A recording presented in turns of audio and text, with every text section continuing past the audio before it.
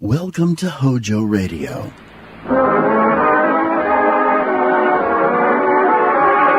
Hello, everybody, hello. Hello is the shampoo that glorifies your hair. So hello, everybody, hello. For softer, lively curls and brighter, sparkling hair. So hello, everybody, hello. Hello, shampoo, hello.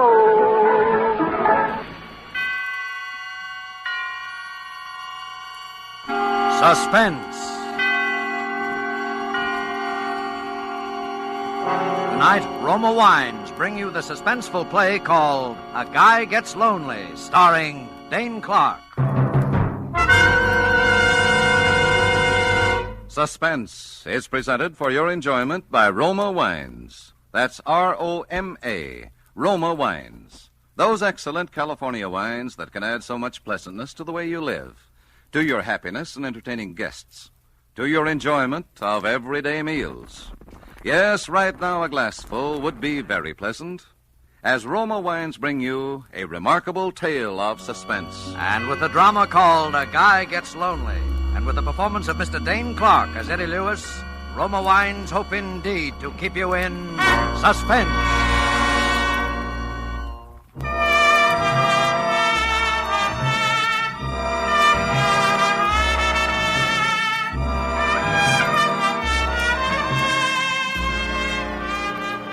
Have you ever been lonely? Desperately lonely? Well, there's an emptiness in the pit of your stomach that no food can remove. There's a coldness about people's faces that make you shudder. And you do silly things when you're lonely. Maybe that explains what happened to me. Maybe. Anyhow, I was hanging around the shooting gallery in one of those Broadway penny arcades that night, one of those places where you can play a game of chess, get your fortune told, have 10 shots at Hitler, all 15 cents. And I was alone, as usual, thinking the dull, drab, dreary things a guy thinks about when he's alone. When suddenly an old man standing next to me said... Well, my aim is not what it used to be. Oh, got a match, my boy? Match? Oh, sure, here. Oh, thank you. You haven't by any chance got a cigarette to go with that match, have you, son? Of course, here, take one. Oh, thanks again. You know, with cigarettes so scarce nowadays, the only way a gentleman gets a smoke is to buy him himself. Yep. Thank you, thank you. What's the matter, kid? You look like your ship came in, only your mother-in-law was aboard. Oh, nothing. Oh, come on. Fess up to old Horace. I'm Beatrice Barefax without the girdle. Well, I'm just fed up with this town, that's all. There's nothing wrong with this town, kid. It's like all other towns. Yeah, except the one you grew up in. Well, I suppose you're right. You know what you need is a little diversion. Huh? Oh, here, my man. Yes, sir. Yes, load sir. these guns up again, will you? Yes, sir. Both guns, chum. Naturally. You'll try it again, won't you, son? All right, sir. Okay. You know, I think perhaps I've got just the right medicine for your homesickness, young fellow. Oh, what's that?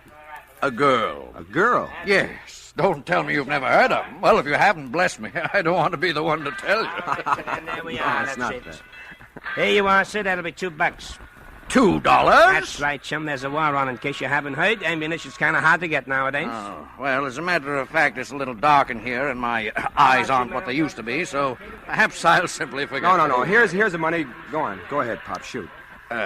You wouldn't care to make a small wager on this, would you, my boy? As I say, my eyes... No, thanks. Yeah. Well, as I was saying, son, I have a splendid idea. Now, tomorrow, being the Sabbath, my wife and I are bound for Minnewanka on a peaceful little fishing expedition. If you'd care to accompany us, there is a faint chance, just a faint chance, mind you, that I might round up a beautiful young lady who will make it a foursome. Well, wouldn't that be too much trouble? Oh, not at all, son. Meet me here tomorrow at 9. What do you say? Gee, well, that's swell, except that... Except what? Oh, do you mind if I shoot first? No, go ahead. Except that I've never been fishing before in my life. Well, don't worry about it. Hey, your eyes aren't too bad. With a fish, the big thing is not so much your experience as your bait.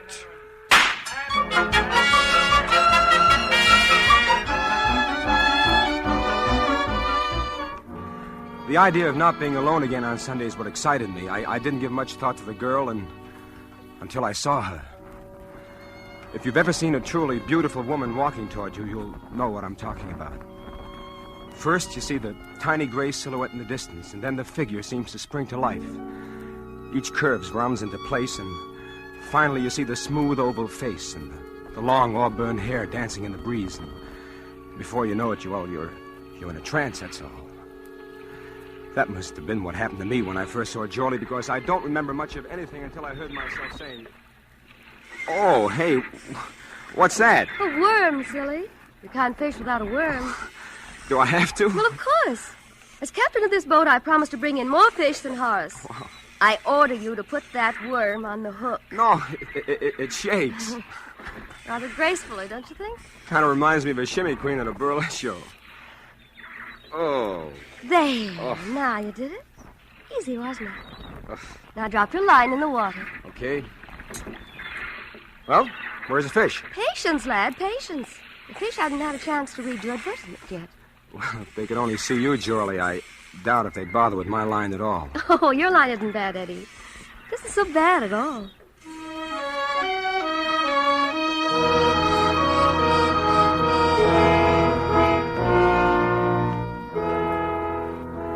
I guess in the next few hours I told her just about all I could remember about myself, about wanting to be an actor and leaving home and coming to this town and the disappointments, and how I decided to go home while I still had some money left, and how lonely I was, how terribly lonely I was. And before she left that night, she wouldn't let me take her home. I made a date for the next night. It's funny how quick you can get to feel that way about somebody when you're lonely. We met in the Astor lobby, and after we talked for a while... Well, for a slow starter, you certainly poured on in the backstretch. No, please don't laugh, Jolie. I'm pretty serious. About what? About you. How about me? Jolie, look. I was planning to go home today. I had the ticket in my pocket, and this morning I turned it in. Oh. Look, I still want to go home, Jolie, but I want you to go with me. You want what? I want you to marry me. Jolie? I heard. Well? You want an answer, no? Yes. It's no, Eddie. Oh. I'm sorry. Well, is there somebody else? No, it isn't that, Eddie. It isn't anything you could possibly imagine. It isn't even that I don't love you, because maybe I do. Jolie! But you see, Eddie, I was going to ask you something tonight, too, and it doesn't stack up very well against what you asked me. Jolie, what? What? Oh, I know it's silly. We've only known each other for 48 hours, and it shouldn't matter, but... Oh, it doesn't matter anyway, now. Jolie, you've got to tell me. It's just an old story, Eddie. Such an old story that you probably wouldn't even believe it. That's the trouble. Look, I believe anything you told me. It's about my mother out west and how I support her and how she needs an operation, and... I was going to ask you for $1,000. Is that all? That's enough. Oh, Jolie, why did you put me through such a cold sweat for a little thing like that? Well, it's pretty complicated. Oh, Eddie. what's complicated about it? Look, Jolie. Look, here's a ring. It's all I've got right now, but I wish you'd wear it. Oh, it's beautiful. An old Samoan chief gave it to me when I was in Tahiti. Go ahead, look inside. To Eddie Lewis from Question Mark. Yeah, I had that engraved in it when I got back to the States. I never did know the old guy's name. Will you wear it? Eddie, I'll meet you here tomorrow for lunch. And if I'm wearing the ring, third finger, left hand, you'll know that I do. All right. Jolie. Yes? Do you want the money now? No, Eddie, no. Not now.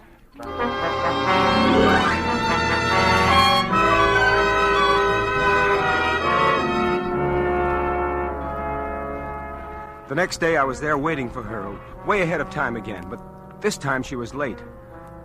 After a half hour, I began to get worried. Then I began to get scared. And after a full hour had gone by and she still hadn't shown up, I was half crazy, and then I felt a hand on my arm and a voice speaking over my shoulder. You waiting for somebody? That's right. A lady? Yeah, what about it? Would your name be Eddie Lewis? Yes. Say, what do you know about the fact that I'm... We found your name written in lipstick on the back of a bathroom door up on the 10th floor. After it said Astor Lobby, 1 o'clock. So we sort of put two and two together. You see, I'm from headquarters, Eddie. What? I'm a detective. Detective? Listen, if you know anything about Jorley Andrews, I was supposed to meet her here about an hour ago, and she Would hasn't... she have been wearing this ring by any chance? Well, that's right. That's my ring. Where is she? She's down at the city morgue, Eddie. She's dead.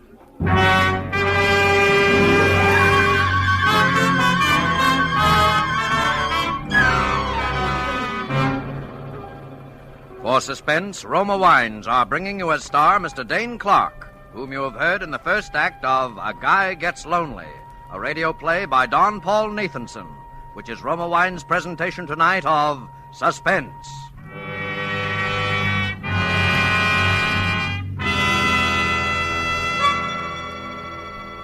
Between the acts of Suspense, this is Truman Bradley for Roma Wines. Gracious hostess, internationally known on entertaining, Elsa Maxwell's suggestions are always worthwhile. Spring is here, and nature is again bursting into life. Let's bring some of this beauty to the dinner table. A centerpiece of spring flowers will brighten your table, and there's no better way to awaken winter-weary appetites than by serving cool Roma Burgundy with the meal. This glorious wine from California goes well with almost any food. So simple, and yet how charming. A few flowers to give your table the gay note of spring. A bottle of cool, delicious Roma Burgundy as the subtle accompaniment to a savory meal. You'll enjoy the tart piquancy, the fruity, robust taste of this distinguished Roma Burgundy. Like all Roma wines, unvaryingly good, always high in quality. The result of selected grapes, slowly brought to perfection in California's choicest vineyards, gently pressed, then brought to fullest flavor by the ancient skill of Roma's famed wineries. Yet all this goodness is yours for only pennies a glass. Remember, more Americans enjoy Roma than any other wines. R-O-M-A, Roma Wines. And now Roma Wines bring back to our Hollywood soundstage Dane Clark as Eddie in A Guy Gets Lonely, a play well calculated to keep you in suspense.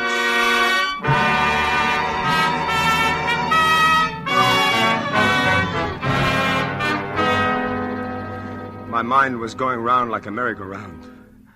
Having an old moocher like Horace walk up out of a clear sky and introduce you to a girl like Jorley. Proposing to her after only 48 hours. And then having a cop come along and tell you she's dead. They took me down to headquarters, and I was there all day answering questions and trying to dope out what had happened myself. I even told them how she'd asked me for $1,000, but they didn't pay much attention to anything I said. Simple case of suicide, and that's that. But it couldn't be. Jorley wouldn't commit suicide. You recognized her, didn't you? Well, What? people don't look quite the same after they've fallen 10 stories on a concrete side. But you recognized her.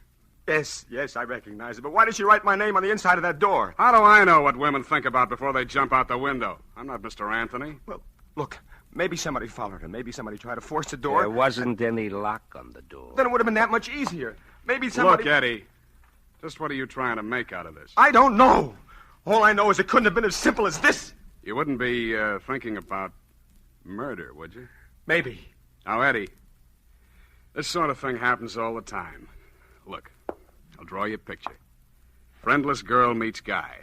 They start going together. Then she asks him for money. He doesn't give. The next day, Look, I told you we were I ain't going to get doing that married. talking. She asks him for money, and he doesn't give, see? The next day, she writes his name on the handiest plain white surface, and boom. Now, how does that look to you? All right. But what about Horace? Have you tried to trace him? Yeah, sure. We tried to find Horace. Only we didn't. Mainly on account of he doesn't exist, if you ask me. I talked to him, I tell you. He introduced us. You don't have to go that far to explain how a man meets a girl nowadays, Eddie. Look, he did introduce us. He was an old man, white hair. It was in a shooting gallery. And he has a hobby of introducing guys to beautiful gals, and nobody knows where he lives. And the only time you ever met him was in the Penny Arcade that's so busy they wouldn't remember George Washington being in there. That and the time you were seen together by a couple of lake trout. Oh, cut it out, will you, son? All right, go on home, Eddie. I wouldn't leave town just yet, though, if I were you. All right. And, Eddie, Yeah. I wouldn't push that murder theory too far either. Why? Because you know who's the only possible suspect for murder? That's right. You.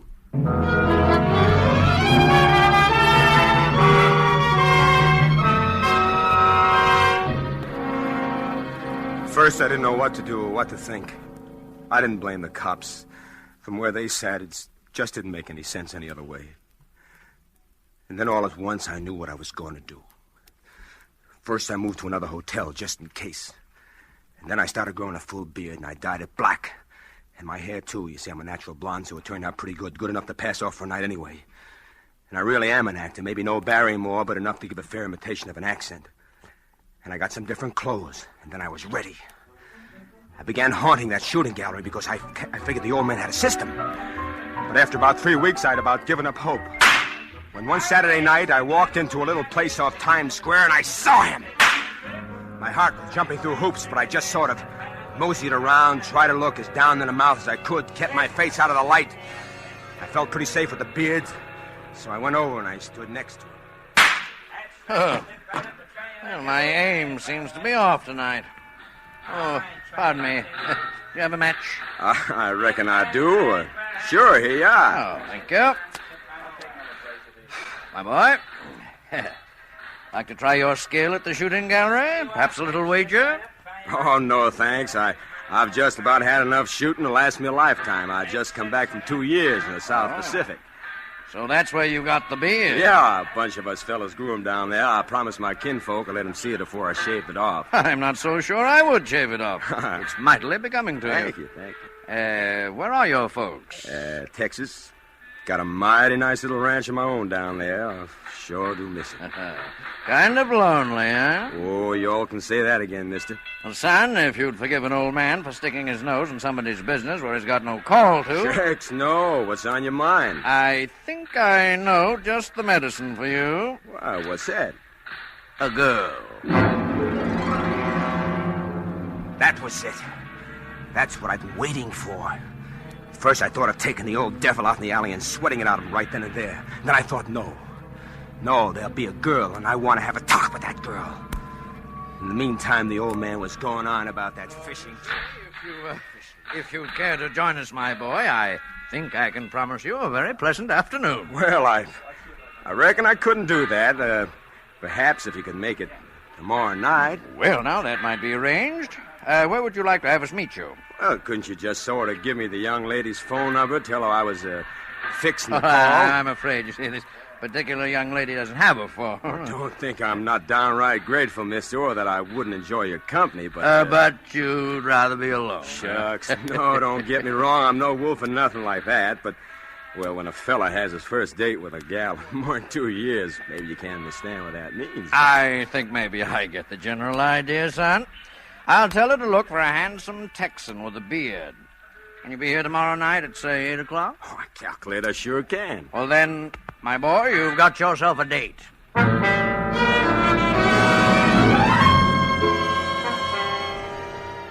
next night I was there in plenty of time. I had plans for that girl, lots of plans. As I got around toward 8 o'clock, I kept looking toward the street entrance, but somehow I must have missed her because the next thing I knew, there was somebody standing beside me, and I heard a voice. Hello there. I'm Joyce Island. It seemed as though minutes went by before I was able to say a word. If it hadn't been dark where I was sitting, she couldn't have but helped to see that something was wrong. Because the girl was Jorlie. My Jorlie, who was supposed to be dead. The Jorlie that I'd seen it myself at the slab at the city morgue. And somehow I managed to pull myself together and start talking. You're Johnny Farrell, aren't you? Yeah, that's right. It was sure mighty nice of you to come. Oh, that's all right. I wasn't doing anything. Is there anything in particular you'd like to do now? No, nothing in particular. I thought maybe you'd like to go dancing or something like that, Only what? Well, I discovered a terrible thing just before you got here, Miss... Ma'am. You can call me Joyce. You see, I left my wallet up in my hotel room. Oh? If you all wouldn't mind stopping by there with me for a minute while I pick it up, then we could... And I suppose while we're up there, I can look over your etchings. Oh, huh? no, ma'am. I ain't that kind. Honest, I'm not. But if you don't want to go, Oh, what's the difference? Come on, let's go.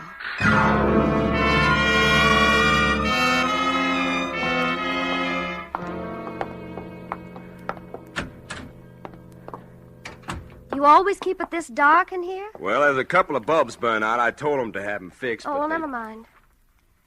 Where's that wallet? In the closet there, my other suit. Say, Joyce. Yes? Would you mind if I stepped in here and sort of slicked up a little before we went out? No. Go right ahead. I went into the bathroom and got out my razor. My plans were still the same. I excused myself a minute before we came upstairs, and I made the phone call that I'd planned to. But there was a couple of little extra flourishes to be added on now that I hadn't figured on before. First, I shaved off my beard. Then I went to work on the hair dye with some rubbing alcohol. It came out pretty easy. And I was almost ready when I heard her voice in the next room. Johnny? Yes? I think maybe I'd better go home. You mean you reckon you don't want to go out with me? Oh, well, it isn't you, Johnny, but Well, what is it? you'll think I'm crazy if I tell you. No, I won't. What is it? Well, you sort of remind me of someone. Who? Oh, just someone I used to know. Oh, but Joyce, I'm all ready to go now. Well, Only first I thought maybe we better have a little more light on the subject. I thought you said you didn't have any... Hello, Jorlie. Eddie. That's right. Eddie, I You thought I'd never catch up with you. All right, Jorlie, all right. Give. What? Come on, talk and talk fast. Who was that other girl, the one they thought was you, the one who's dead? Well, she was my sister. Sister? What happened to her? I don't know. What kind of a racket are you and the old man running anyway? Well, Horace is... He's my father, Eddie. He's my stepfather, anyway. Oh, that's nice. It's very nice. It keeps it all in the family, huh? Oh, Eddie, you can think anything you want to. Nothing could be quite bad enough, but... Please believe me, I wasn't playing any games with you. No? No. That's why I sent Evelyn that day, my sister. I gave her your ring so you'd know she really came from me. I just couldn't face you myself. Face me with what? With what Horace and I had planned to do to you. The old shakedown, huh? I guess so. Evelyn was horrified anyway when she got wind of it. She was a funny girl. She belonged to one of those religious sects, and she said we'd have to atone for our sins, be punished. No. Maybe you better start from the beginning. Well, that's about all. We were awfully hard up, and Mother really was sick. And I'd borrowed some money once from a man I'd met. I paid it back that time, but it gave Horace ideas. He wheedled and threatened and said our mother might die, and... Well, I'd had a couple of pretty raw deals pulled on me out here, and I just didn't care anymore, I guess. That is... till I met you. Yeah, and so you sent your sister to me to confess all, and she jumped out of the window instead. Is that what you think happened? I don't know. Then why didn't you tell me what you knew then? Well, I wouldn't have brought Evelyn back to life. And Horace said we'd all go to prison, and... You see, Mother didn't know what was going on. It would have broken her heart. Yes, but you went right back at it again. Horace said if he'd had just a little money, he'd go away. He'd leave us alone and go back east. And I was supposed to be the next victim as Johnny Farrell with a ranch in Texas. No, Eddie, no. Not after I met you. No. No. You weren't before, were you? Oh, Eddie, maybe if you knew a little more about what a girl is up against in this town, you'd understand. Telegram. Telegram? Ah, yes. I had a hunch about you, my boy. Horace. Why, you... Don't try anything foolish. I'm quite expert with this little gun, as you may recall, my boy. Now, I suggest we close the door and have a nice, quiet talk just between ourselves. That's better. So, in spite of all my admonitions, you still persist in this confessional mood, do you, my dear? Horace, what are you going to do? You young people may not see it quite my way, but I'm an old man, and I don't fancy the notion of spending my remaining years behind bars. It's quite a penalty for extortion, you know. You're telling me. And so I'm afraid there's going to be a little accident up here. Something like the accident that happened to poor Evelyn. So you did kill her? Well, technically, yes, I did assist her through that window after she insisted on making a scene. Why, you... Evelyn was always excitable, you know. Really not quite normal, I'm afraid. Oh, Horace, you're mad. Now, my dear, I want you to write a little note. See, there's paper and pen over there on the desk. And you will say, darling, forgive me, but it will be best this way for both of us. and sign your name. You must be mad to think I'd do such a thing. You wouldn't like to see me kill your lover here, would you? Oh, yes, these old eyes can still tell love when they see it. Jolie, look, don't do it. Don't do it. Can't you see he's going to kill us both anyway? Horace, will you promise, Of course I will. That's it, my dear. Write it down just as I told you. There's only one thing wrong with all this, Horace. You want to know what it is? Naturally. I've already called the police. They're waiting for me in the lobby right now. And if I'm not down there in about 5 minutes, they'll be up here. Oh, dear. This is embarrassing, isn't it? Isn't it? I think perhaps you'd better get on that telephone, my boy. Give directions for the officers to go away immediately. Say that you no longer have any need of them. Well, all right. Hello? Hello, desk. You know those two men who are waiting in the lobby for me? Well, tell them to get up here as fast as they can. You! Horace, no! Jolie! Why, you won't... Jolie, are you all right? I think so. It's only my shoulder. Oh, darling, you shouldn't have gotten I'd into... rather have had it been me than you. Look, I'll call a doctor. What's going on here? We heard a shot. Look, there's the man who's responsible for the suicide of Jolie Andrews. Oh, only it wasn't a suicide. He killed her. It wasn't Jolie Andrews. That's Jolie Andrews over here. What are you talking Hello, about? hello? I've got to get a doctor. Wait a minute, will you? All right. Hello? Look, that again? Don't you understand? Look, that isn't Jolie Andrews that's dead. That's Jolie Andrews over there. You're not making sense, man. Look, fella, look. I met this guy at a hotel. Yeah? And then we went fishing, and then we put the worms on a hook, and... Yeah? And then she was in a slab, and she was dead, only she's not dead. She's wonderful. We're going to get married, see? I love her. And then Horace and I were in the shooting gallery. Then I met him, and I dyed my hair, and I made a straight Texas accent, see? And I met him one afternoon, and I smashed the whole thing over myself. Joey's alive.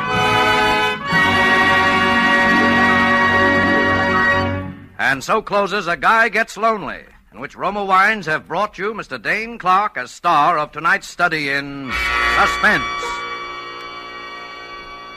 Before our star returns to the microphone, let me say a word for Roma Wines, the sponsor of Suspense. Elsa Maxwell is known the world over for her great charm as a hostess. Now, here's a brief message from this noted authority. It is always a gracious act of hospitality to serve a glass of distinguished Roma wine. I suggest you try Roma California Tokay, a wine of unusual versatility, enjoyable any time, before or after meals. I serve it frequently with dessert or coffee. It's perfect with fruit or nuts or with any light snack. Follow Miss Maxwell's good suggestion. Try Roma Tokay. A velvety smooth, flame-bright wine, moderately sweet, light, yet delightfully rich in flavor. And you'll find that all Roma wines are always delicious, always of unvarying goodness and fine quality. The next time you use vermouth, sweet or dry, use Roma vermouth. Zestful, herb-flavored Roma vermouth is blended, mellowed, developed, and bottled in California with all the traditional wine-making skill of Roma wineries, yet surprisingly low-priced. Try Roma vermouth soon, won't you? This is Dane Clark. That I enjoyed appearing on Suspense goes without saying. All of us do. Next week's show sounds like it'll be really swell. It's a story written by one of the great contemporary masters of the art of suspense, Dashiell Hammett. And starring in it will be two of your favorite Hollywood people, John Payne and Stuart Irwin. I'll surely want to catch the one next Thursday, and I know you will, too. Suspense is produced, edited, and directed by William Spear. Dane Clark appeared through the courtesy of Warner Brothers, and will soon be seen with Dennis Morgan in their production, God is My Co-Pilot. Next Thursday, same time, John Payne will be your star of Suspense. Presented by Roma Wines, R-O-M-A, made in California for enjoyment throughout the world.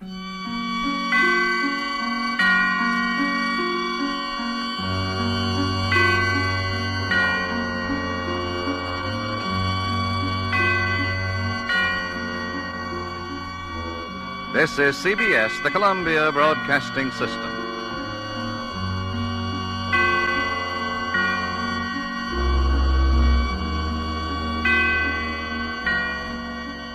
Ladies, here's a sensational beauty tip direct from Hollywood. When you want your hair to look its radiant best for an important date, do this the night before. Give your hair a glamour bath with Kreml shampoo. I certainly agree with that, Mr. Bell. And you know, Kreml shampoo is the shampoo used by those famous beauties, the Flowers models. Kreml shampoo has been especially developed to glamour bathe each tiny strand of hair so that it fairly radiates natural, dazzling highlights. It leaves the hair simply gleaming with natural glossy luster. And what's more, your hair stays that way for days. And please bear in mind that Kreml shampoo is not a soapless shampoo. It's not a cream shampoo. It's not a drying detergent. It's entirely different. Yes, Kreml shampoo uncovers all the natural highlights that lie concealed in every woman's hair. Yet it never dries the hair. In fact, Kreml shampoo has a built-in oil base which helps keep the hair from becoming dry or brittle. Kreml shampoo whips up a luxuriant, active foam, even in the hardest water. It rinses out so easily and never leaves any dull, soapy film. So, ladies, why not buy a bottle of Kreml shampoo at any drug counter and glamour bathe your hair to tantalizing loveliness? Kreml, Kreml shampoo. Hojo Radio, we're your old-time radio headquarters. Stay tuned. Now, the Roma Wine Company of Fresno, California presents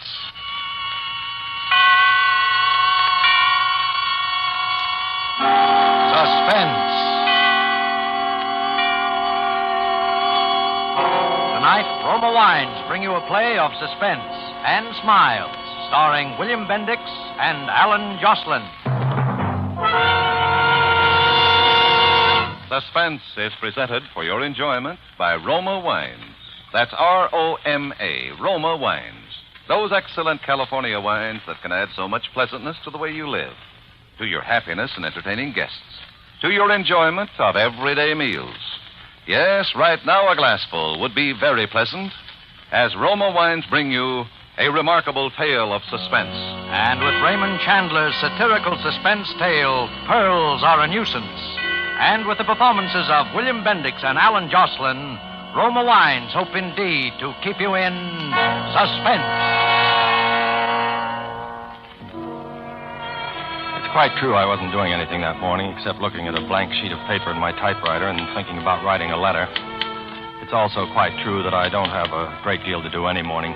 But I like not doing anything. It gives me something to do. And I don't like telephone calls that interfere with it. That's why I have two telephones. One a public phone that I can ignore, and the other a private phone, which I better answer if I know what's good for me, and I do. What did you say, darling? Oh, I said good morning, dear. How are you, darling? Busy? Yes and no. Mostly no. Why? Somebody has stolen Mrs. Penruddock's pearls, and I want you to find them. Possibly you think you have the police department on the line. This is the residence of Walter Gage. Walter Gage speaking. If you aren't out here in less than half an hour, you'll receive a small parcel by registered mail containing a diamond engagement ring. I'll tell Mr. Gage when he comes in.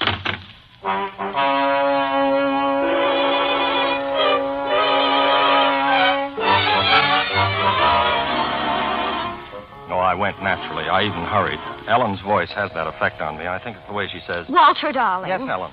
Mrs. Penruddock's pearl necklace has been stolen. So you said on the telephone my blood pressure remains normal? It's a string of 49 matched pink pearls that Mr. Penruddock gave his wife on their golden wedding anniversary. Only 49 pearls for 50 years of marriage? Wonder which was the bad year. Oh, shut up, darling. Yes, dear. The worst part of it is the pearls are false. False? Oh, evidently they're all bad years. Don't be silly, Walter. The pearls were real enough when Mr. Penruddock gave them to her. The fact is, she sold them and had copies made. Those copies have been stolen. You've got to get them back, Walter. Well, what does it matter if they're false? Well, she's terrified that the thief will blackmail her when he finds out they're only imitations. If Mr. Penruddock ever hears that she sold the original... I begin to see what might be described as daylight. But where do I start looking for these baubles from which your elderly employer is so loath to be separated? Because I know who stole them. The chauffeur we had here a few months, Walter. A horrid big bruiser named Henry Eichelberger. He left suddenly the day before yesterday for no reason at all, without a word. I'm sure he stole the pearls. How big did you say he is? About 6 feet. In that case. 3. 3? 6'3"? 3. I'm sure he didn't take them, dear, couldn't have. He tried to kiss me once, Walter. Oh, he did. Tried to kiss you, huh? Where is this big slab of meat, darling? Here's the address he gave me when he first came here to work. Sounds like an unpleasant neighborhood. Not half as unpleasant as it'll be for Eichelberger when I arrive. Tried to kiss you, did he? The pearls are the important thing, Walter. And be careful. He's 6'3", remember? I find it difficult to forget.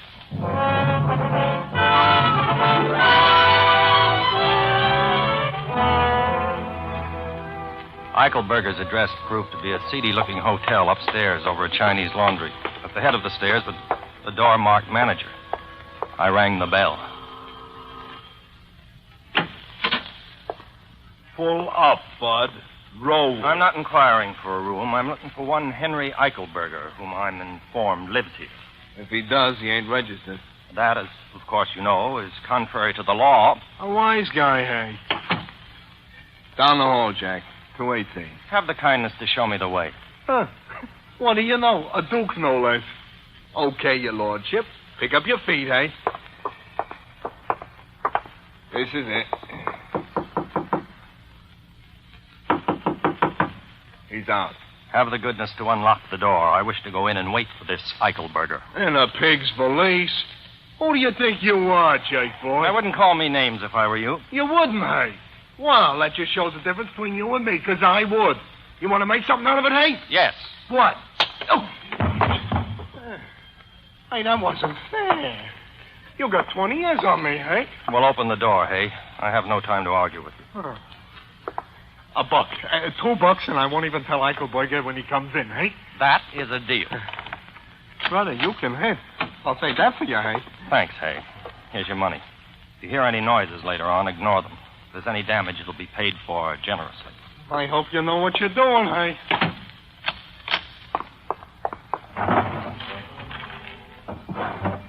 I searched all the likely places where he might have hidden the necklace, and then I searched all the unlikely places. No necklace. Then I heard approaching footsteps.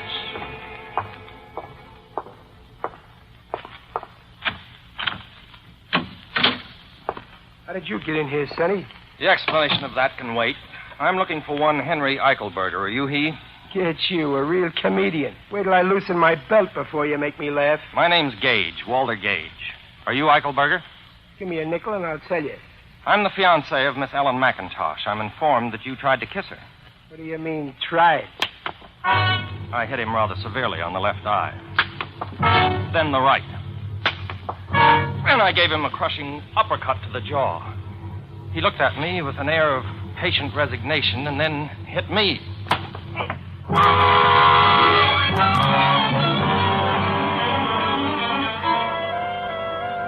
I bent over and took hold of the room with both hands and spun it. When I had it nicely spinning, I gave it a full swing and hit myself on the back of the head with the floor.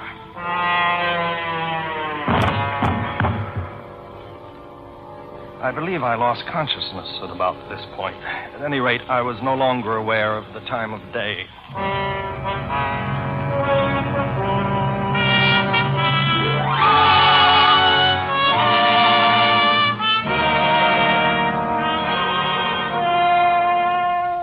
For Suspense, Roma Wines are bringing you as stars Mr. Alan Jocelyn and Mr. William Bendix, whom you are hearing in Pearls Are a Nuisance by Raymond Chandler, which is Roma Wines' presentation tonight of Suspense.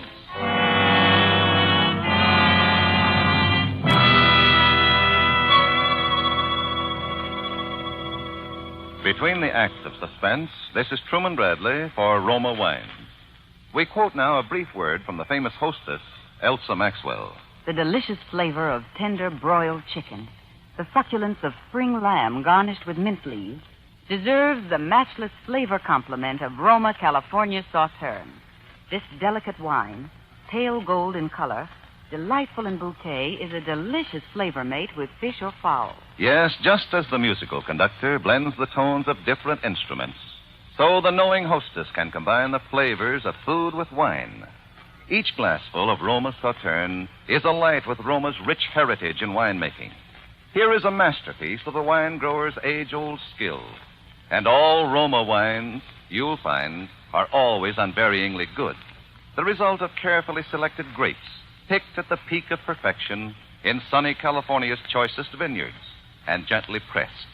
Then the natural juices are stored and guided with the ancient skill of Roma wineries to full goodness.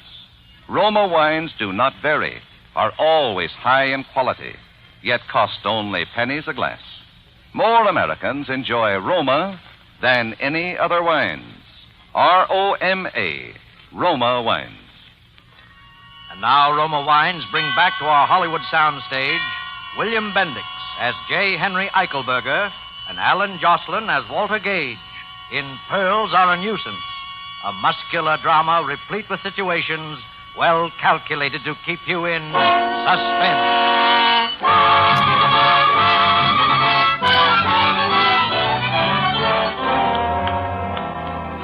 While I was thinking about the possibility of getting back to my feet in the very near future, a wet towel began to slap at my face, and I opened my eyes. The face of one Henry Eichelberger was close to mine and bore a certain appearance of tender solicitude. All right, but I thought maybe you was killed, Jack. You got a stomach as weak as Chinese tea. What happened? As if I didn't know. You tripped on an itty-bitty tear in the carpet.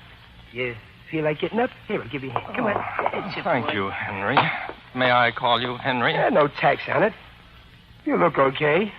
Why don't you tell me you were sick? Eichelberger, you swine, that does it. Cut it out. You'll muss my hair. I wish you'd fall down when I hit you, Henry. Just once. It would do wonders for my morale. You know, you and me could get along, Jack. I never kissed your girl, even if I ain't saying I wouldn't like to. Is that all that's eating on you? Well, no, there's another matter. Well, sit down and tell me the score. Only, no more haymakers. They give me a headache. Promise? I promise. Tell me, why did you leave the employ of Mrs. Penroddock? You tell me. Am I what you might call a good looker? Well, Henry... Don't soap me. No, then. I wouldn't call you handsome exactly, but unquestionably you ate your spinach as a child, if that's a consolation. Get you, a real comedian. Wait till I loosen my belt. Look, suppose you fell for a doll with stars in her hair. A guy like me that looks like a taxi going down the street with both doors open. Then suppose you get a job where you see this doll all the time and every day. What would you do, Jack? Me, I just quit the job. Ellen? Yeah. Henry, I'd like to shake your hand. Go ahead. Now, there's one more thing. One rather insignificant detail. I'm empowered to arrange for the return of Mrs. Penroddock's pearls. $50 reward and no embarrassing questions. You got nerve, Jack. So you think I stole some marbles and I'm sitting around here waiting for a flock of dicks to swarm me? The police have not been told, Henry, and you may not be aware, but the pearls are false. False? You mean they're false? Exactly. And you think I'd bother myself to hook some phonies? You mean you didn't steal the necklace, Henry? Now, look. If they was ringers, I wouldn't be bothered. And if they was real, I wouldn't be holed up in no cheap flop in L.A., waiting for a couple of carloads of Johns to put the sneeze on me, would I? That's exactly what I thought, Henry. Well, as long as you didn't steal them, how'd you like the job of helping me recover them? Are you kidding? No, Henry, it's obvious that if you didn't snatch these marbles, I believe that's the expression, someone else did, and you can help me find him. How about it? Why not? Why not, indeed? Well, you got any ideas of where to start? Yes, I have. I feel that we must, as they say, tap the grapevine. When a string of pearls is stolen, all the underworld must be seething. Maybe you got right, but this underworld that's doing all this season ain't going to seethe much over a string of glass beads, or am I punchy? I am thinking, Henry, that the underworld probably has a sense of humor, and a thief who went to the trouble of stealing some worthless trinkets would be the butt of considerable coarse jest. There's the knuckles of an idea in that. I would say something like that could get around the pool rooms and start a little wholesome chuckling, all right? Yes, all we need to do is to locate a reliable crook. Say. Oh, there's a geek named Lou Scandisi that runs the Blue Lagoon downtown. Might be interested in some marbles, but he don't like being asked questions. He sounds dangerous. Yeah, we'll turn him inside out and take a look at his liver. Very well. Let us go and beard this Scandisi character in his malodorous den. Yeah, let us go and leave us do what you said.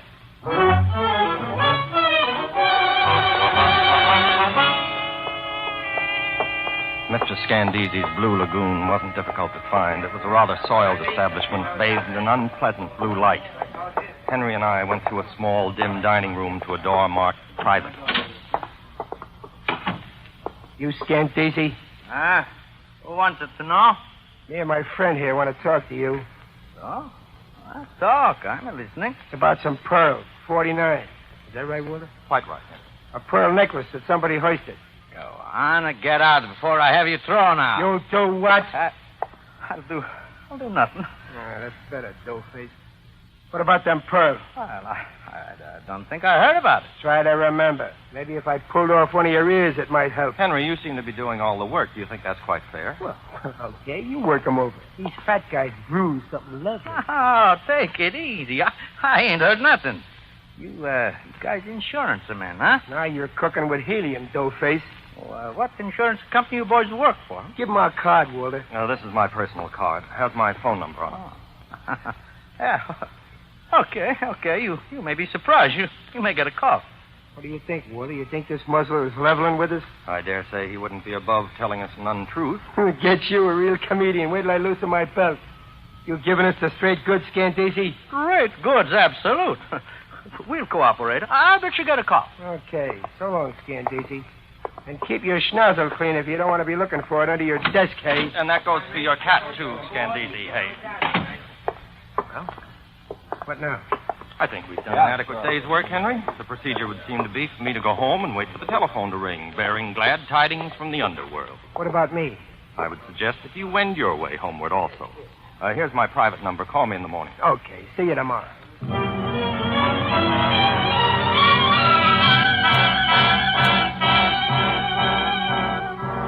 I went home and waited for the phone to ring. I must have fallen asleep after a while. It was quite dark when the call came through. Well, here goes. Walter Gage speaking, Acme Insurance Company. When did you become an insurance company? Oh, hello. It's you, Ellen. Why didn't you call on the private phone? Oh, I didn't have the number handy. You haven't found the pearls yet. How'd you know? We just got a telephone call. From whom? He wouldn't say. All he said was he heard from somebody named Stan something. Scandesi? And that's it. That we were looking for the pearls. Has he found out the pearls are false? No. And I didn't tell him. All right, don't worry. We have an idea how to get them back.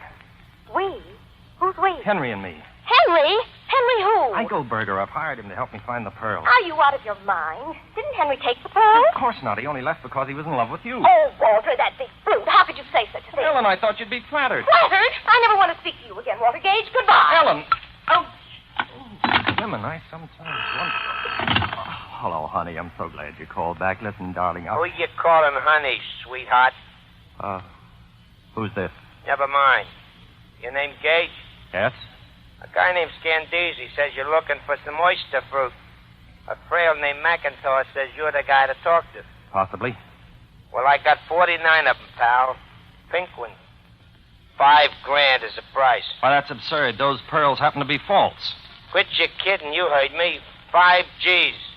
I'll give you tomorrow afternoon to scrape it together. Then I'll call you and let you know where to meet me.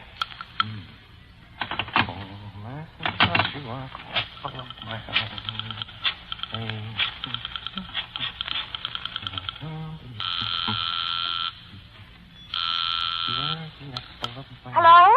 Ellen, this is Walter. I told you I never wanted to speak to you again. All right, I won't speak to you. Just tell me the name of the man who sold Mrs. Penroddick's pearls for her. Gallimore, Roger Gallimore. He has a jewelry company downtown. Thank you. Walter!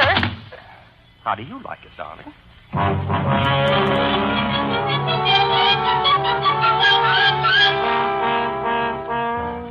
I was beginning to see the light. The next morning, I went to see this Mr. Gallimore. He was a tall, pink man of about 70, and he listened to my narrative of events with considerable interest. 5,000 seems like a good deal for a string of false pearls. Yes, indeedy. And you know what I think, Mr. Gallimore? What, Mr. Gage? I believe that the pearls are in fact real.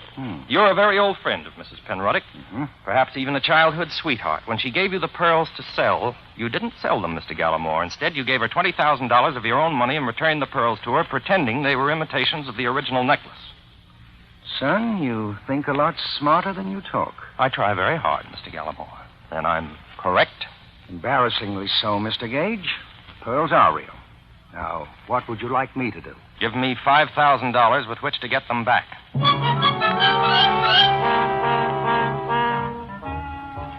Mr. Gallimore felt much better after he'd had a glass of water, and some hours later I managed to convince him that I knew approximately what I was doing.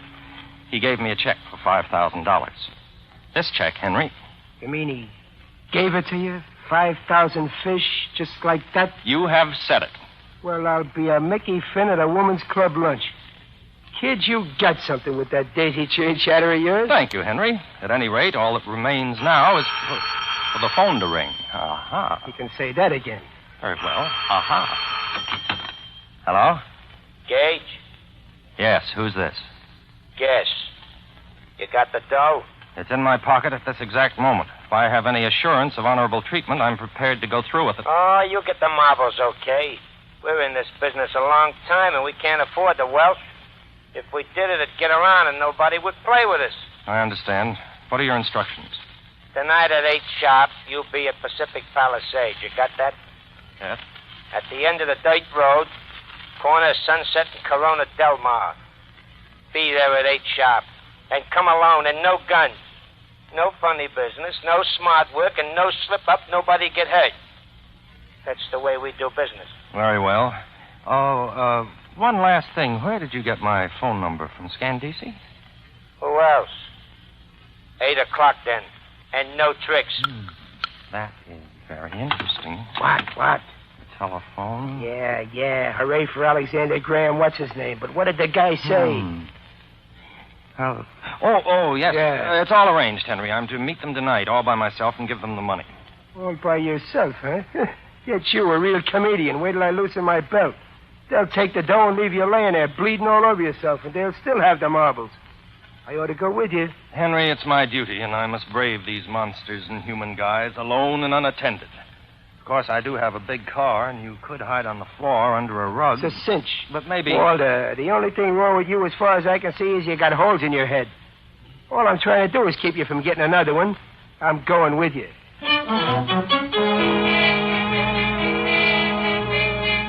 So it was settled. Henry was to go with me.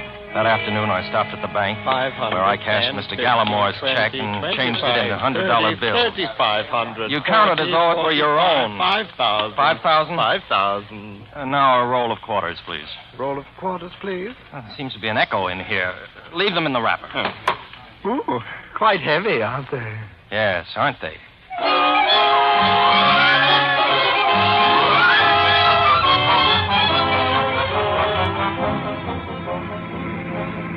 So late that evening, I found myself out on the Pacific Palisades with Henry Eichelberger, boy, in the back of the car. I was very nervous. I think Henry was also. Neither of us were any too sure of what was going to happen that night. Oh, me back. What's the matter, Henry? Aren't you comfy back there? Oh, I'm comfy, all right, only my heater keeps digging into me. Ain't we there yet? Well, we're getting close. Stay down. This is business.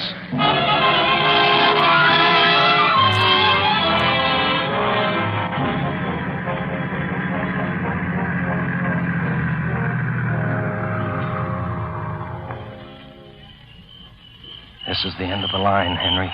Be careful, they're probably watching me. Okay. What's that? Oh, that's me, Walter. My gun is breaking my back. Well, stop sitting on it. I did. Anything stirring? No, keep quiet. I'll make like a little mousey.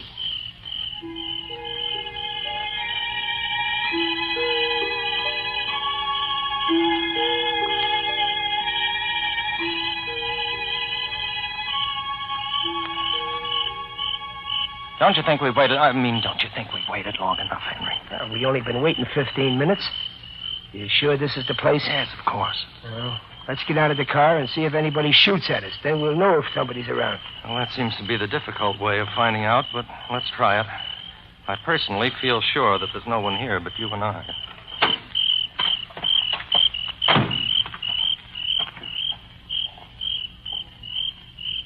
Suckered. You know what happened, Walter? What do you think, Henry? It was just a tryout, that's all. Tomorrow this guy calls you again on the phone, and he says sorry, but they had to be careful, and they'll try again tonight, maybe. Maybe out in San Fernando Valley. And the price is now $10,000 on account of their extra trouble. I ought to go back and twist that Scandisi so he spends the rest of his life looking up his left pants leg. Well, Henry, what's the next move? I'll beat it home, I guess. Anyhow, I won't need this gun anymore. My back is sore enough from it.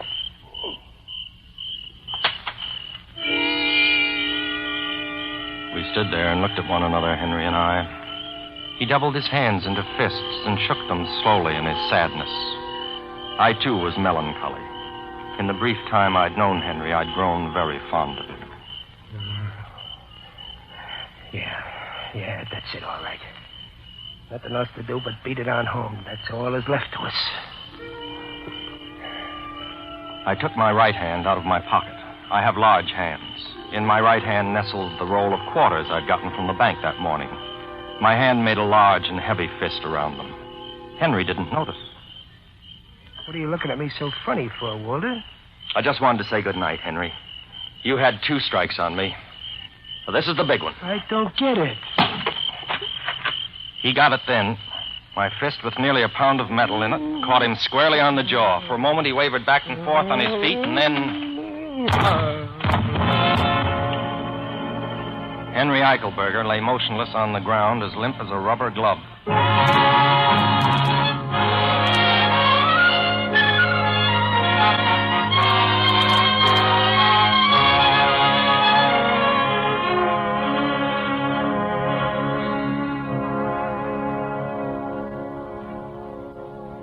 I found the pearls twined around his ankle inside his left sock. Well, Henry, I said, although he couldn't hear me, you're a gentleman, even if you are a thief. You could have taken the money a dozen times today. You could have taken it a little while ago when you still had the gun. But even that repelled you. You threw the gun away, and we were man to man. But still you hesitated. In fact, Henry, I said, for a successful thief, you hesitated just a little too long. But as a sporting man, I can only think more highly of you. Goodbye, Henry, and good luck, I said. I put a $100 bill in his chubby little fist and withdrew. End of story. But how did you know it was Henry, darling? You told me so, little lemon cookie. You were quite sure of it. I know, but you must have had proof of some kind. Well, there was one other minor detail that convinced me Henry was the guilty party. I gave Scandisi my phone number, but I have 2 telephones. One's a private line. Only 2 people had that number. You were one of them. Henry was the other. When Henry's accomplice got in touch with me, he used the phone number I'd given Henry, not the one I gave Scandisi. You see? Oh, darling, you're so clever. Well, of course, you may kiss me if you like.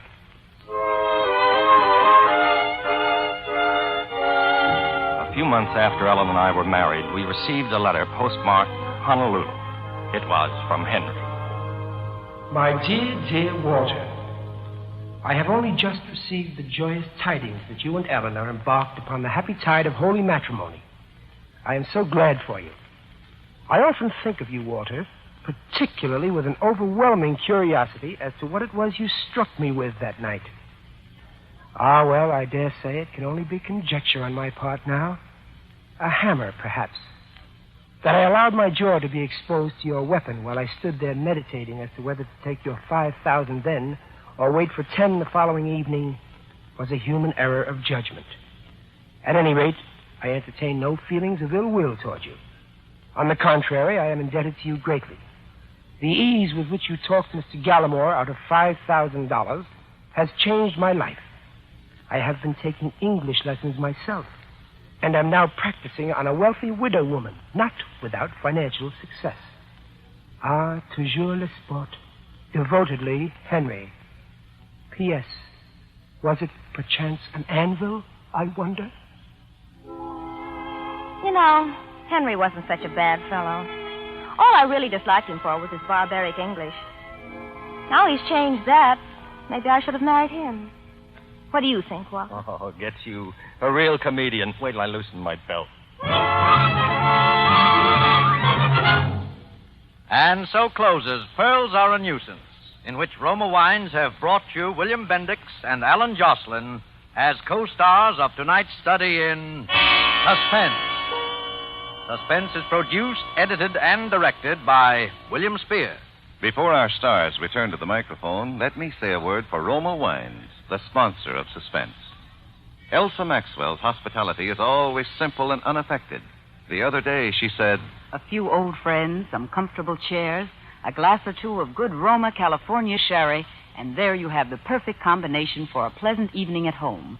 In fact, you'll find the light, nut-like flavor of this glorious amber golden Roma sherry is delightful any time. A delicious prelude to dinner, a gracious note of hospitality whenever friends drop in. best of all, Roma Wines are so reasonably priced, any family can afford to serve them regularly. The goodness of Roma Wines can add a lot to the joy of your daily living. Always delightful, always unvaryingly high in quality, yet cost only pennies a glass. And the next time you use vermouth, sweet or dry, use Roma vermouth. Zestful, herb-flavored Roma vermouth is blended, mellowed, developed, and bottled in California with all the traditional winemaking skill of Roma wineries.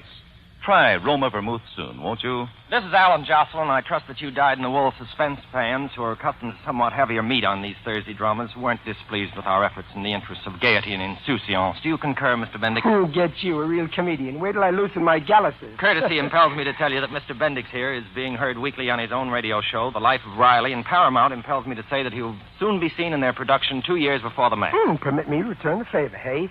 Alan Jocelyn is soon going to be seen in the 20th Century Fox 30th anniversary production, Colonel Effingham's Race. Thanks, Bill. No, not at all, not at all. Next Thursday, you will hear John Payne and Stuart Irwin as stars of Suspense. Presented by Roma Wines, R-O-M-A, made in California for enjoyment throughout the world. This is CBS, the Columbia Broadcasting System.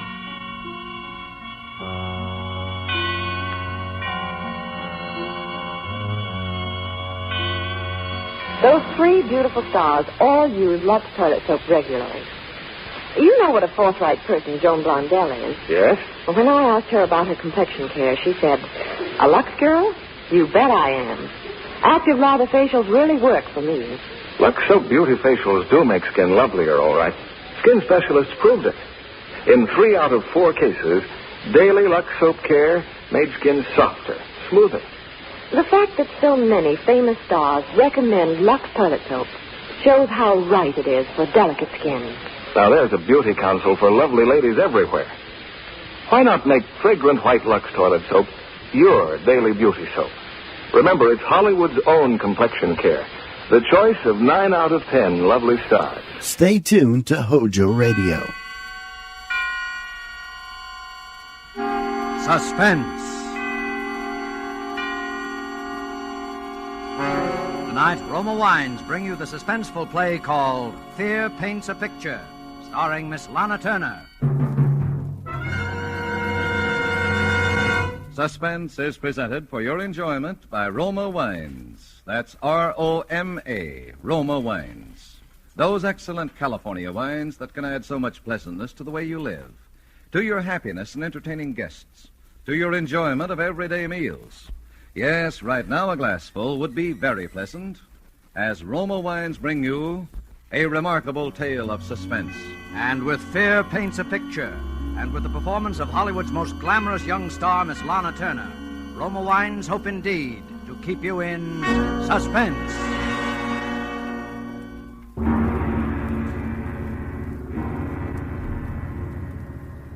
There is a picture hanging on a wall. You look at it casually. An extraordinary picture. You'll say skillfully done. Look at those fine brush strokes. Look at those superb colors. But isn't the subject matter a little bizarre? It's something more than just bizarre. You see,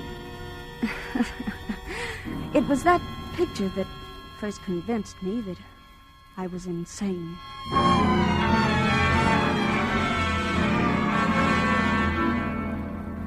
But let me begin from the beginning.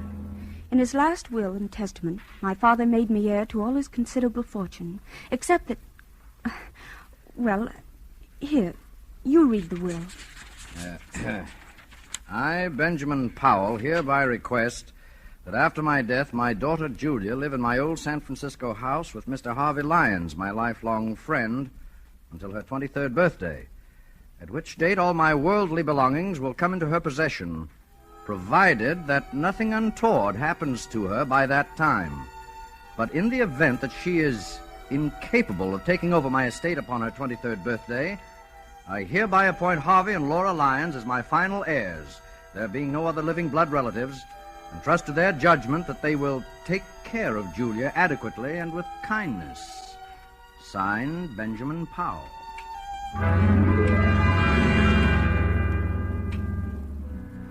3 months later, seated around the huge, ornate fireplace of that dark, musty living room, we were 3 silent people. Harvey was reading his newspaper, Laura was knitting with nibbled fingers, and I stared with unseeing eyes at an open book. You're not reading, Julia? I'm not concentrating. Are you feeling all right, dear? Oh, yes, I'm all right. Yeah, you do look a little tired, Julia. Perhaps you'd better get some rest. I'm not tired, Harvey. I've been wanting to ask you... In a week, Julia will be 23. Isn't that wonderful, Harvey? Next Tuesday is her birthday. Why, and yes, I think... we'll have a party. I'll get old Tom and his fiddle, and we'll have a real old-fashioned party. Harvey, Huh? what did Father mean by the will? The will? Perhaps you'd better go to bed. You look a little pale, Julia. The will said that I might not be able to take over the estate by my 23rd birthday. What does it mean? Well, I don't remember that. I didn't read the will very carefully. Oh, yes, you did, Harvey. You know what I'm talking about. Perhaps we'd better discuss it in the morning. You're tired. It's no use, Laura. I've got to know. No, you're a very high-strung girl, Julia, and I'd rather not upset you before bedtime. Upset me? You sort of get moody very often, Now, Julia. Harvey. Laura, I'm not going to bed until I find out what all this means. I've got to find out. You don't like your room, do you? No, I don't. It's big. The wallpaper. I don't like the pictures on the wall. There's nothing wrong with a big room. Everyone prefers a large room. Everyone likes pictures on the wall. Well, maybe it's the kind of pictures. Yes, it's the pictures. They rub me the wrong way. You see, your feelings about things are different. Different from the feelings of normal people. Oh. Normal people? I can't stand this torturous way of telling her. I'll tell you, Julia. Your mother died in an asylum. She went mad after her 23rd year. It's been in the family for generations. But I never saw my mother. I thought... We didn't want to tell you this. I wish you hadn't. But you forced us. You mean I'm liable to become insane? Well, you see, any one of us can become insane. There's nothing wrong with me. I'm perfectly all right. I'm as sane as anyone. Being high-strung doesn't make me mad. I don't like it here. I don't like this house. I'm sane. I'm sane. Of course you are, Julia. There's nothing the matter with you. You'll be all right. Your father wasn't sure, that's all. You're as sane as any one of us. Come along. I'll take you to your room. We'll have a cup of tea together.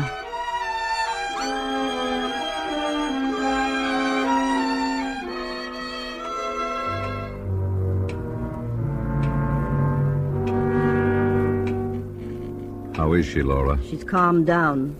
Is she asleep? No, Harvey, she's reading. That must be Dr. Barrow. I'll open the door. How do you do, Mr. Lyons? Is it Dr. Barrow? That's right. This is my wife, Laura. How do you do? I'm glad to meet you, Doctor. Let me take your things. We'll have your room ready in a few minutes. Thank you. It's very good of you. Here, sit down. Make yourself comfortable. Well, thank you. I will. Well, how's Julia? Oh, she's been very moody lately. Very moody. Hmm? I've heard her talking to herself very often. Well, that's nothing. All of us talk to ourselves once in a while. I don't know, Doctor. I don't think she's very stable. Mr. Powell described Julia's case to me just before he died. I had occasion to observe her just once. You knew Mr. Powell well? Oh, yes. For quite a number of years, I treated his wife. Poor Mrs. Powell. She went mad. And now poor Julia. I wouldn't make that comparison, Mr. Lyons. So far, there's no basis for any such theory. Well, then, Julia just has strong dislikes. Took a hate to the pictures in her room. Oh, pictures, eh? I'd like to go up and see her if she's not asleep. Well, I guess it's all right. She's not asleep yet. Her room's the second from the right, as you reach the top of the stairs. Thank you. I'll just stop in for a few minutes. Come in. Hello, Julia. You remember me, don't you? No, not exactly. I guess maybe I've seen your face. I don't know. I'm Dr. Barrow, a friend of your father's. I treated your mother. My mother? Now, don't be alarmed. I'm staying with your guardians for a few weeks. I'm sure you're going to be all right. Do you mind if I come in for a few minutes, No, I guess not. Well, this is a fine room, Julia. A very comfortable one. I don't like it. It's too big. It makes me lonely. Oh, nonsense. You're just imaginative. You think someone might be hiding in here while you're asleep, don't you now, huh? It isn't that. Don't you like that picture, Julia? What picture? The one you're staring at. Oh, it's an unpleasant picture. It gives me nightmares. Look at it. That frightful-looking man about to come through the doorway. and the unsuspecting girl sitting in a chair with her back towards him. He's not frightful looking at all. It's just the black scarf around his neck. He's about to kill her. You certainly have a vivid imagination. I'm sure the artist had no such idea in mind. That picture has a horrible fascination for me. I just can't take my eyes away from it. Why, last night I dreamed that the man in the picture came through the door with a knife in his hands and killed the girl. Oh, it was an awful dream. It was only a dream. But if I take that painting off the wall, Julia, you'll find other things to be afraid of, dear. You've got to conquer your fears, or they'll conquer you, Julia. Now, you do as I say. Forget about this picture. Get a good night's sleep. There's nothing like a good night's sleep to lift the spirits. If the picture fascinates you, well, keep on looking at it, but don't be afraid of it, Julia. Will you do that now? Well, yes, Dr. Barrow, if you say so. Ah, that's fine. I'll see you in the morning. Good night, Julia. Good night.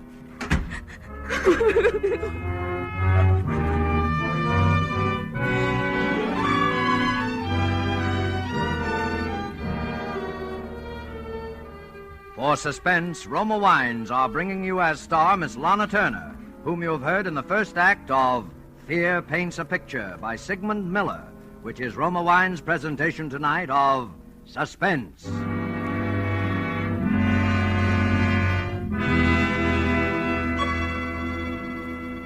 Between the acts of Suspense, this is Truman Bradley for Roma Wines. Elsa Maxwell is recognized internationally as an authority on gracious living. The other day, she said this about wine and wartime food rationing. Listen. I find that people who know one simple secret of delicious meals aren't bothered much by food rationing. That secret is to enjoy good Roma wine with food. For instance, I recently had dinner where the main dish was kidney bean casserole. And to give this simple food a delightful party flavor, my hostess served cool Roma California Burgundy. Everyone remarked about its wonderful bouquet and aroma, and about the way that good Roma Burgundy added enjoyment to our plain meal. Such added enjoyment is one of the reasons why more and more people serve delightful Roma wine. That's a grand suggestion from Elsa Maxwell. So why not try Roma California Burgundy with your dinner tomorrow night? You'll enjoy its tart piquancy, its fruity, robust taste, the happy result of selecting luscious wine grapes from California's choicest vineyards, guiding them to perfection by the ancient wine skill of Roma's famed wineries. Good Roma wines never vary. They are always enjoyable, yet cost only pennies a glass. Remember, more Americans enjoy Roma than any other wine. R-O-M-A, Roma Wines. And now Roma Wines bring back to our Hollywood soundstage Lana Turner as Julia Powell in Fear Paints a Picture, a tale well calculated to keep you in suspense.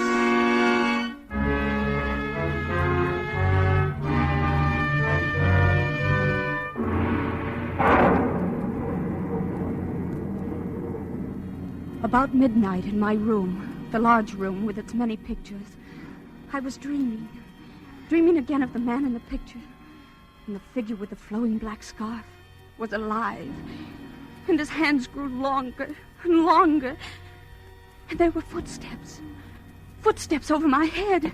And then I was awake, wide awake, with my eyes staring at it. And on the wall, oh!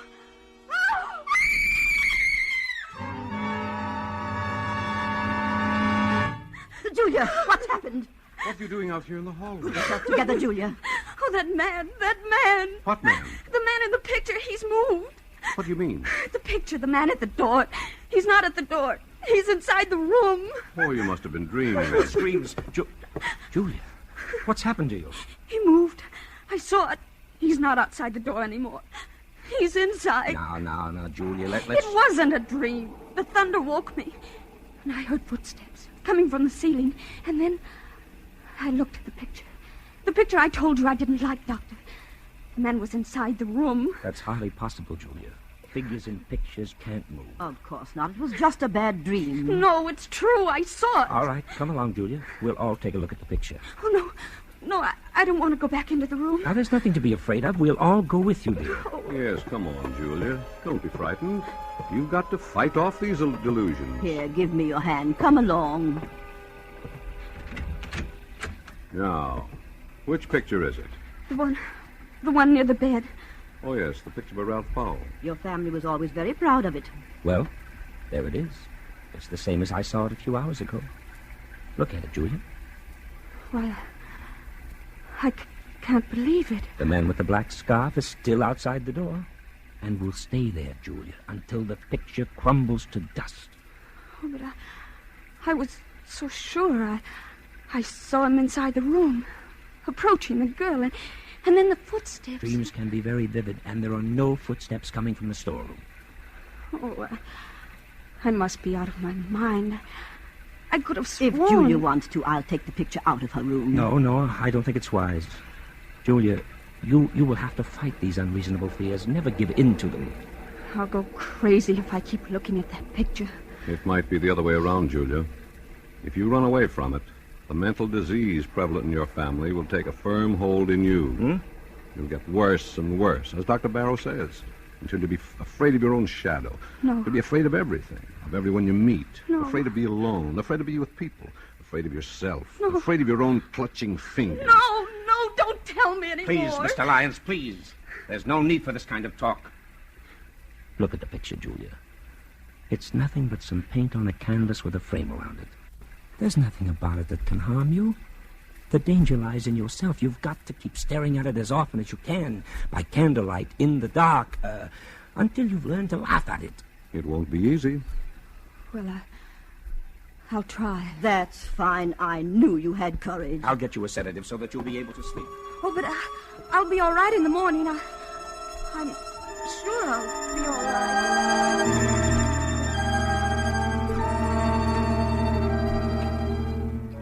And I was all right for a few days.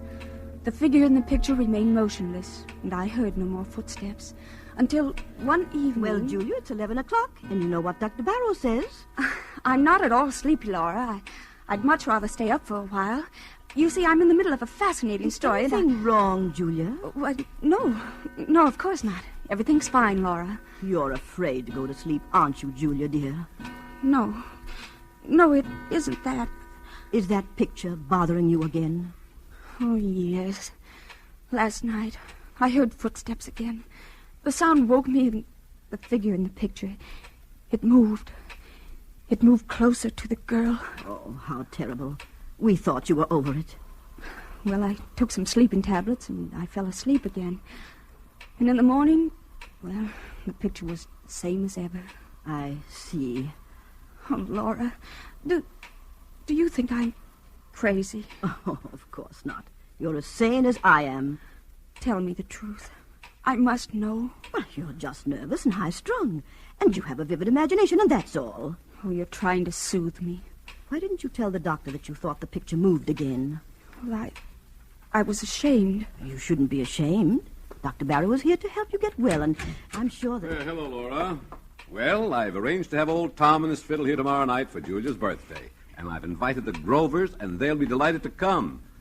That is, if Julia's feeling well. Julia, you should be in bed. It's after 11. She's afraid to go to sleep. Oh, please, Laura. It's the picture again, isn't it?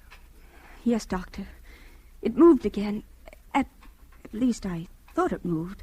Oh, but I went back to sleep. Well, that's an improvement. You didn't get hysterical and try to run away like the last time. Come, Julia. I'll go with you to your room. Perhaps Laura can sleep in my room tonight. Oh, just tonight. You see, I'll feel a lot more comfortable. And tomorrow night, I'll be able to face it alone much better. Well, Julia, that would be an admission of defeat, you know. But if you... Oh, well, all right. If you think it's best. Good night. Good night, Julia. Keep up your courage. It doesn't look so good, does it, Doctor? Well, not too good, but it's not hopeless. She has an unstable, imaginative mind subject to delusions which become very real to her. Oh, her obsession about the picture's not so bad. We all suffer occasionally from optical illusions. But hearing footsteps coming from the storeroom above her... The storeroom? How did you know there's a storeroom above her? Why, your wife told me about it. Oh, of course. Well, that storeroom hasn't been open in years. I guess there's no point in investigating it, is there? No, I don't think so. Those footsteps, like the moving figure in the painting, are all in her mind. Oh, her mother behaved just like that before she went mad, didn't she? Well, there's some similarity in... Say, you haven't been to the storeroom recently, have you? No, I just mentioned to you that it hasn't been open in years. Oh, yes, so you did. Oh, I just hope that Julia will be all well for her party tomorrow. Well, I had no idea she was having a birthday. How old will she be? She'll be 23. Really? Well, I must remember to get her a gift. Well, I guess I'll go to bed. So will I. See you in the morning.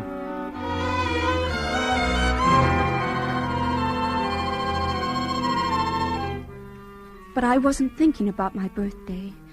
When I stood alone inside my own room, panic, black, unreasoning panic began to take hold of me. In wild haste, I began to undress, never looking at the picture and talking to myself. Yes, talking to myself all the while. Now, I won't look at it. I'll take some pills and fall asleep. All I have to do is keep from looking at the picture. It can't do me any harm. If I don't see it, I mustn't even think of it. I know, I'll think about the trip I made to South America. Oh, it was a wonderful trip. The sunsets and... What was that? Footsteps. Those footsteps again. But I mustn't hear it. I mustn't hear it. It was a wonderful trip. The Blue Caribbean and Rio is a beautiful city. And Sugarloaf Mountain and the music and the dancing. Why, it's not the footsteps. It's just my heart beating. I know. I'll close my eyes. Oh, please let me sleep. I don't want to look at the picture. I won't. I know what I'll see. He'll be closer to her. And maybe he'll have killed her. Oh, but I mustn't open my eyes. I mustn't. I won't. Oh, but I've got to look at it. Oh! He has moved. He's closer to the girl. I'm not dreaming. It's real. The girl... Why, it's me. That girl is me. Me, I can't stand it. I can't. Julia! Oh, you poor dear girl. Oh, well, it's the same thing, Laura, again and again. I tried not to look at the picture, Laura. I tried so very hard. But it was hopeless. I had to. And the figure with the black scarf was inside the room. A knife in his hands, very close to the girl. But this time, the girl had turned around and it was my face. My face. Did you hear any footsteps? Yes, I heard them as soon as I got into the room, but the picture, it's the same. It hasn't changed. Look at it. Yes, the picture doesn't seem to have... What's the matter, Laura? Nothing. Nothing at all. There, did you hear it? Footsteps. It's probably a board creaking. Now you go to sleep. I think everything will be all right in the morning. Oh, and you won't leave me? No, Julia. I'll stay here till you fall asleep. Oh, thank you, Laura. Thank you very much.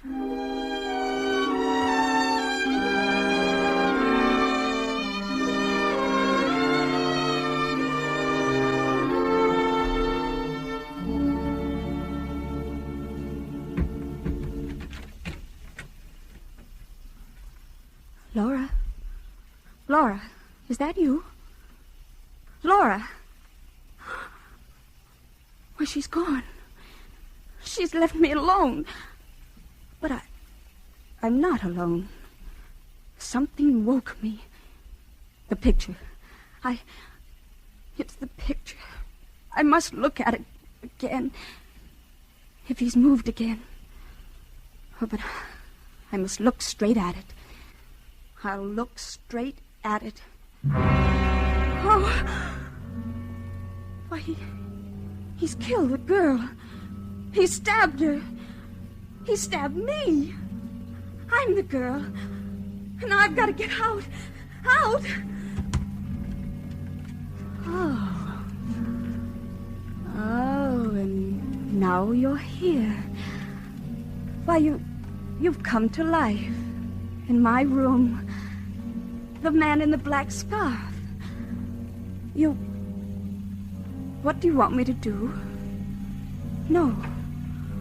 No, I won't run away. And I won't scream. What are you asking me? Do I want to spend the rest of my life in an asylum like my mother? No. No, I don't. I don't. You want me to open a window? Why, yes. Yes, I'll open it. There. You say it would be best for everybody if I jump? Oh, yes. It's the only way out. The only way, and I'll do it. I'll do it now, without even thinking it. It will only take a moment. Julia, stop, Julia. Harvey, Laura, what are you doing? We came just in time. I've got her, Harvey. She's safe. I'm safe? You can come out from behind that chair, my friend. Friend? Come out, or I'll shoot. I don't understand. My head's going around in a circle. I can explain everything. I was merely observing Julia. The procedure was a little unusual, I'll admit. I'll do the explaining, Dr. Barrow. You tried to drive Julia crazy.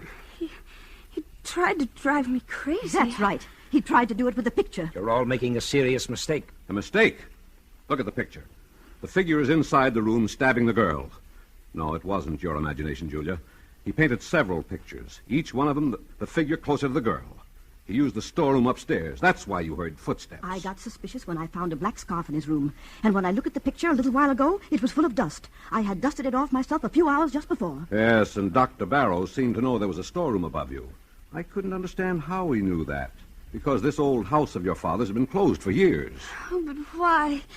Why should he want to drive me crazy? Because he's not Dr. Barrow. What? He's Ralph Powell, your cousin, who disappeared many years ago. Everyone thought he was dead. He painted the picture originally, so it was easy for him.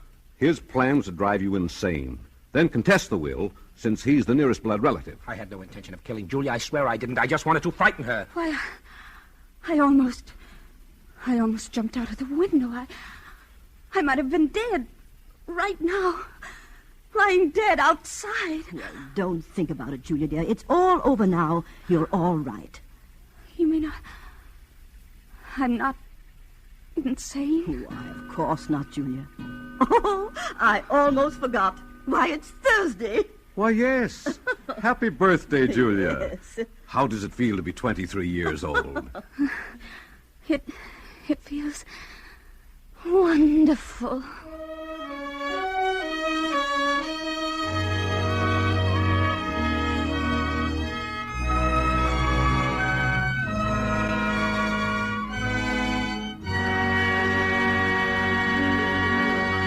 And so closes Fear Paints a Picture, in which Roma Wines have brought you Lana Turner as star of tonight's study in Suspense. Suspense is produced, edited, and directed by William Spear. Before our star returns to the microphone, Roma Wines, the sponsor of Suspense, bring you a brief message from that noted authority on smart entertaining, Elsa Maxwell. A truly versatile wine for entertaining is Roma California Tokay. Serve with coffee or dessert as a delightful finishing touch to your meals. Or set out Roma Tokay with cheese and crackers when friends drop in. Everyone enjoys this velvety, flame-colored wine. Yet, good as they are, Roma wines cost only pennies a glass. So enjoy them often. Serve Roma with your everyday meals. Roma wine is delicious, and Roma quality never varies. Remember, more Americans enjoy Roma than any other wine. R-O-M-A, Roma Wines. The Roma Wine Company, with sales headquarters in San Francisco, joins with that city in welcoming the men of peace, the delegates to the United Nations Conference now in session. When their good work is completed, may the men of peace take back to their homes the memories of a friendly San Francisco, a city where live in harmony many people of many origins, a typically American city that speaks for all America when it says, "May God bless you, men of peace, and speed you in your noble work." This is Lana Turner, and it was certainly a great pleasure and privilege to appear here tonight on this distinguished suspense stage, where you are accustomed to hearing the very best in dramatic radio entertainment. I appreciate very greatly the opportunity of playing a role somewhat different from the ones I usually do in pictures. Next week, my friend, that very excellent actor, John Garfield, will be your star of Suspense. I know you will be listening, as I will. Lana Turner appeared through the courtesy of Metro-Goldwyn-Mayer and is currently starred in their production, Keep Your Powder Dry. Next Thursday, you will hear John Garfield as star of Suspense. Presented by Roma Wines, R-O-M-A, made in California for enjoyment throughout the world. This is CBS, the Columbia Broadcasting System. The Juergens Program with Walter Winchell, America's one-man newspaper. Walter Winchell's famous column appears in the New York Daily Mirror and other newspapers from New York to Honolulu. He's here with flash news, odd news, exclusive news. We have a Thanksgiving treat for you tonight. Miss Alma Archer is here in our Juergens studio and will speak to you later. Alma Archer is an expert on smartness and beauty, and she believes that the care of her hands is a duty for every woman. And now to the editorial room of the Juergens Journal and Walter Winchell. Good evening, Mr. North American. All the ships at sea. Let's go to press. Flash. Juarez, Mexico. Steady Lawford, who takes a bath before... And that, ladies and gentlemen, winds up another Juergens Journal until next Sunday night at the very same time. Until then, and with lotions of love, I remain your New York correspondent, Walter Winchell, who thinks every American has at least one thing to be thankful for on Thursday next. Thankful that we still salute a flag and not a shirt. Good night. Hojo Radio, where the classics come alive. Suspense. Reprieve, starring Mr. John Garfield.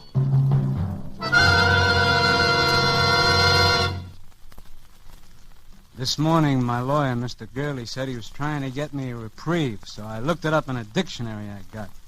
It says, reprieve, to suspend temporarily the execution of a sentence upon, and relief for cessation from pain or ill. Well, the first part, I guess Mr. Gurley can get. He knows all the rules. But the second part, cessation of pain, well, that's up to me. Maybe when I've spilled it all out, put it out on a table where I can look at it, why I'm here and about the kid, about Laurie, maybe then will come cessation of pain. I don't know. Anyway, I can try. Okay. Name, Steve Hannibal. My old lady had to name me something, so I guess she read the name Stephen on a book. If she could read, which I doubt. Age 34. Health excellent. But wait up. You don't want to sell me insurance, because tonight I'm state prisoner 80483, registered in cell 77 of the state penitentiary. That's the death cell. I'm in for murder. I was always the bright boy, but right now, I don't know, I'm mixed up, but good. And not about being here, not about murder. I wanted to penance my home away from home, kind of. And murder in my social set, well, murder is as common as chicken pox in PS 137. No, it's that last year of honest toil that threw me for a loss. Because I wasn't mixed up at all the night Murph and Joe and I blew out of Chicago. That was a minor inconvenience, right in line with the way I've always lived. Let's see it. It was nearly 2 years ago. Murph and Joe and I and the boys had knocked off a payroll. A good, clean job, except for a couple of guys getting hurt fatally. And the Murph was tipped off that one of the boys, he didn't know who, had squealed to the cops. So Murph knew we were hot, and he came up to my room on Madison Street. I'm leaving town, Steve, tonight. It's an idea. So am I. Yeah, we better blow. You and me and Joe. And the rest of the boys? Look, I can't take care of everybody, Steve. You know how it is. Sure, I know. You'll take care of the ones that you can't get along without. That do your thinking for you. Oh, it ain't that, Steve. Cut it. Well, okay. So we got around 20 grand. 23. Yeah, sure. Yeah, 23. Well, with that dough, we can go to Florida. Yeah? Yeah. Lie down there all winter till the heat's off. You think that's a bright idea, don't you, Murph? Why, sure, why not? Yeah, we take a nice big shiny suite in the Paradise Hotel, pick up some dolls. Yeah, and- that's right. Well, that's just what we're not going to do. What do you mean? We're not going to travel first class, spread dough around places like the Paradise accompanied by any dolls. And why not? The dough's marked, bird brain. The serial numbers have been written down, and we'll be looking for that kind of dough in places where dough changes places. Places like the Paradise. Well, we could go to some other place, like a rooming house in St. Pete. Yeah, we could be smart if we put our minds to it. Yeah? Like what? Like putting that package of dough out of circulation in a safety deposit box. Here. You know that's all the dough we got. Sure, so we can get along without it for the time being. It's worth a little discomfort to beat a murder rap. Okay, say you're right. But we still have to leave town. We'll leave, Murph. And this is how. I figured I'll never look for you where there isn't a stall shower, so we'll fool them. We'll ride the rails.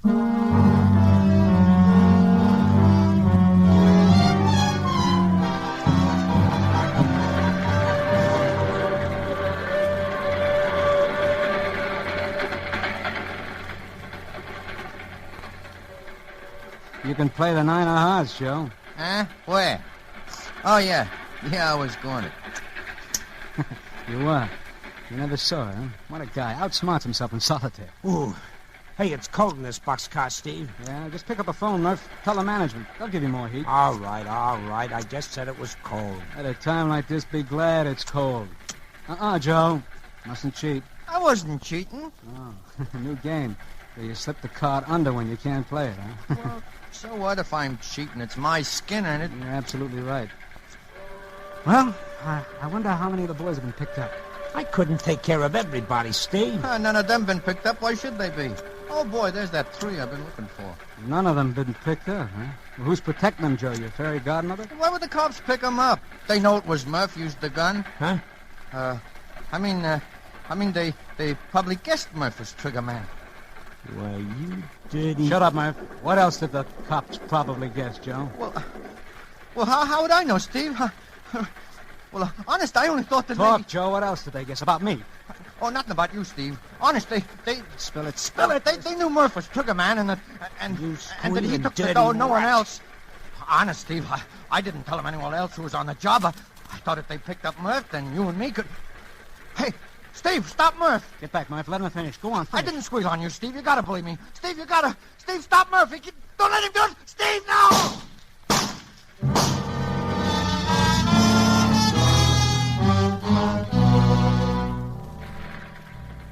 That was Murph being trigger happy. Joe went down sort of slow and quiet, like the movies you see of a parachute settling on the ground. I think he twitched a little.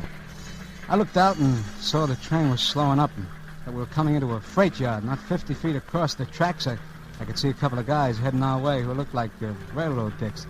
I thought fast, like always. Murph was hot, very hot, and being very shy on brains, if they picked him up, he'd lead them to the payroll dough like a homing pigeon.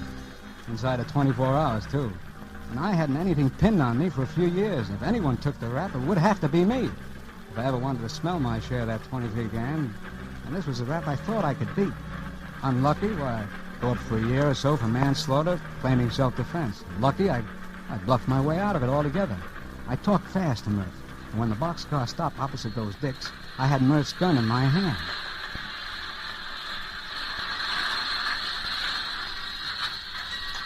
How many of you guys in there? 3, mister. Well, pile out, boys. It's the end of the... Hey. What's the matter, Whitey? One of those guys has a gun. What are you doing with the gun, brother? Huh? I don't know. And what's wrong with the other guy?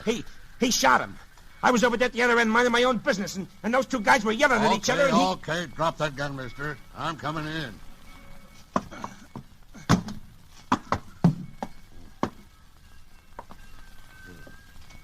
Is he dead? Dead as a mackerel. All right, mister. Tell me about it. I don't know what happened. It was his gun, it just went off. Yeah? Did you see it? You over there. I didn't see nothing. I was down at this end of the car minding my own business. They'd been yelling at each other for hours. I didn't pay any attention till the gun went off just now. And honestly, I don't know. Okay, now keep your shirt on. Looks like you're in trouble, mister. I tell you, I don't know what happened. Leave it to headquarters, buddy. Yeah. Maybe you remember better at headquarters. I don't know what happened. All right, Dreamy. No matter what you remember, The rap is murder.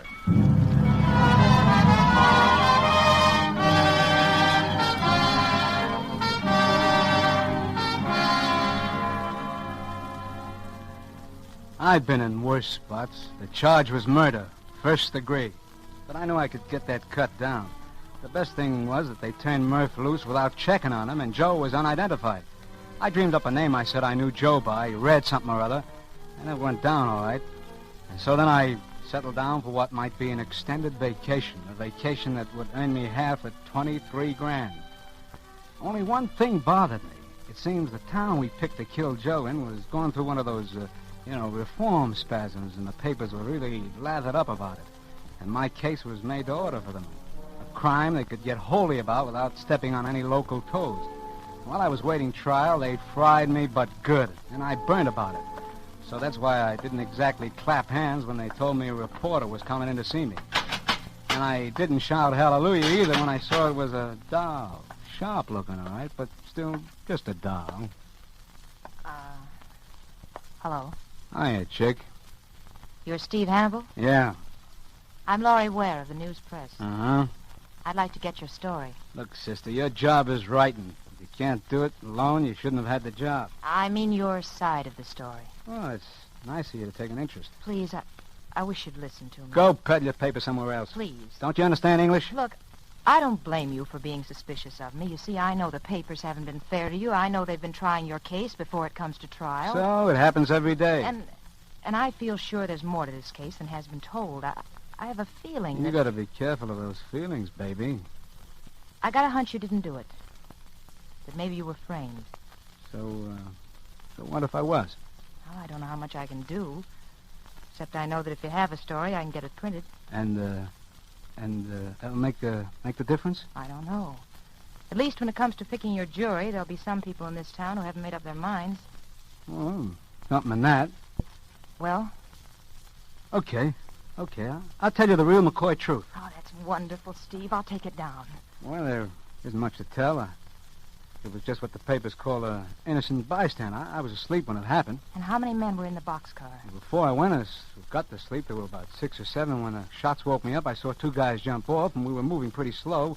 Then, because the train was coming into the yard, you see. But at the inquest, the police said you were holding the gun. Sure I was. The cops yelled at me, and I saw I was holding it. Someone had planted it on me while I was half asleep, and when the old boy in the corner there, he said I'd done it. Yes.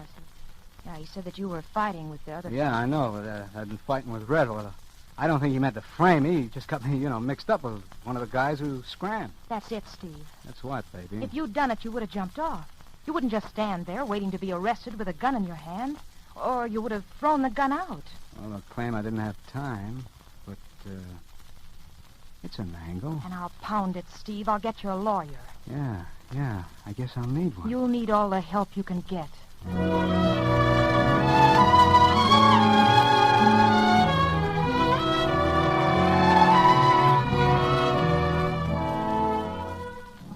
What a doll. Sold on me before she even got the pitch. And what made my hand all aces was the girl could really write. She had the news press giving me more space than the World Series. Well, the other papers had to pick it up.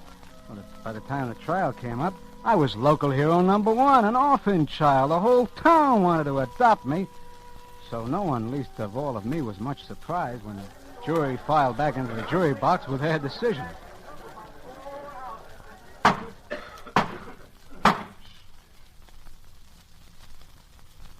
Have the gentlemen of the jury reached a verdict? We have, Your Honor. Will you read the verdict? We, the jury, find the defendant not guilty as charged.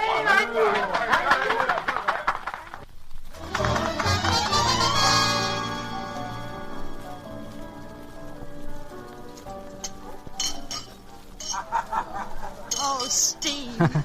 Well, your work, kitten. What do they say? The pen is mightier than the sword. Oh, I'm so happy I could help you, Steve. Oh, you don't see me crying, honey. Want to dance? Come on. Sure, but... Come on. Wait, I want to talk first. Have you got a home you're going to? Or a job? Look, kid, you've been Girl Scout enough today. Let's dance. Come Please tell me, Steve. I'm worried about you. on. I'm going to winter in California and summer in Maine.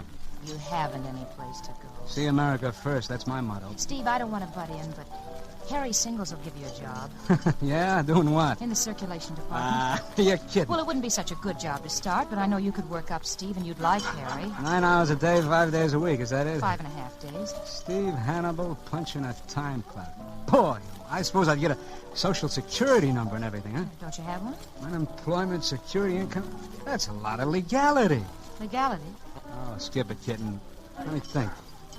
You know, I might just take a whirl at that job. Oh, Steve, I think that's wonderful. Well, you know, it's not so much the job, but you and I have a lot of unfinished business, baby. And you can't get it all done in one day. But right now, I want to dance. Come on, baby, let's go.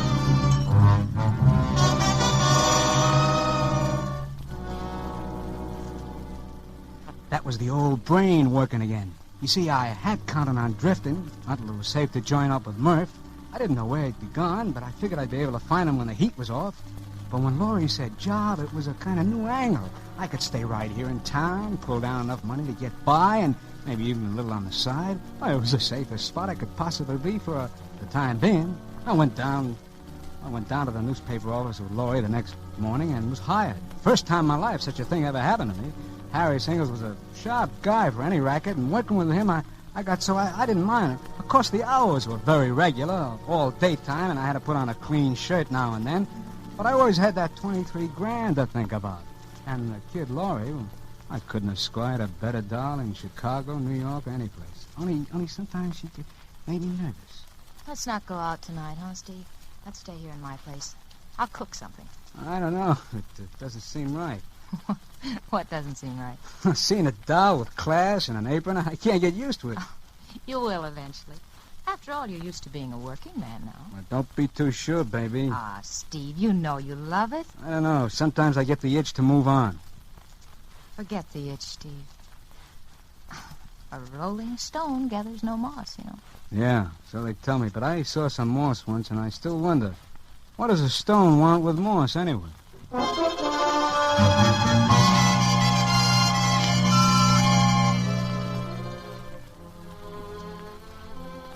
See what I mean?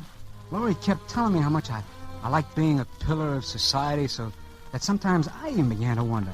And then Harry started shoving raises at me and titles, and, well, inside of no time, I was a district manager. And I sat down and figured the dough angle. And it gave me a shock. Because even if it was legal, I was making more dough week in and week out than I had with Murph and the boys. Well, the Chicago stick-up stayed hot, and I didn't hear from Murph, so I let it all ride and kept working. Along about then, the papers were in a lather again, all about reform. And the town was just crawling with rackets, and Laurie was working on the stories. One night, Laurie was typing a story in her room, and I was in the living room waiting for her to finish. And... I'll be with you in a minute, Steve. One more paragraph. And that's finished for tonight? Yeah, finished for tonight. I got something to show you. Come in here. Okay, kitten. What is it? Buying hats again? It's a letter I got in the mail, right here on the desk. Oh, the local wolves are moving in, huh? Much more exciting. Read it. Lay off or we'll measure you for a coffin. You have 24 hours to quit your job. First time I ever got anything like that. Want to read my answer? Your answer? Yeah, my article for tomorrow morning. I've written all about the note and why it was sent to me. Yeah? Well, what do you figure? Well, there's an out-of-town mobster who's moved in on the local rackets, and he's making a good thing of it. I found out about him 3 days ago, and I've really tracked him down. Yeah? Who is he? Well, here he goes with the name of Dude Ringler, but I knew that was an alias. I finally find out that he's a former big-time operator from Chicago, wanted there for a lot of things, including murder. Yeah? I'm going to print it in the paper, and he'll be picked up just about the time the papers hit the street. Oh, you told the cops, huh? No, not yet. I thought you could go down with me. And what's the guy's name in Chicago? I don't know all of it. He headed up a gang there. They call him Murph.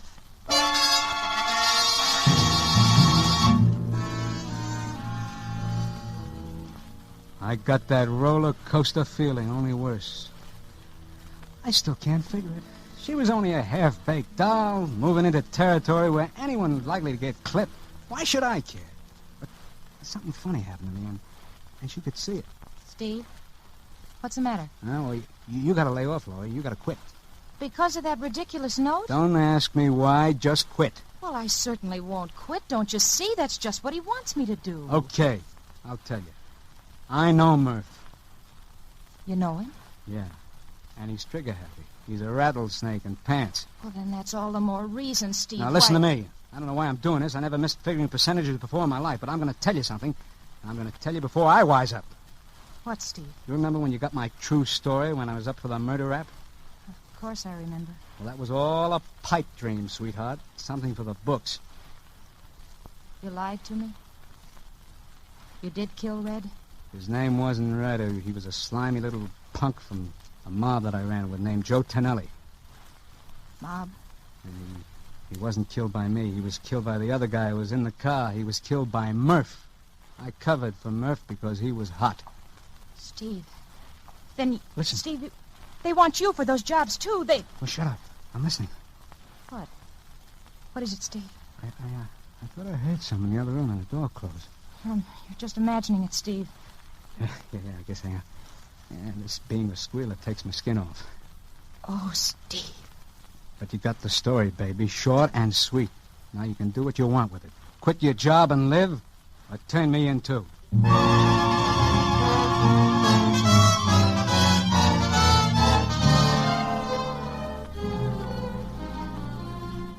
What a doll. What a doll. She cried on the front of my shirt, and then she smiled. And she called Harry Singles with me sitting there and told him she quit. She told him she was getting married the next morning to me. You know, I played along. Then I left her. After telling her to button her lip and keep the door locked, I started to go find Murph to check on that 23 grand and put him wise so he'd lay low. I could see that he still needed me to think for him. But there was something wrong, something very wrong. I felt like I was kind of cracking up, so I let it ride until the morning. I was climbing the stairs to pick up Gloria at 9 on the dot, and for some reason I was feeling pretty good. Open up, chick. It's me. Open.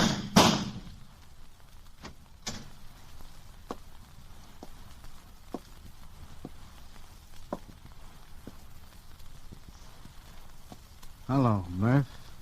You still trigger happy, huh? Hello, Steve. And you don't have to call me names. You're kind of up early, aren't you, Murph? I was making a little call on your doll. Yeah, I see you was. She wasn't a bad-looking doll. You didn't have to plug her. She quit her job. Yeah? I didn't know about that. Well, she still knew too much. She wasn't going to use it, Murph. Maybe. You told her about Joe. You shouldn't have done that, Steve. Huh. So it was you I heard here last night, huh? No kidding. You really heard me? Yeah, I heard the door close. And you heard me tell her? Yeah. This working legal's giving you bad habits, Steve, but I'll forgive it. Come here. Come over here. Just look what she would have wrote. Dude Ringler, alias Murph, alias we don't know how many other names. Wanted in a half a dozen cities for murder, larceny, and kidnapping. That wouldn't have looked good, Steve. She wasn't going to use it. No? Well, don't let it worry you. Well, it's about time we picked up that 23... Hey, what's up, Steve? You shouldn't have put your gun down, Murph. What's eating you? You shouldn't have put it down. Steve, you're nuts. Because I'm going to drill you, Murph. I've always wanted to drill you. And before I wise up, I'm going to do it.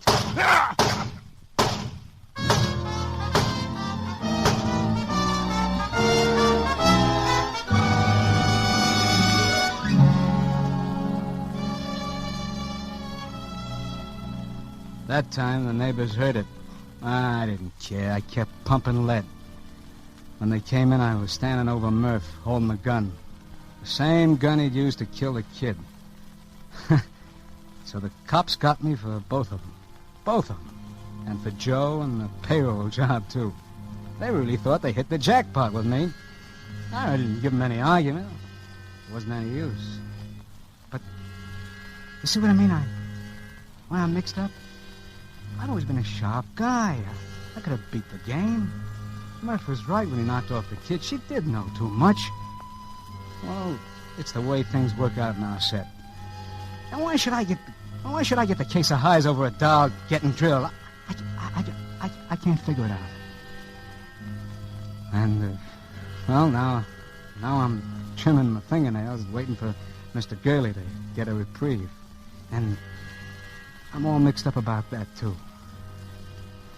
Because in the dictionary, it's a word that's got two meanings. And the way I feel, they don't mesh. They kind of cancel each other out. To suspend temporarily the execution of sentence upon and relief or cessation of pain or ill. Well, any time now.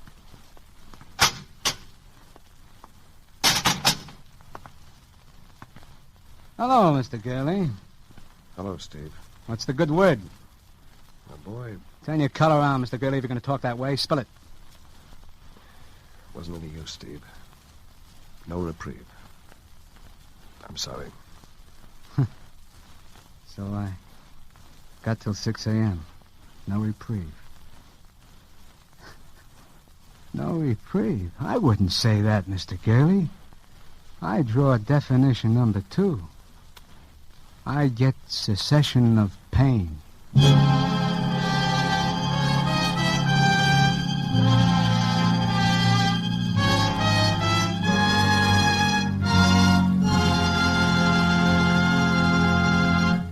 And so closes Reprieve. John Garfield, as star of tonight's study in Suspense. Suspense is produced, edited, and directed by William Spear.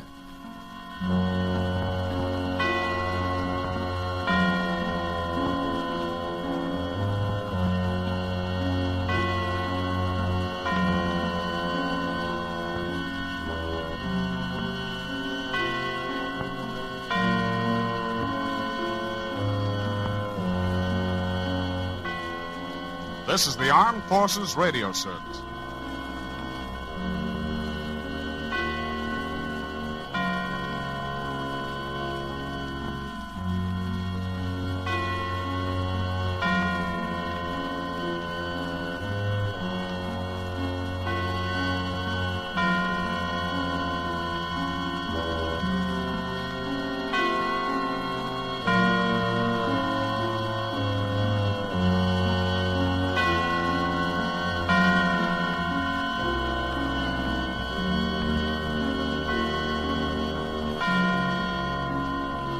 Is the sweetheart you married the husband you expected him to be? Has the war created new problems for you in your marriage?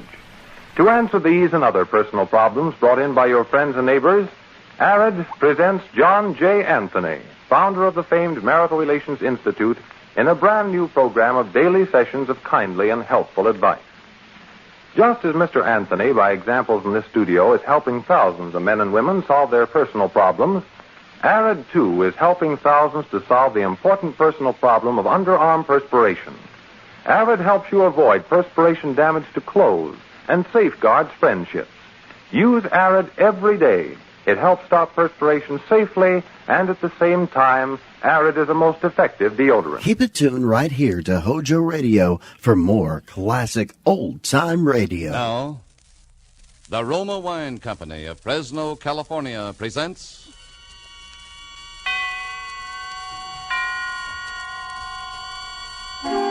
Suspense. Tonight, Roma Wines bring you the suspenseful play called Two Birds with One Stone, starring Mr. Dana Andrews.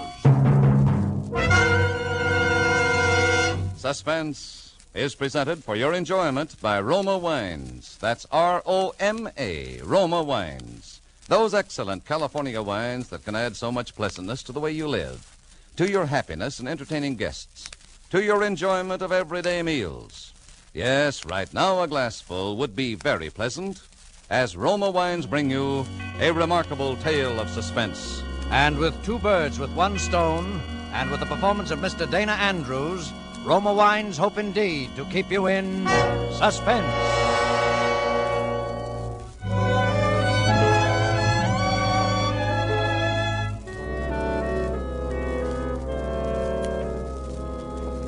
You ready? That's the boy. Shh, not so loud. Not so loud. We want to surprise him. You don't want him to hear it before his birthday, do you? All right. I'll put the recorder on, and you're only to speak when I tell you to. Now, do you understand? Now, here we go. Shh.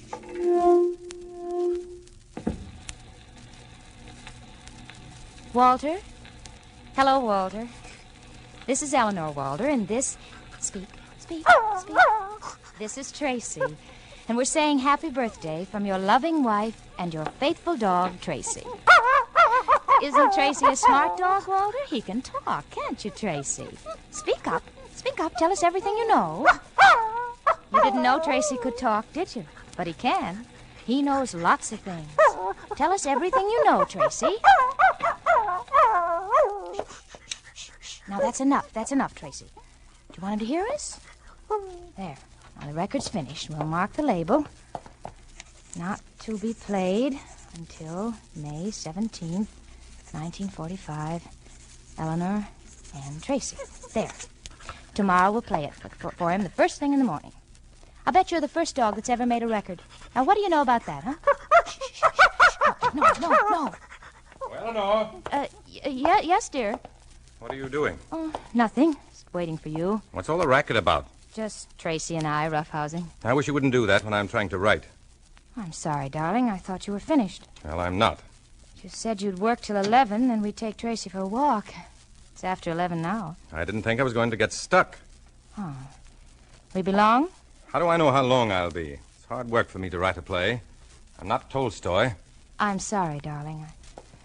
I just can't seem to say anything anymore without getting on your nerves. We didn't used to be like this.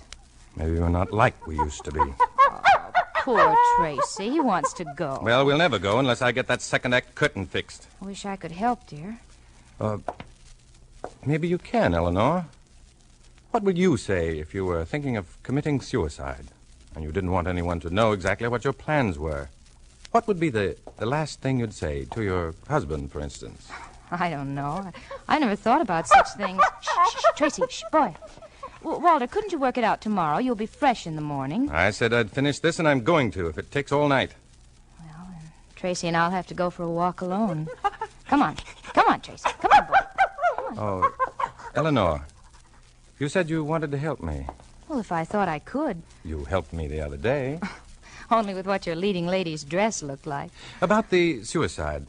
Oh, first of all, why is this girl committing suicide? She's tired. Bored. Oh, darling. No wonder you can't make it convincing. People don't just commit suicide because they're bored. Yes, they do. People do even worse than that when they're bored. Well, Walter, I've been bored lots of times, but I've never even thought... I can see you're not going to be much help. I'll help you, honey. What's the girl like? She married? Yes. Is she in love with her husband? Well, she doesn't know anymore. How could she not know? Eleanor, you may not understand her, but you've got to take my word for it. Well, let's see. Would she say... Eleanor, let's try it this way. You know, sometimes the very first things you think of are the best. Just say whatever you think she'd say without stopping. You know a little about the character. Just say whatever comes into your head. Now, try it. I won't interrupt you. All right, but... Oh, Eleanor, did they fix the recording machine today? Yes, yeah, why? Have you tried it out yet? No, I was just going to. I'll tell you what we'll do then. We'll try it out by cutting a record of what you say now. It'll be spontaneous, unrehearsed. I've thought too much about it. Maybe that's why I can't do it. But yours will be fresh. Then we'll play it back and change it and work on it after we hear it. Well, wouldn't it be better, darling? Please, try it my way before you have a chance to think too much about it. Oh, come on. Oh, you've got a record right there, haven't you? Is there anything on it? Well, one side's blank. All right. Come on. And make it emotional, convincing. You ready? All right, go ahead. Maybe it's foolish of me to do what I'm thinking of doing, but I don't see any other way. I'm confused and bored. I guess bored most of all. And maybe what I'm going to do will solve things for both of us. Goodbye.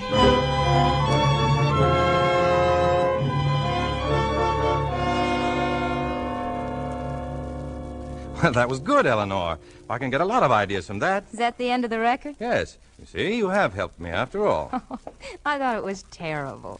I'm no writer, Walter. It was all right. Well, of course, I may change a word here and there, but it was all right. Really?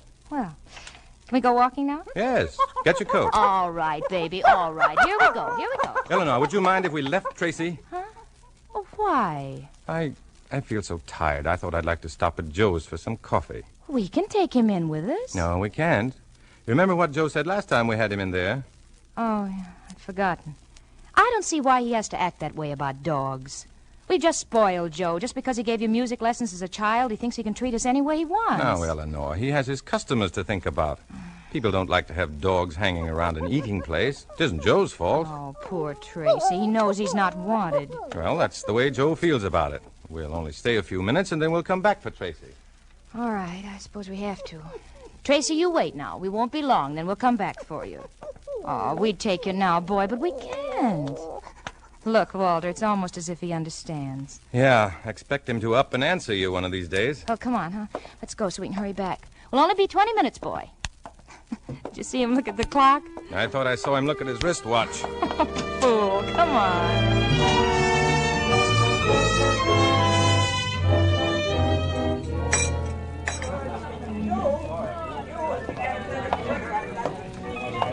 You know, old Joe's got a nerve not wanting dogs in here. Look at some of these customers. Don't be bitter. Well, I don't think we ought to come in here anymore, even if he is an old friend of yours. It'd break his heart if we could quit coming here. You know that, Eleanor. How else could he worry about me and keep an eye on me if we didn't come in here once in a while? Look, they've got new records in the jukebox. It's about time. See what they've got. Did you say new? Blue Heaven. Together. Gloomy Sunday. Gloomy Sunday. I haven't heard that one in a long time. Would you like to? Let's order first. Let's sit at a table. Make him wait on us for a change. No dogs allowed. He's got a nerve. Honestly, I'd never... Shh. Here he comes. Now, don't start anything, Eleanor. Well, I'm off of Joe, and I don't care if he knows it. Shh. Good evening, Walter, Mrs. Faber. What'll it be tonight, huh? Well, hello, Joe. Just coffee. Well, you got any of that 7-layer? Yes, I think I can fix you up. Nothing for me. I haven't seen you in quite a while. You're not going to see me in here anymore at all, Joe. Huh? Oh, why not? Oh, Joe, never mind. We're in a hurry. But why do you say that, Mrs. Faber? Never mind. I'm going to play a record, Walter. I'll be right back. What is the matter with your wife? Maybe I did something? No, Joe, it's nothing you've done. But you notice it, too. I notice what? How depressed she is. Yes, but why? If you could understand women, Joe, you wouldn't be in this business.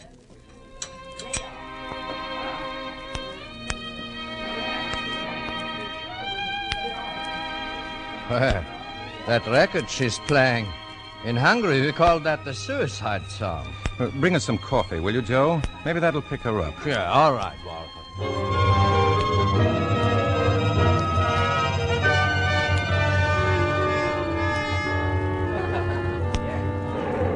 Well, even if you don't like old Joe, you've got to admit he certainly bakes a wonderful cake. I'm not interested. Let's go. What's your hurry? I don't like this place, and I'm not coming back anymore. Shh, not so loud. I don't care if he does hear me. Well, good night, folks. Good night. Where are you going? We have to go back after Tracy. Look, Eleanor, it's starting to rain. If we go back now, we won't get our walk in at all. Oh, Walter, but we promised him. Let's just run down by the wharf, shall we? Then if it doesn't rain too hard, we can go back for Tracy. Oh, maybe you're right. Gee, it is beginning to come down. Come on. The river's wonderful when it's raining. Well, maybe we better go back. We won't get wet if we make it a quick one. Come on. Walter, let's go back. Walter. Come on, Eleanor. Come on. Walter. Walter.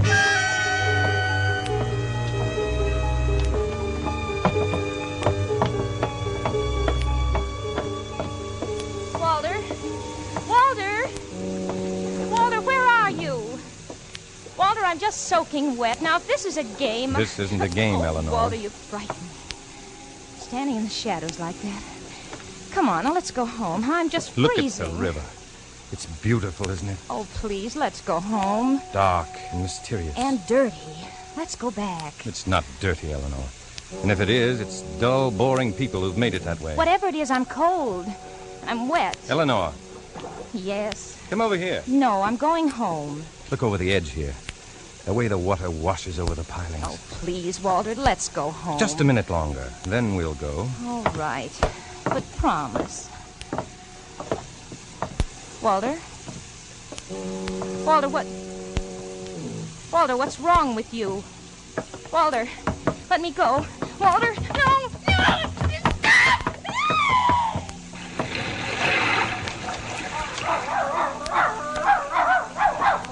Tracy!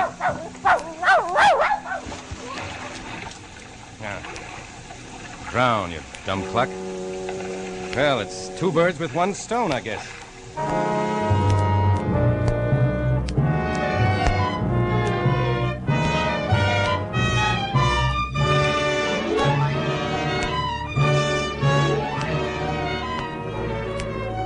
For Suspense, Roma Wines are bringing you as star Dana Andrews, whom you have heard in the first act of Mel Donnelly's Two Birds with One Stone, which is Roma Wines' presentation tonight of Suspense.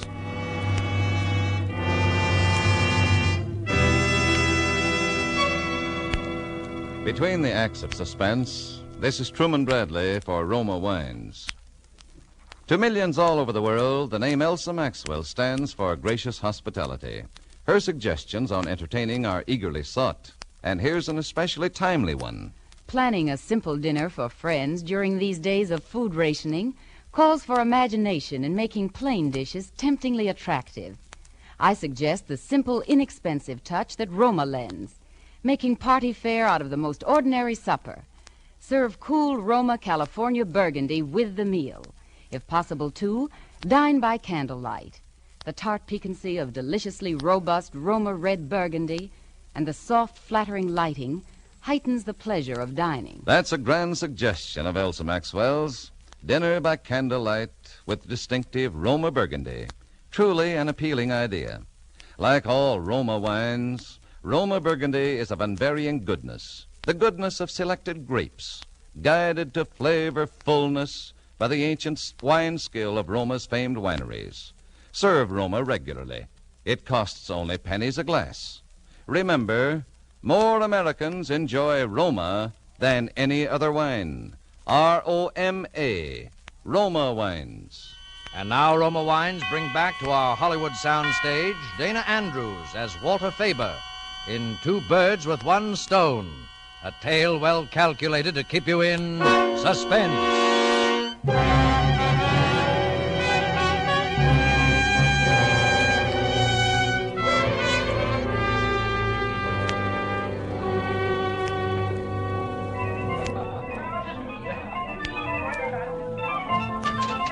Joe! Oh, what's the matter, Walter? Have you seen my wife? Well, not since you were here a while ago. She's disappeared, Joe. What do you mean? We went for a walk after we left here. In the rain? She insisted. You saw how she was acting. Yes? Well, she got away from me down by the wharf. I couldn't find her. I thought maybe she'd come back here. I haven't seen her, Walter. Joe, will you help me try and find her? Oh, sure. Nick, I'm going out. Take over, will you? All right. I can't think of any other place to look. What am I going to do? She will turn up. Don't worry, Walter. I don't know. She's been acting so strange lately. What about the dog? What do you mean? Was he with her? Well, yes. Yes, he was. She'll be all right then. You look after her. Let's go to your apartment. She might have gone back there. Might as well, I guess. But she was sore at me. I don't think she would have gone back home. We'd better have a look anyway.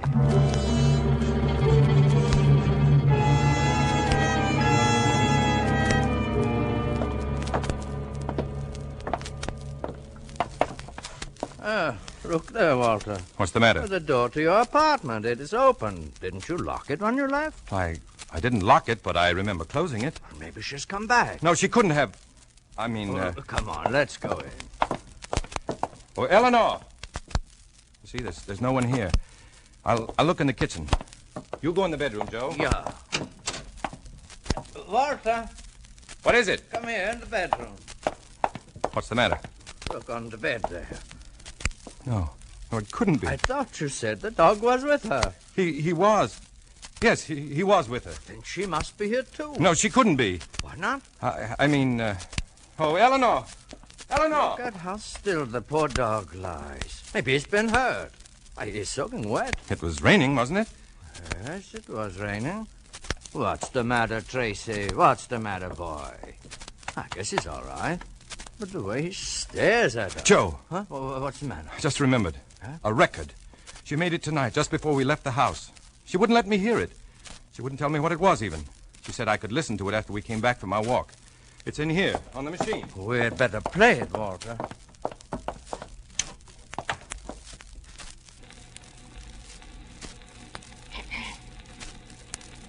Maybe it's foolish of me to do what I'm thinking of doing.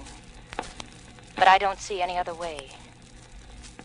I'm confused and bored. I guess bored most of all. And maybe what I'm going to do will solve things for both of us. Goodbye. I think we had better call the police, Walter. What for? To have them look for her. Oh, yes, of course.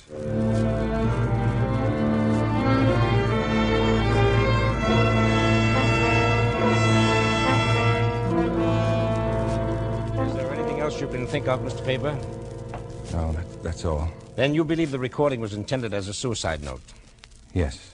Mm-hmm. I would like to talk to Mr. Weiss here alone for a moment. I'll be in the bedroom if you need me. All right. Mr. Weiss, how long have you known Mr. Faber? Well, for many years. I gave him music lessons as a child. Can you add anything to what he's already told us? Well, she was acting just like he said. I noticed it the moment she walked into my place. She is usually very friendly. And she said something about my not seeing her anymore. Anything else? That's all. Mm-hmm. And you did hear them play the record, Gloomy Sunday? Yes. Well, we've had a couple of suicide cases where that song has come up before. I think Mr. Faber better prepare himself for the worst. I'm afraid so. Well, look, I'll go along now. Faber will probably want to come with us, but I think he'd better stay here. There's no telling what we'll find. Is there anything I can do? Yes. I suggest that you get in touch with his family. I think he ought to have someone here with him. He has no family. Oh? Then perhaps you'd stay. Well, of course. Well, we'll call you the minute we have any news. Good night. Joe. Yeah? Did the officer go? Yes, he did. But I think I should have gone with him. No. He said for you to stay here. He'll call us. Walter, have you noticed Tracy through all of this? What about him? I don't know. It's depressing just to look at him. That's because you don't like dogs, Joe. No, you're mistaken, Walter. I do like dogs. I never did know why you asked me to tell your wife not to bring him into my place anymore. Would you like a drink, Joe? No, thanks. Strange the way that dog follows you around. Every move you make. It's almost as if he were trying to say something. He's all right. Come here, Tracy. Come here. Come here, Tracy. He was her dog, wasn't he? Yes. She bought him. His eyes are almost like a human's, aren't they? Yeah. Stop it, Tracy. Stop following me around. No. You ought to get hold of yourself, Walter. Yes, I guess I'm pretty upset with all that's happened. Tracy is, too. He knows something's wrong. He doesn't know anything. Will you stop it, Joe? Huh? Oh, well, I'm sorry. We both need sleep. That couch is pretty comfortable, Joe. Oh, that will be fine for me. What about Tracy? Well, he usually sleeps on that chair over there. Well, I'll go on to bed. Good night. Good night. No, Tracy.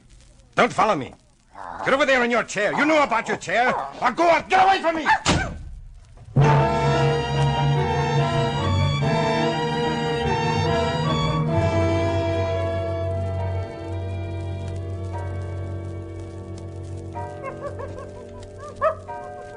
Joe. Joe! Just a minute. Joe, were you talking in there? Did you call me? No, I was asleep. You must have heard Tracy scratching at the door here. Joe, keep him out of here, will you? Keep him in the living room. Yes, I will.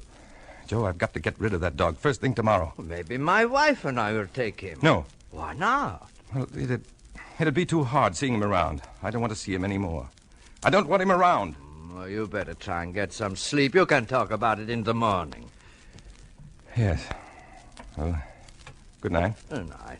Come on, Tracy. Come on, boy. You'll have to carry him. Pick him up, will you? Yes. Here we go, boy.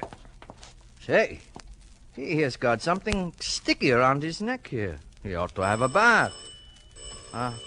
I'll get it. You stay in here, Walter.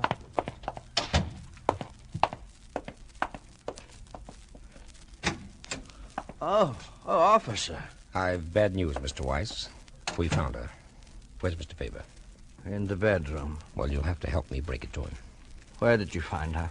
In the river. She must have struck her head on the pilings when she jumped off the wharf. Oh, no. She was in pretty bad shape. Her clothes were torn and her arms were badly lacerated. We can't figure that out. Well, I guess we better go into Mr. Faber. Yes. What is it? Have you... Walter, we have very bad news for you. I'm sorry, Mr. Faber. There's nothing you can do now.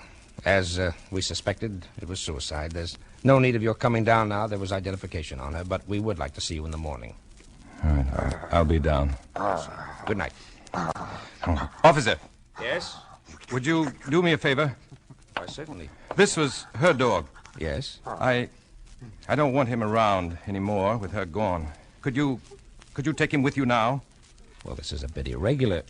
What would you want done with him? Just get him out of here. I don't care what you do with him. I know you're upset, Walter, but don't do this to the dog. Decide about it tomorrow. You may feel differently. Don't stand there and argue with me, Joe. I know what I want. I'll get him out of here, I tell you. I guess you'd better take him, officer. You will have to carry him, I guess. Yes. Well, it's too bad. They'll probably put him out of the way. Yes, I know. Goodbye, Tracy.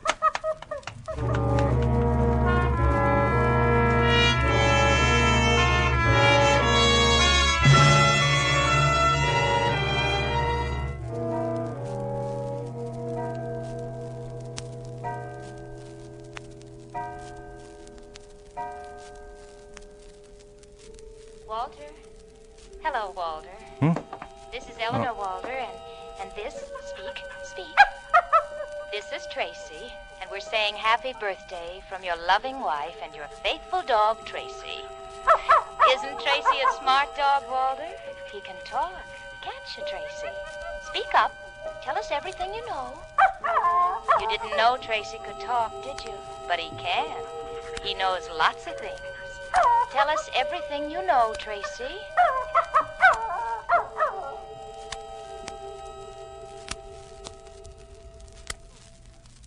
Joe! Yes? Joe, did you hear it? Happy birthday, Walter. How did you know it was my birthday? Eleanor told me. Eleanor? No.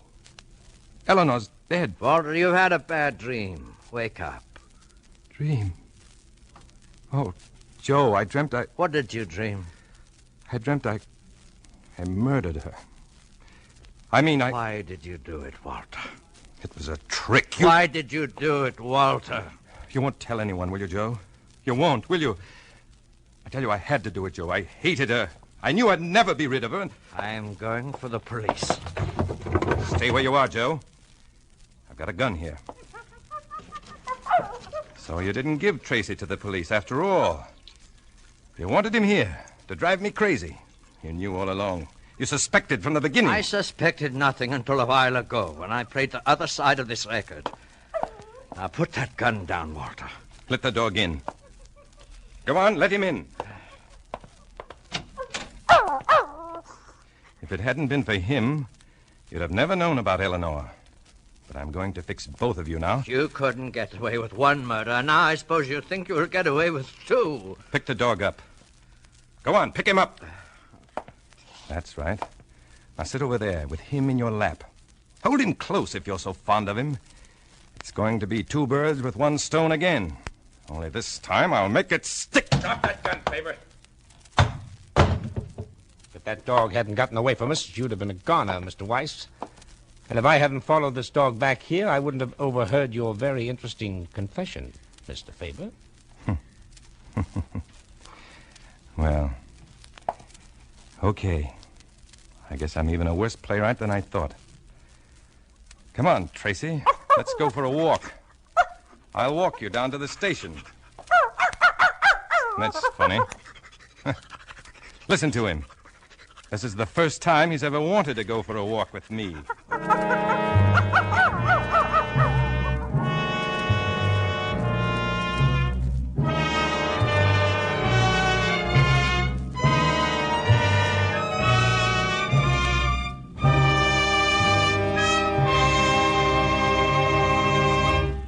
And so closes Two Birds with One Stone, in which Roma Wines have brought you Dana Andrews as star of tonight's study in Suspense. Suspense is produced, edited, and directed by William Spear. Before our star returns to the microphone, let me say a word for Roma Wines, the sponsor of Suspense. The world-famous hostess, Miss Elsa Maxwell, knows all the niceties of entertaining. And she has this to say about simple wartime hospitality. Good friends and good Roma California sherry. These are the makings of a pleasant evening. Roma sherry is ideal for any occasion, before dinner with appetizers or during friendly visits.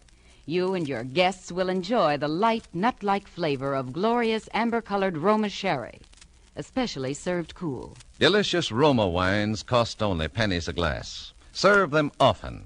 Remember, more Americans enjoy Roma than any other wine. R-O-M-A, Roma Wines. And the next time you use vermouth, choose Roma vermouth. Zestful, full-flavored Roma vermouth is blended and developed with all the traditional wine-making skill of Roma wineries, is made and bottled in the heart of California's famous vineyards, yet surprisingly low-priced.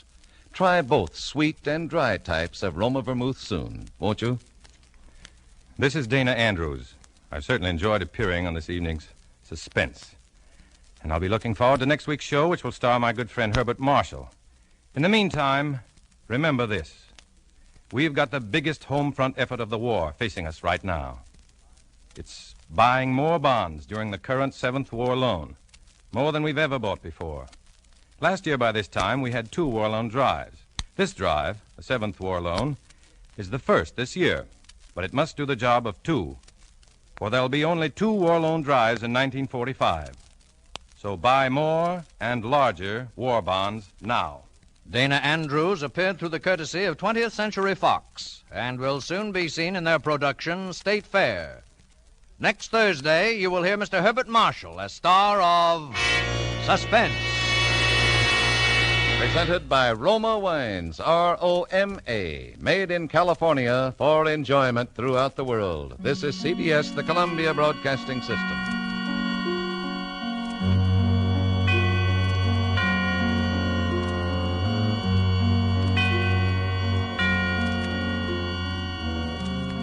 Every one of you undoubtedly has a headache or pain remedy that you swear by. But haven't you noticed that on some occasions it fails you? That there are times it does not seem to work? On these occasions, let me suggest that you try Anacin, for here is a remedy that I'm sure won't fail you. You'll find the fastest and most complete relief in Anacin you have ever experienced. The reason is simple. Anacin contains not 1 pain-soothing agent alone, but 4. One of which is in all probability the remedy you now customarily take to relieve pain. You can get Anacin at your druggist for a few cents. Your money back if you're not pleased. I'll spell the name. A-N-A-C-I-N. Stay tuned to Hojo Radio. Suspense. Tonight, Roma Wines bring you the suspenseful play called My Own Murderer, starring Mr. Herbert Marshall. Suspense is presented for your enjoyment by Roma Wines. That's R-O-M-A, Roma Wines. Those excellent California wines that can add so much pleasantness to the way you live, to your happiness in entertaining guests, to your enjoyment of everyday meals. Yes, right now a glassful would be very pleasant, as Roma Wines bring you a remarkable tale of suspense. And with the drama called My Own Murderer, and with the performance of Mr. Herbert Marshall, Roma Wines hope indeed to keep you in suspense.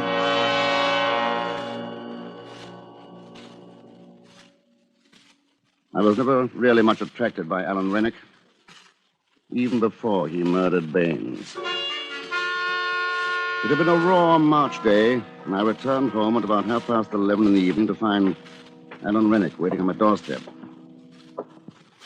Hello, Dick. Alan, what on earth are you doing here? It's a long story, old boy. Aren't you going to ask me in, or is it your habit to keep people waiting on your threshold? Oh, give me a chance. After you. I say, this is cozy. Yeah, it's just about right for a bachelor who never entertains. I dare say it wouldn't do for you at all. I wouldn't be too sure of that. Just one bedroom? There's a spare, but I've never used it. Not very hospitable, are you, old chap? I've never had any occasion to be. Well, you have now. What's in your mind, Alan? I'm coming to that. Remember Baines, my butler and valet? Vaguely. Well, Baines turned out a bad penny. Tried to blackmail me, as a matter of fact. Blackmail? Yes, he got hold of some letters written to me by a lady. A married lady? You guessed it. Since you're my legal advisor, you may as well know the whole story. They were from Anita Kilner. So you bolted, warned her, and put the police on him. The police? No, I couldn't afford to do that. One couldn't very well produce Anita's letter. And you paid Baines the blackmail he wanted, huh? Certainly not. Then what? I'm afraid I lost my temper. Oh, good Lord, you don't mean to say there was violence? Of course there was. You don't think I could let a reptile like that go on living? Let me get this straight. You trying to tell me that you... I beat his brains out with a poker. You murdered him? I suppose that's what the police will call it. It happened this afternoon, around 3 o'clock, I think. If I'd only known sooner. It's probably too late now to fix up an alibi for you. You'll think up something, won't you, Dick? You always do when I'm in a jam. And in the meantime, I can hide out here, can't I? What possible good will that do? They'll track you down here sooner or later, and then we'll both be in the soup. No, Alan. Better get yourself up. Then I'll see what can be done about getting you off. Perhaps we could muss you up a bit and plead self-defense. Is that the best your devious legal mind can dream up? At the moment, yes. I'm a little tired. Well, I'm not going to cooperate. I'm going to stay right here till you figure out a way to get me clear of this. Alan, be reasonable. For your own good, give yourself up. Is it my own good you're thinking of? Or is it because you're afraid you'll be caught harboring a criminal and lose your filthy law practice? That settles it. What are you doing? Telephoning the police. Put that phone down. It's best this way, believe me, Alan. I've already committed one murder this evening. I've nothing to lose by committing another. Sorry, wrong number. You're really afraid of me, aren't you? Now, perhaps. Tomorrow I could turn you in with no risk whatsoever. But I don't think I will. There's a good fellow. I'll let you stay here, Alan. I'll save your neck for you, too. Why this sudden change of heart? You've always thought me rather a worm, haven't you, Alan? Oh, I say, Dicko. You were the dashing man about town, with your escapades and your lordly extravagance and your women running after you.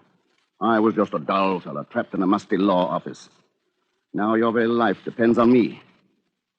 I suppose that's why the situation appeals to me. It's an adventure, if you like. Well, I don't.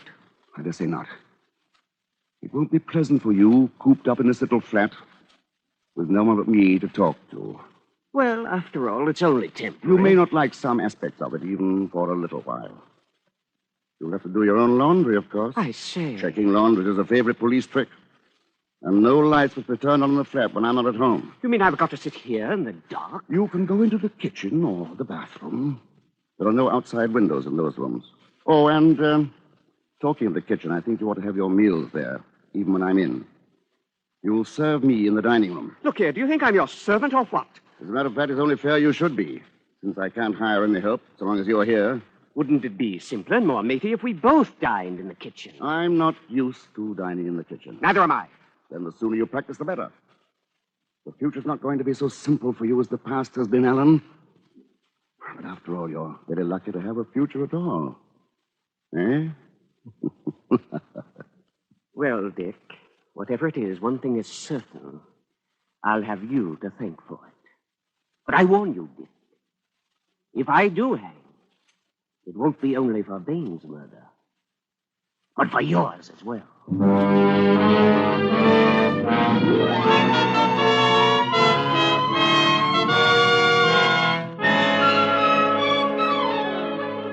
For Suspense, Roma Wines are bringing you as star Mr. Herbert Marshall, as Richard Sampson, with Norman Lloyd as Alan Rainick in My Own Murderer by Richard Hull, which is Roma Wines' presentation tonight of Suspense.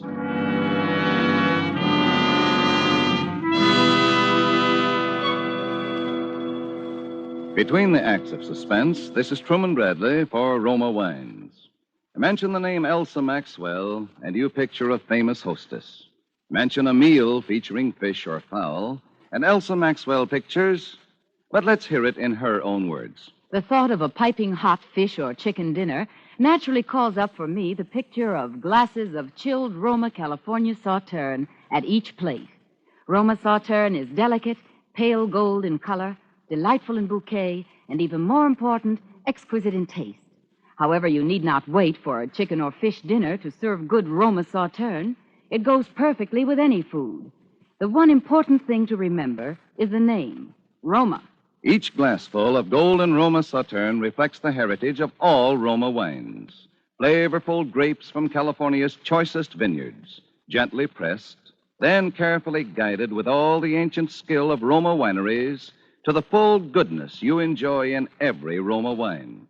Roma wines do not vary, are always high in quality, yet they cost only pennies a glass. No wonder more Americans enjoy Roma than any other wine. R-O-M-A, Roma wines. And now it is with pleasure that we welcome back to our Hollywood soundstage Mr. Herbert Marshall, who, as Richard Sampson in My Own Murderer, continues a narrative well calculated to keep you in suspense.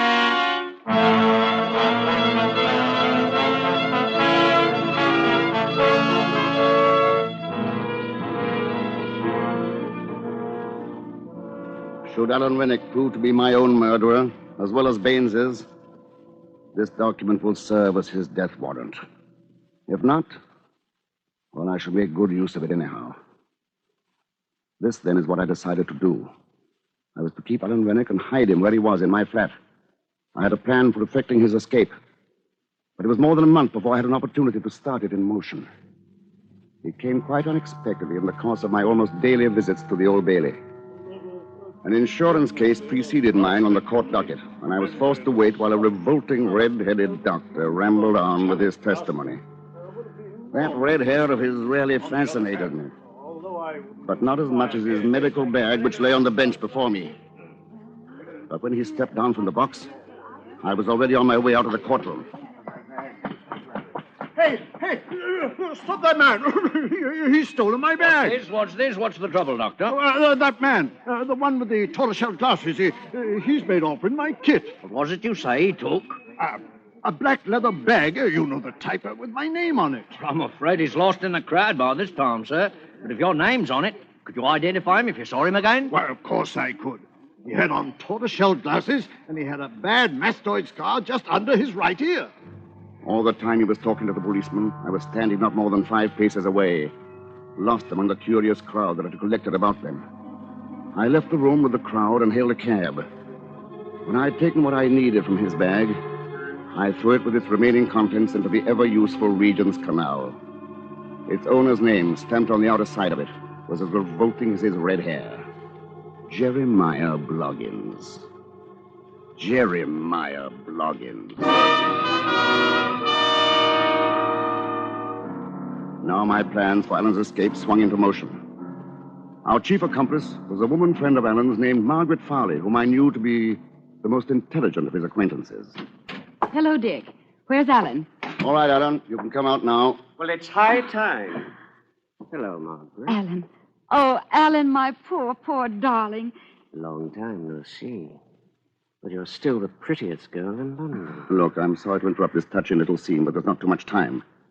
Shall we discuss our plan? Yes, of course. Well, in essence, this is it. Alan's going to die. Huh? What do you mean by that? I see. Isn't that rather extreme? Not literally, of course. The point is to arrange a bogus death of some sort. To get you declared legally dead, and then you'll assume another identity. That has possibilities. Well, what about the body? Well, I'm afraid I'm forced back on the old expedient of the suicide note. The clothes left on the riverbank, and the body that's never recovered. Later, you're declared legally dead. It's a very old plan. And rather unlikely to deceive the police for that reason, don't you think, old boy? Oh, we'll admit later on, if necessary, that it was a put-up job. What's the good of that? Don't you see? If the police ask too many questions, Miss Farley here will admit being a party to a bogus suicide. But stick to her story that you were really drowned by misadventure while trying to carry out your plan. I think it has possibilities, Alan. Where is this Hellespont that I'm supposed to swim? Well, I've been studying maps of the English coastline. We should choose the mouth of a river, where the tidal currents are strong enough to sweep the body out to sea. Not too broad a channel, so that it can be easily swum when the tide's at low ebb. And not too near to town or village, so there'll be no unwanted witnesses. So I grow a beard, swim the river, put on different clothes, and become Jeremiah Bloggins or somebody for the rest of my life. Huh? How did you happen to mention that name? Jeremiah Bloggins? Why not? Good a name as any. Don't you think so, Margaret? I don't think this is quite the time for facetiousness, Alan. Well, all right. So I become Jeremiah Bloggins. That's better than hanging. But what will Jeremiah Bloggins do for money? Well, you could make out a will in favor of Margaret here, or whomever you have. Oh, I suppose I can depend on you to make things stick legally. Well, I'm putting myself in a position where you could easily blackmail me if I didn't. He has a point there, Alan. Now, we'll need another confederate. Somebody to look after you when you get to the other shore. We could leave a car there, of course, but the effect of the cold water... Well, I think it's safer to have somebody waiting for you on the other side. Well, who'll it be? That actress friend of Alan's, Anita Kilner. That woman? Well, how can you suggest such a thing? Oh, come now, Margaret. It's true that Anita's a fool and rather a tiresome one. I don't know whether Dick told you, but her letters got me into this mess. Baines was trying to blackmail me for them, and that's why I killed him. But Dick's right. I need someone, and I can trust Anita because of those letters, if for no other reason. Heavens, what a scheme. Everybody's in a position to blackmail everybody else. Yes, that had already occurred to me. That's exactly why this plan can't possibly fail.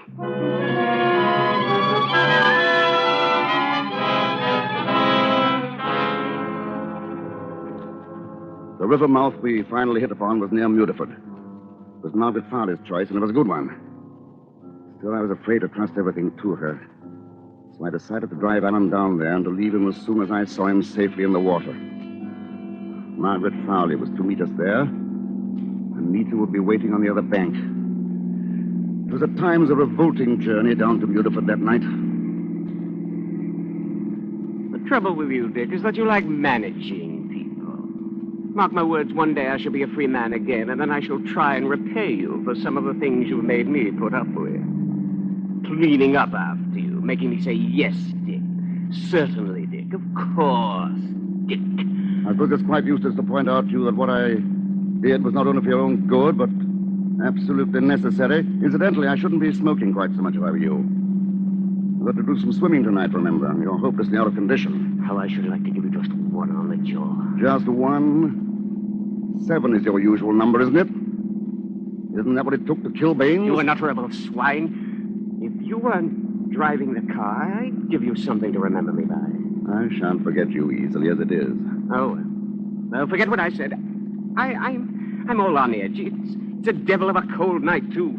Did you bring that black coffee I asked you to? Where's the thermos? There on the back seat. Help yourself. Oh, thanks. Yeah. Filthy coffee. I should have made it myself. Better save a little for just before you go into the water. Well, Margaret's bound to have brought some, too. I'll just finish us off. Oh, bad as it tastes, it's making me feel a lot better.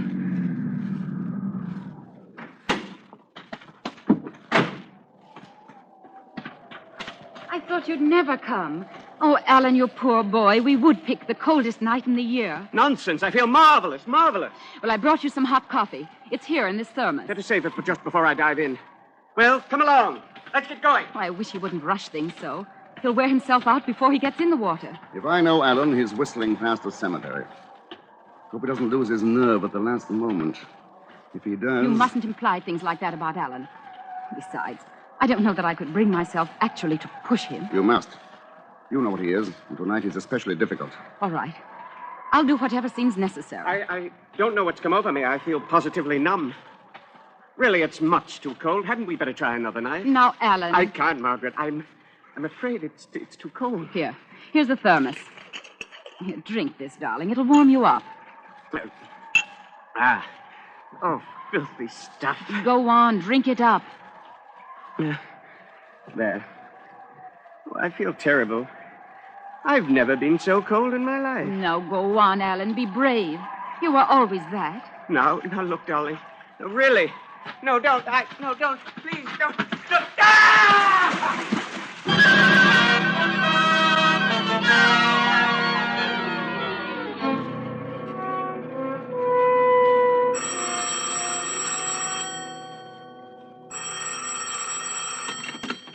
Yes? Mr. Sampson, Yes? it's Anita. Oh, yes? I'm calling from the inn near Mutford. I waited all night, but Alan never showed up. Are you sure you waited at the right spot? Of course I did. Do you think he didn't get across? I don't see why not. It was even narrower than I expected. I could have swum it myself. Now, look, you better go on home and act as if you hadn't been away. And don't telephone me again. I'll let you know the moment I hear from him.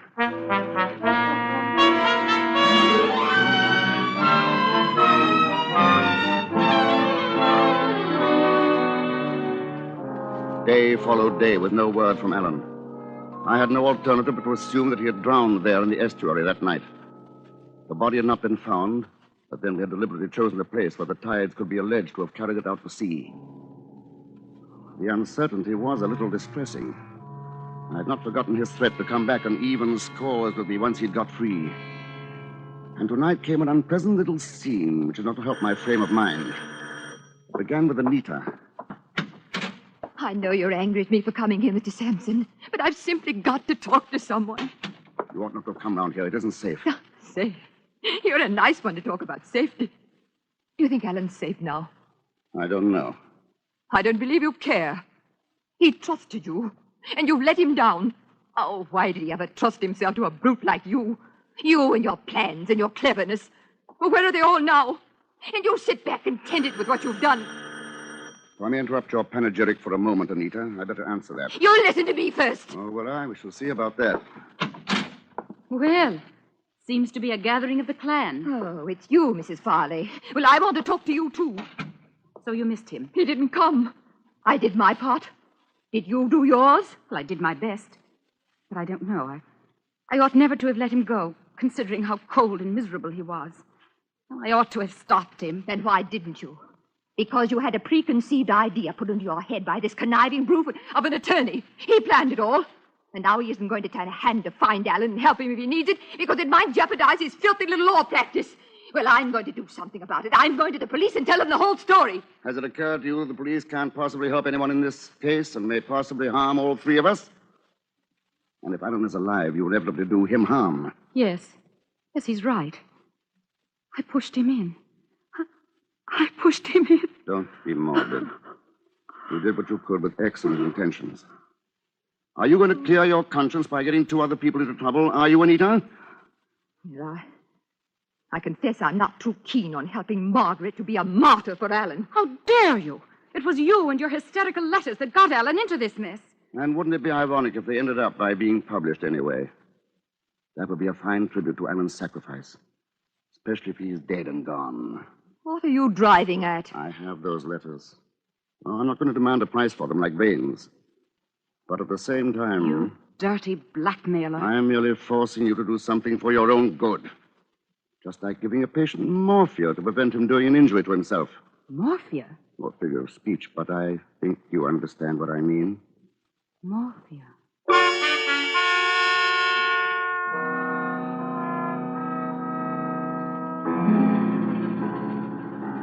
After the women had gone, I thought over the conversation, particularly that part of it in which Margaret Farley repeated the word morphia.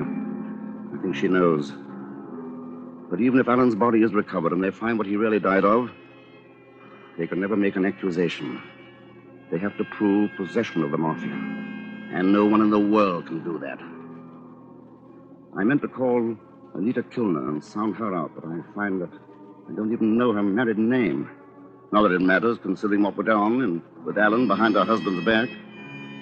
In any case, I can depend on her letters to keep her mouth shut. On reading this over, I find that in my marshalling of the facts in this case, I have omitted one possibility. Far-fetched, it's true, but there is one person whom I should set about finding if I were acting for the Crown in this case. I refer to that abominable, truculent, red-headed doctor with the ridiculous name.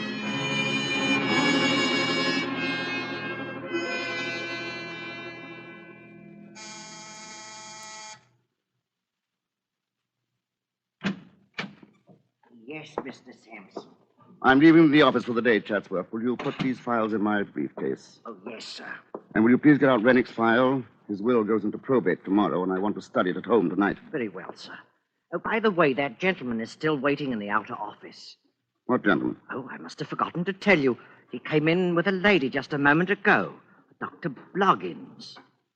Bloggins? Jeremiah Bloggins. Peculiar name, isn't it? Oh, beg pardon if it's a friend of yours, sir. No. No, not especially. You say I was in? Why, yes, I'm afraid I did. Chatsworth, if you ever become a solicitor, be sure your office has 2 entrances. Shall I send him away, sir? Jeremiah Bloggins. I dare say he'd be unpleasantly persistent. Better let him come in. Yes, sir. Will you be needing me, Mr. Sampson? Yes, you'd better sit down. I want you to take down a statement. Yes, sir. Won't you come in, please? Thank you.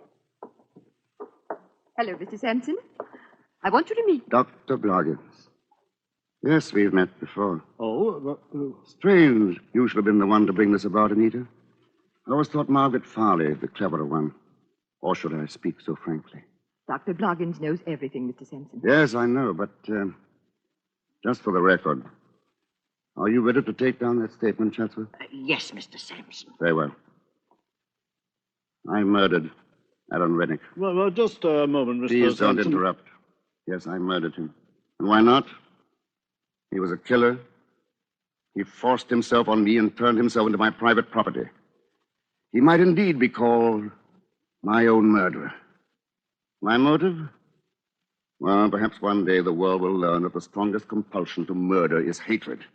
I hated Alan Rennick, and I planned his murder brilliantly. I'd counted on the sea, holding Rennick long enough for the traces of morphia to have gone. I really can't be responsible for the treachery of the elements. Only one man had the evidence to convict me.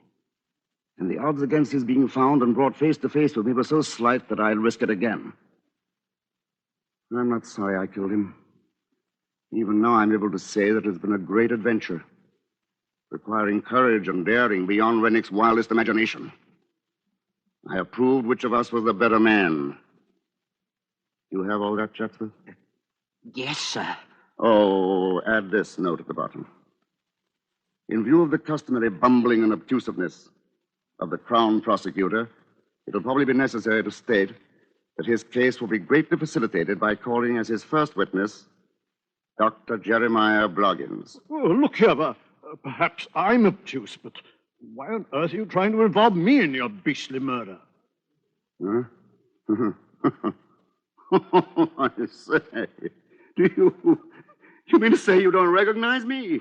Why, no. Why should I? Anita, why did you bring this man here? Why, I thought you knew. He's my husband. After Alan's body was found, I decided to tell him everything. We simply came here to get the letters. And you don't even remember me? When your bag was stolen while you were testifying at the Old Bailey. Well, so you're the blighter who did that. Good heavens. That's where you got the morphia. Out of my bag. Yes. I suppose I could get you as accessory after the fact. But that would only confuse the Crown prosecutor. Well, on the whole, I'm rather glad it worked out this way. After all, as Nanki Poo says in the Mikado, there's much to be said for the advantage of having it done by the public executioner.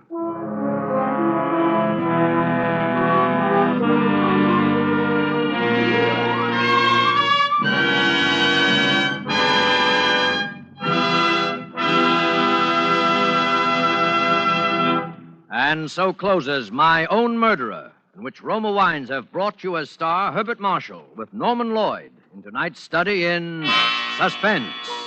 Suspense is produced, edited, and directed by William Spear. Before Mr. Marshall returns to the microphone, let me say a word for Roma Wines, the sponsor of Suspense.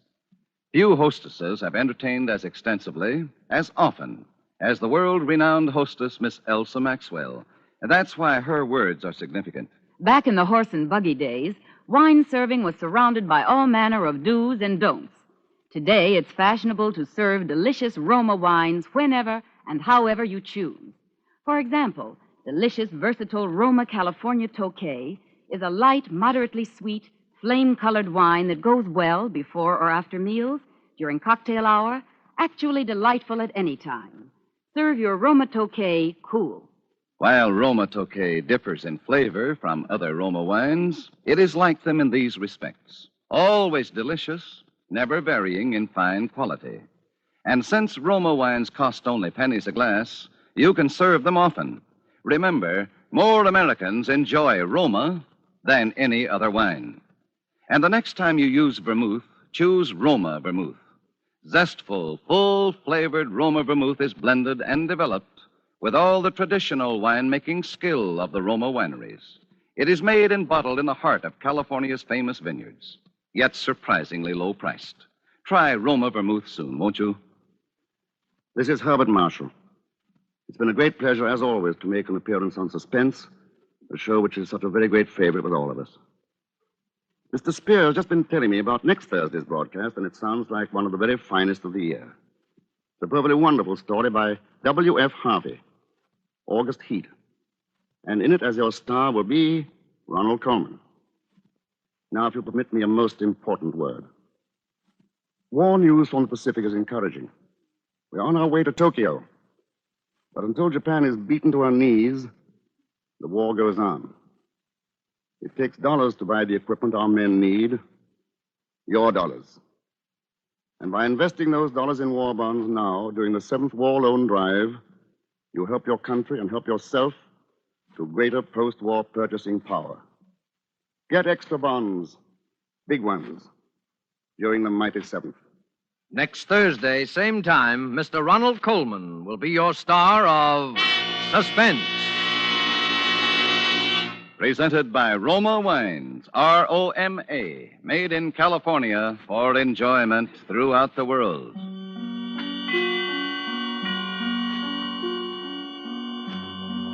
This is CBS, the Columbia Broadcasting System.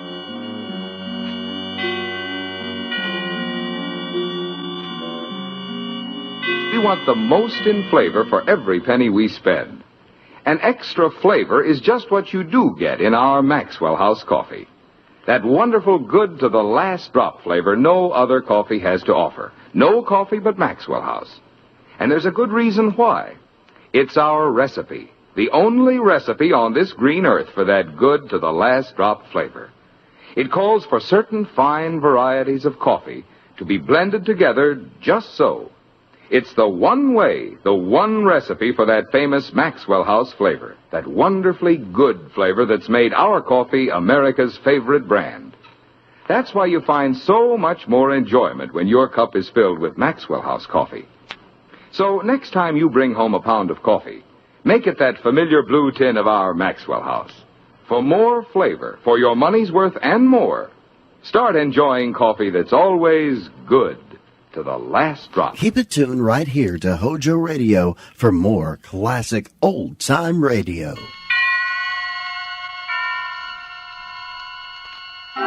Suspense. Tonight, Roma Wines bring you the distinguished actor, Mr. Ronald Colman, in one of the great suspense stories of our time, August Heat. Suspense is presented for your enjoyment by Roma Wines. That's R-O-M-A, Roma Wines.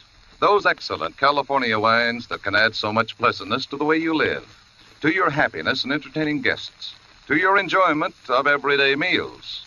Before we bring you Ronald Colman and our suspense play, here's a brief message from Elsa Maxwell, famed for her great charm as a hostess. When food looks appetizing, it almost always lives up to expectations. When even so simple a main dish as a steaming, fragrant bowl of spaghetti or beans is surrounded by bright green salads, golden rolls or muffins, and brilliant Roma California burgundy, the food is more enjoyable, more delightful. And for a summery touch of the outdoors, a vase of flowers. Perfect color complement to the deep, rich beauty of Roma burgundy. You'll enjoy the fruity, robust taste. The tart piquancy of distinguished Roma burgundy served cool. Truly a masterpiece of fine winemaking. Like all Roma wines, Roma burgundy is unvaryingly good, always high in quality of bouquet, color, and taste. The happy reward of selected grapes, brought slowly to perfection, gently pressed, then carefully guided to flavor fullness by the ancient skill of Roma's noted wineries in California's choicest vineyards. Yet all this goodness is yours for only pennies a glass. Remember, more Americans enjoy Roma than any other wine. R-O-M-A, Roma wines. Yes, right now a glassful would be very pleasant, as Roma wines bring you a remarkable tale of suspense. And with August heat, W.F. Harvey's matchless narrative of premonition and the brooding terror of twilight and the unseen, and with the performance of Ronald Coleman, Roma wines hope indeed to keep you in suspense.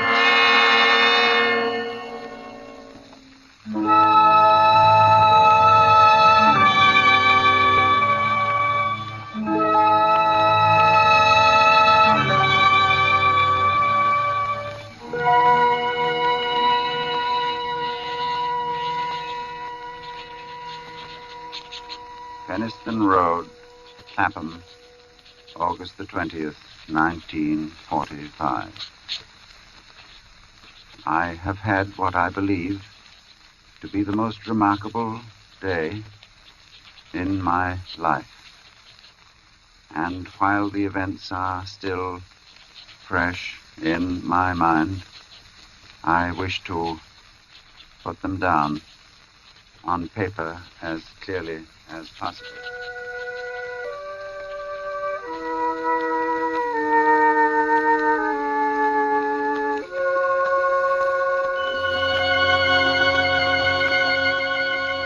Let me say at the outset that my name is James Clarence Withencroft.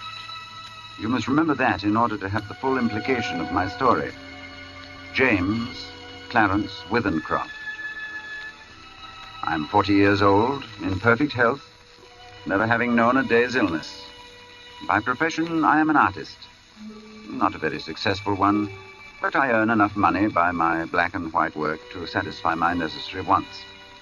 My only near relative, a sister, died 5 years ago, so that there is no one in particular to whom I address this manuscript. Only you, who might by chance read it someday. For, because of the peculiar circumstance about which you will soon hear, I have the strong premonition that I shall never live to tell anyone about it.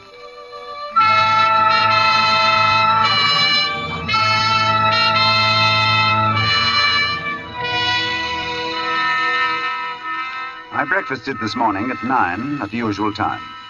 It was no different from any other morning. And after glancing through the morning paper, I lighted my pipe, and I proceeded to let my mind wander, in the hope that I might chance upon some subject for my pencil. The room, though door and window were open, was oppressively hot.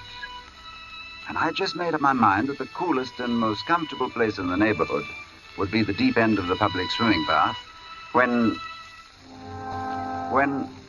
I was suddenly shaken. A feeling swept over me such as I'd never experienced before. I attempted to rise to my feet, but somehow it seemed as though I had suddenly been fastened to my chair. My hand went out in an effort to brace myself. And then, before I knew what I was doing, my pencil was in my hand, and I began to draw. It was as though someone had taken my hand and was moving it across the paper, swiftly, in bold strokes. And then I seemed to take over. My hand, under its own power, began to draw. I soon forgot the oppressive heat.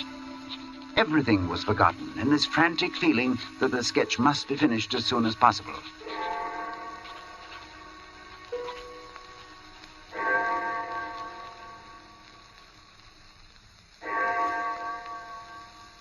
I had no idea how long I worked until I heard the clock of St. Jude's in the distance.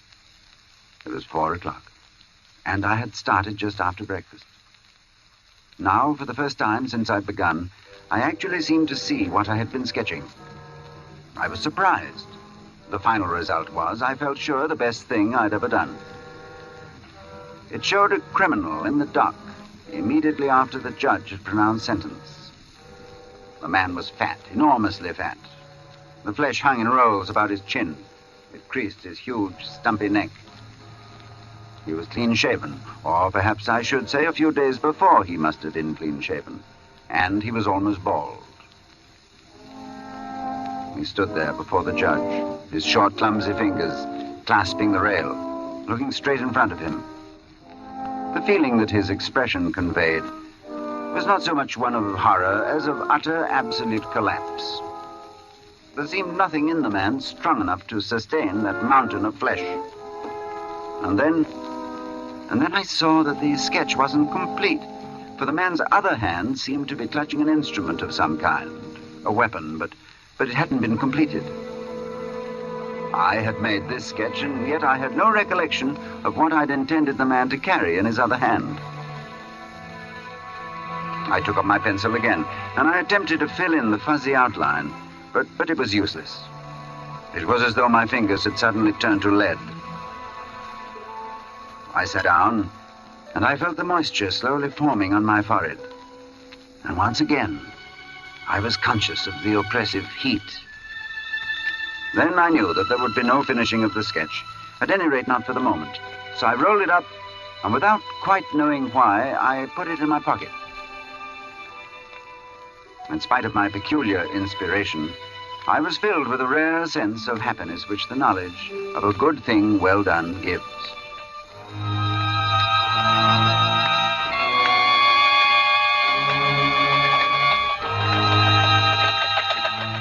I believe that I set out with the idea of calling upon Trenton, for I remember walking along Lytton Street and turning to the right along Gilchrist Road at the bottom of the hill where the men are at work on the new tram line. From there onwards, I have only the vaguest recollection of where I went. Through parks, along crowded streets, always conscious of the awful heat that came up from the dusty asphalt pavement in a suffocating wave.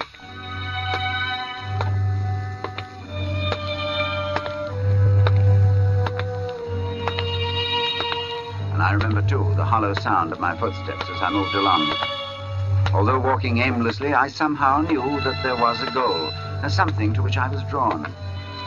I longed for the thunder promised by the great banks of copper-colored clouds that hung low over the western sky. I've really no idea how far I walked when a small boy roused me from my abstraction. You got the time, mister? 20 minutes to 7. Thanks. Hot enough for you, sir? Yes. When he left me, I began to take stock of my bearings. I found myself standing before a gate that led into a yard bordered by a strip of thirsty earth. There were flowers, purple stock and scarlet geranium, and great numbers of bees droned over them. I stood looking down at them for a moment, and then, for some reason, I looked up. Over the entrance to the place, there was a board with the inscription, Charles Atkinson, Monumental Mason, worker in English and Italian marbles.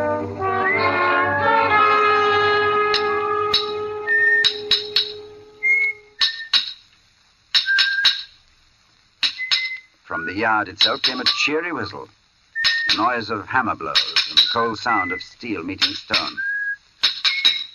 A sudden impulse made me enter, and I went in the direction of the noise. There was a man, sitting with his back towards me. He was busy at work on a slab of curiously veined marble. Then, without turning, his hammer stopped in midair as he was about to bring it down on his chisel. He held this position a moment before turning, but I knew that he was aware of my presence, and when he turned, I saw his face. It was, although I'd never seen him before, it was the face of the man I had been drawing.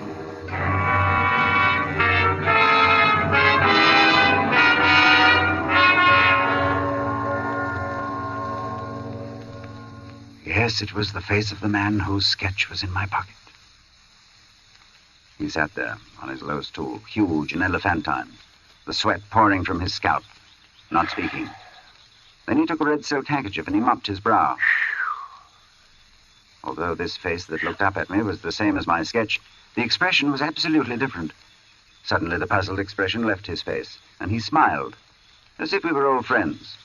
And he walked over and he took my hand. Good day, sir. Good day. I'm sorry to intrude. Not at all. Everything is so hot and glary outside. This is like an oasis in the wilderness. I don't know about an oasis, but it certainly is hot. Whew.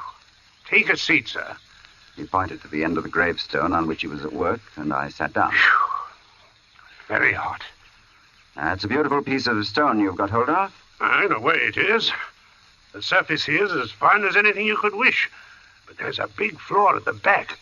Though I don't expect you'd notice it. Oh, I shouldn't think so. I could never really do a good job on a bit of marble like that. It would be all right in the summer like this. Wouldn't mind the blasted heat. But wait until the winter comes. Winter? There's nothing quite like frost to find out the weak points in stone. Oh. A gravestone, you see. Oh, I see. Then what's this one for? You'd hardly believe if I was to tell you, but it's for exhibition. It's the truth. Artists have exhibitions, so do grocers and butchers. Oh, we have them too. All the latest little things in headstones, you know. He went on to talk of marbles, which sort of marble best withstood wind and rain, and which were easiest to work. Then of his garden and some new sort of carnation he had bought. At the end of every other minute, he would drop his tools, wipe his shining head. This heat's bad. A man's not responsible for what he does in this heat. I said little, for I felt uneasy. There was something unnatural, uncanny in all of this, the feeling that I'd experienced it all before. The oppressive heat, the fragrance of the stocks in the air, the conversation about the marble, the flowers, everything as though I had experienced it before. And yet I knew that I'd never ever been in this section of town before.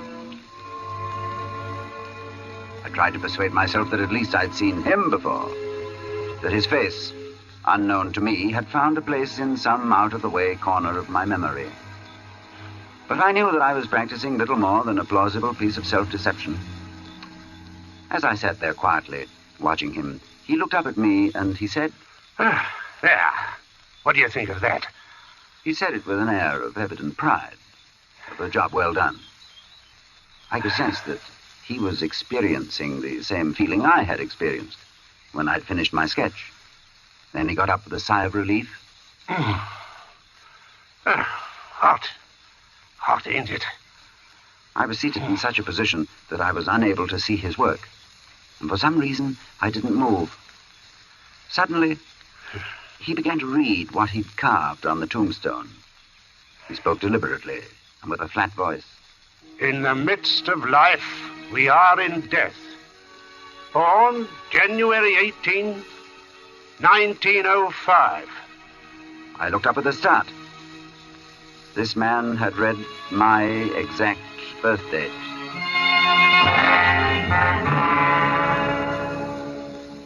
He passed away very suddenly on August 20th, 1945.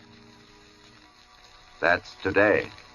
We usually use the present date on these exhibition stones. Do you usually put a name on them, too? Yes. Sacred to the memory of James Clarence Withencroft.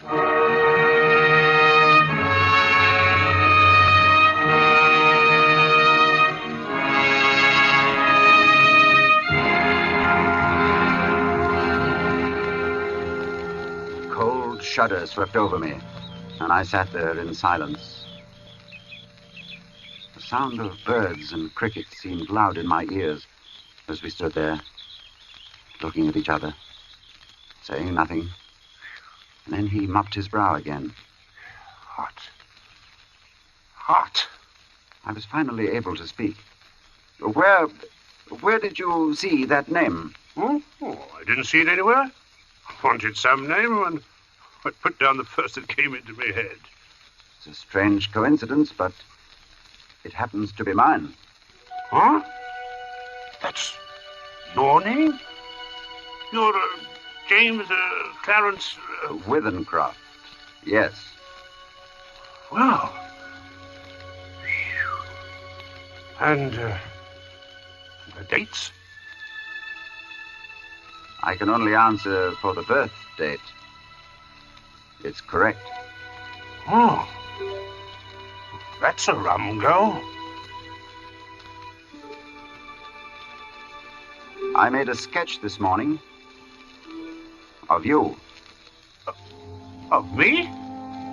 But you've never seen me before. No. Oh. Oh. I took my sketch from my pocket and I showed it to him. As he looked, the expression on his face altered until it became more and more like that of the man I had drawn. And it was only the other day before that I told Maria there were no such things as ghosts. Neither of us had seen a ghost, but I knew what he meant. Then I spoke to him. You probably heard my name someplace. Yes. You must have seen me somewhere and forgotten it. Yes. Were you at Clacton-on-Sea last July? No, I've never been to Clacton in my life. Oh. And we were silent for some time again. And we stood there looking at one another and at the two dates on the gravestone. And the birth one was right, and the other was today. Well, come inside and have some supper.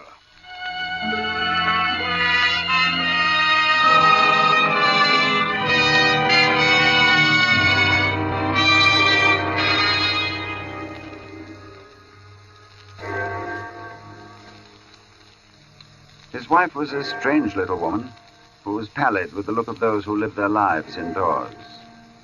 Her husband introduced me as a friend of his who was an artist, and he informed her that I was staying to supper. I spoke, making some comment that I hoped I wouldn't be an intrusion, and she looked up at me and she said, "You have a pleasing voice, Mr. Withencroft, and you're welcome in my home. I'm sorry Charles has not brought you here before."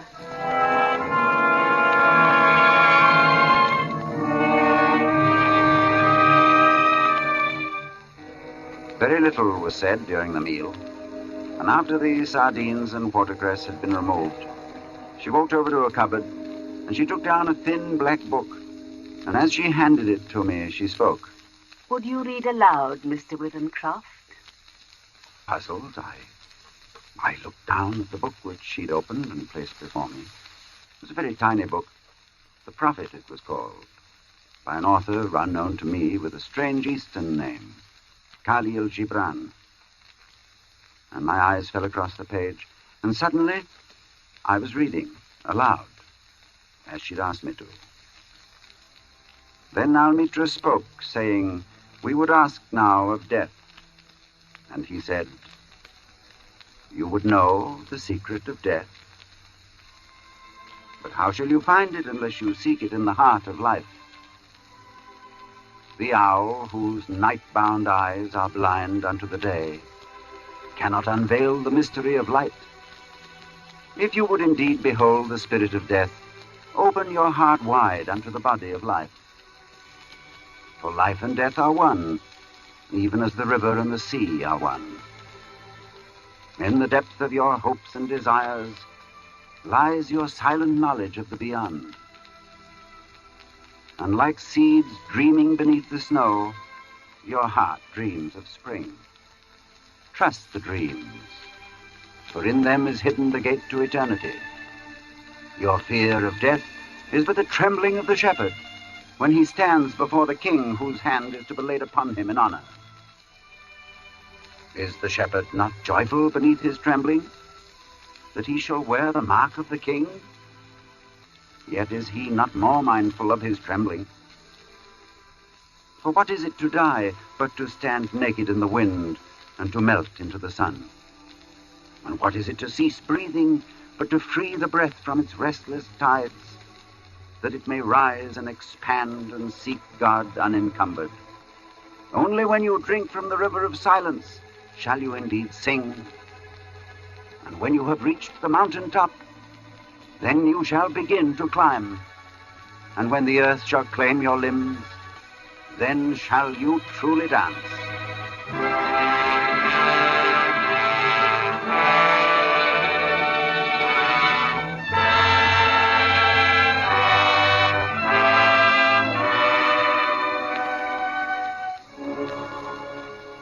When I looked up, Mr. Atkinson had gone. But his wife stood before me, and as she took the book, she spoke. Thank you. Then I went outside. And I found Atkinson sitting on the gravestone and smoking. He looked up at me. Hot. Man's not responsible for what he might do in this heat. She never asked anyone to read aloud before. And then we talked about the sketch again. He looked at it. Likeness is me, all right. On trial. You must excuse my asking, but do you know of anything you've done for which you could be put on trial? No, I've done nothing. Not yet. He got up, fetched a can from the porch, and he began to water the flowers. Twice a day regular in the hot weather. And then the heat sometimes gets the better of the delicate ones, and ferns. Good Lord, they could never stand it. Where do you live? I told him my address. It would take an hour's quick walk to get back home. And he stopped watering, and he faced me squarely. It's like this. We'll look at the matter straight. If you'll both go back home tonight, you take your chance of accidents. A cart may run over you. There's always banana skins and orange peels, to say nothing of falling ladders. He spoke of the improbable with an intense seriousness that would have been laughable 6 hours before. But I did not laugh. The best thing we can do is for you to stay here till 12 o'clock. Then it'll be tomorrow, do you see? Yes. We'll go upstairs and smoke. Maybe cooler inside. And to my surprise, I agreed.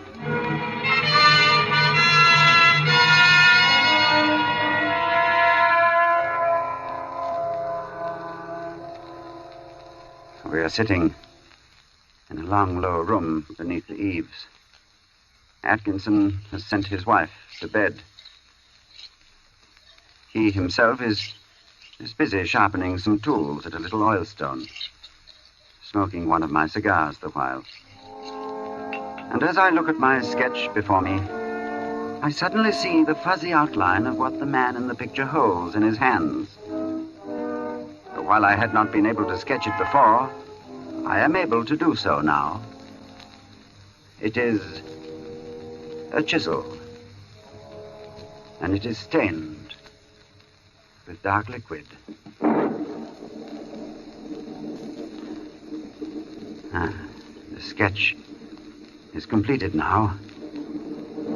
The air seems charged with thunder, and I hear it in the distance. It is ominous, but it carries the hope of rain. Perhaps this damnable heat will be broken soon, and the day will soon be over.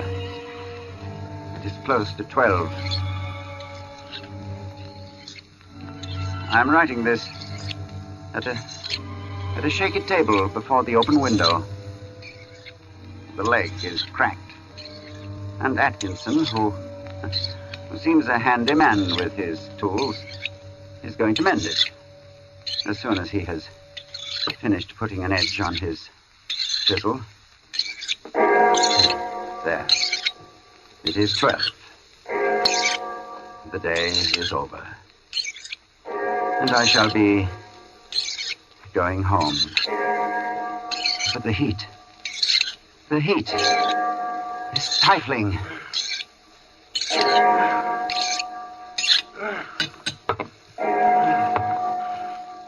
This heat is enough to send a man mad.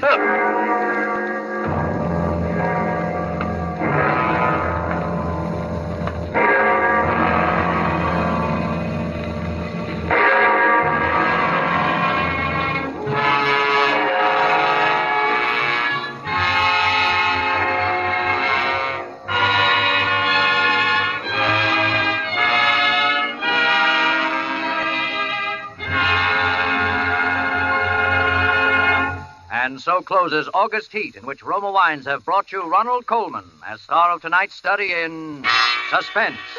Suspense is produced, edited, and directed by William Spear. Music for August Heat was composed by Lucien Morawick and conducted by Lud Gluskin. Dennis Hoy appeared as Atkinson. This is Truman Bradley with a word for Roma Wines, the sponsor of Suspense. America's famed authority on hospitality, Elsa Maxwell, recently made this suggestion for gracious entertainment. Your friends will respect your good taste when you serve delightful Roma California Tokay. Enjoyable at any time, with coffee or dessert, with nuts and fruit. I suggest serving Roma Tokay cool. A most timely suggestion from Miss Maxwell. You'll find flame-bright Roma Tokay velvety smooth, moderately sweet, light, yet delightfully rich in color. And you'll find Roma wines always delicious, of unvarying fine quality and goodness. June is the month of weddings, and the most distinguished way to face the June bride is by serving Roma California Champagne. Its gold and sparkle and delicious, delightful dryness tell you that here is a truly fine champagne, Roma Champagne. Next time you plan for a special occasion, add this sparkling touch of perfection, good Roma Champagne. Next Thursday, you will hear John Payne and Frank McHugh as stars of Suspense. Presented by Roma Wines, R-O-M-A, made in California for enjoyment throughout the world. This is CBS, the Columbia Broadcasting System.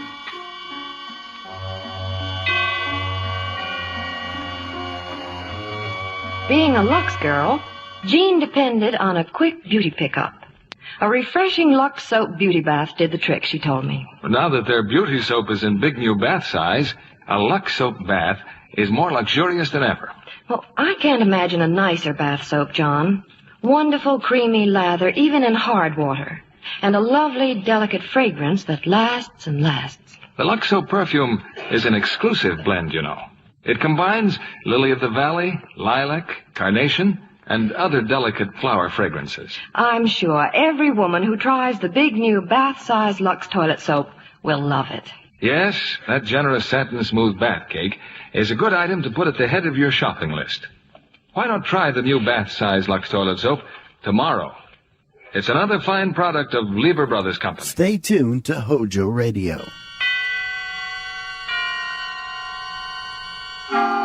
Suspense.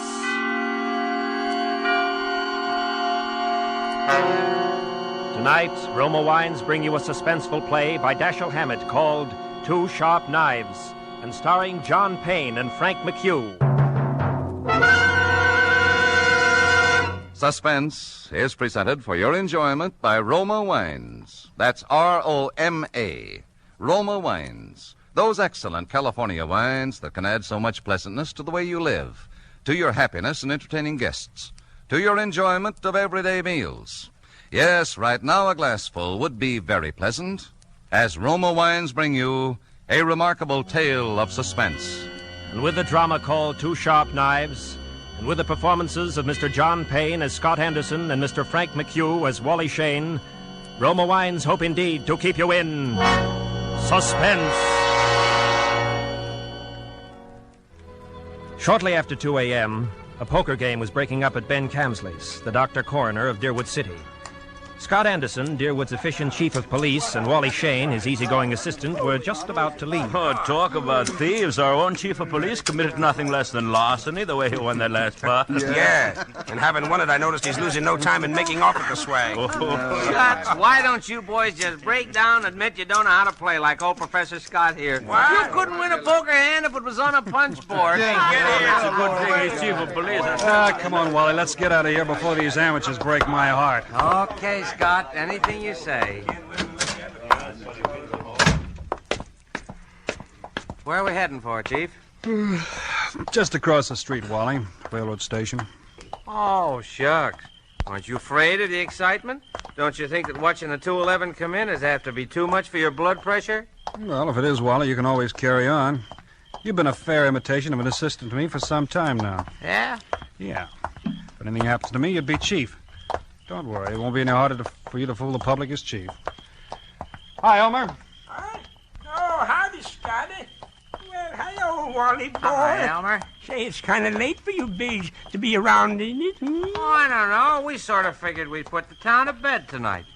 How's it 2:11? On time? Right on the nose, Wally, right on the nose. She ought to be blowing for the bend in just about 3 seconds now. By golly, she fooled me. She's early. That's her now. Why, you expecting anyone on us, Scotty? No, Elmer, I'm not expecting anyone. Walt and I just thought we'd mosey over and watch her come in, that's all. You know, Elmer, you can never tell who might get off, though. Jesse James or Jack the Ripper, or even your Aunt Gussie. Yeah, I guess you're right, Wally. Well, here she be. Pardon me, gentlemen. I gotta be rolling the wagon out to the bagel store. What? Hi, Elmer. How's it going? I can't complain, Cap. Well, maybe you can, Elmer, but I sure can. You hold us up with that freight there. How much more? No. This is the last piece now. Oh. Well, there you are, Cap. It's all done. Okay, see you tomorrow, Elmer.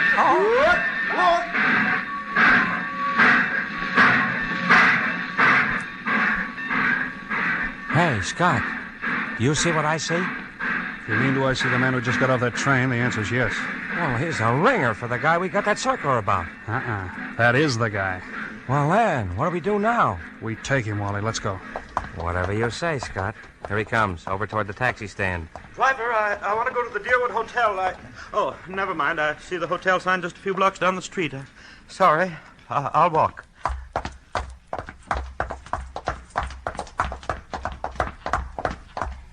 Hello, Furman. Oh, I don't believe I... You're Lester Furman, aren't you? Yes, I am. Philadelphia? Yes. I'm Scott Anderson, chief of police here in Deerwood. What's happened to her? Happened to who? Oh, no, you don't. If you think you can pull that sort of stuff with me, you're very much mistaken. Look. Okay, take Scott. It. You silly... Let me get a crack at that mug. Wait a minute, gentlemen. Hold it, Wally. Hold it up. Well, Furman. I'm sorry for a moment there. I thought that you weren't really a policeman. Thanks. Guess I look almost human in civvies. Until I saw the other gentleman's uniform, I thought you were a hold-up man, Mr. Scott. Then never mind the thanks. It was silly of me. I'm sorry. Well, let's get going before anything else happens. Are you taking me to police headquarters? Mm-hmm. What for? Philadelphia. I don't think I understand you. You understand you're wanted in Philadelphia, don't you? I'm wanted in Philadelphia? Yeah. Got a cigarette? Huh? Oh, yes, of course. Here you are. What am I wanted for? Murder.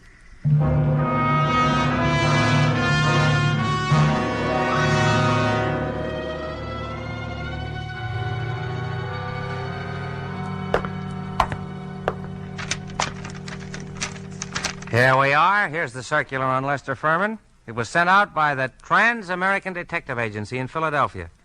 $1,500 reward for the arrest and conviction of Lester Furman, alias Lloyd Fields, alias J.D. Carpenter, for the murder of Paul Frank Dunlap in Philadelphia on December the 8th, 1942. Oh, no.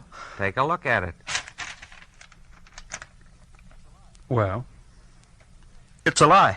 You're Furman, aren't you? Yes. The photograph reproduced in the circular is a picture of you, isn't it? Yes, it is, but I can't understand. Here. You better sit down. Well, what we got here? We got Lester Furman. Oh, that Philadelphia. You lucky stiffs. Now you and Wally spent $1.5 grand reward, though. Gee, I've never seen nothing like it. If it ain't vacations in New York at the city's expense, it's reward, Moolah. George, someday, if you don't remember you're the jailer around here and not the DA, you're going to be wearing your teeth on the outside of your lip, and I'll be the guy who arranged it that way.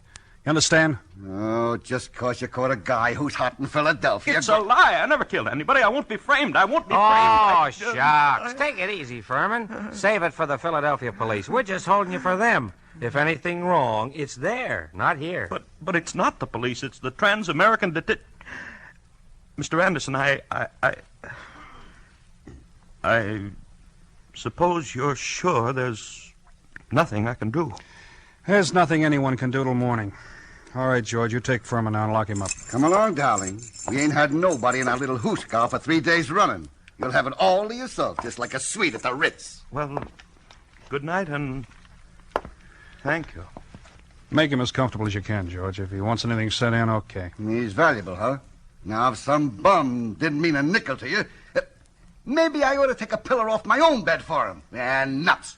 He's just like the rest of them to me. Shut up! Perhaps you forgot my remark about your teeth a while back, George. Any day now, I'm going to forget your uncle's county chairman and throw you back in the gutter just to see how high you'll bounce. Remember that. Do all the talking you want, but do what I tell you. Oh, shucks, Scott. George don't mean nothing. He's just money mad. Okay, I'm going home now. If it's anything urgent, I can be reached there. But I don't want to be disturbed unless it's urgent.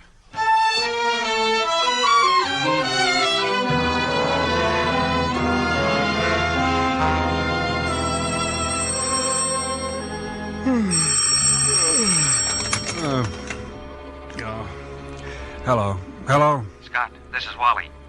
Yeah, Wally? Oh, what time is it? It's 5 after 6 in the morning, and you'd better come right down, Scott. That fellow Furman's hung himself. What? Hung himself? Yep, by his belt from a window bar. Deader than a mackerel. I'll be right in, Wally. Phone Ben Camsley, tell him I'll pick him up on the way down. Oh, shucks. No doctor's going to do Furman any good now. Well, it won't hurt to have him looked at. You better phone the county court at Douglasville, too, and file a routine report. Already did that. And what's more, hold on to your seat. The DA's on the way over, in person. The DA? I'll be there before you hang up.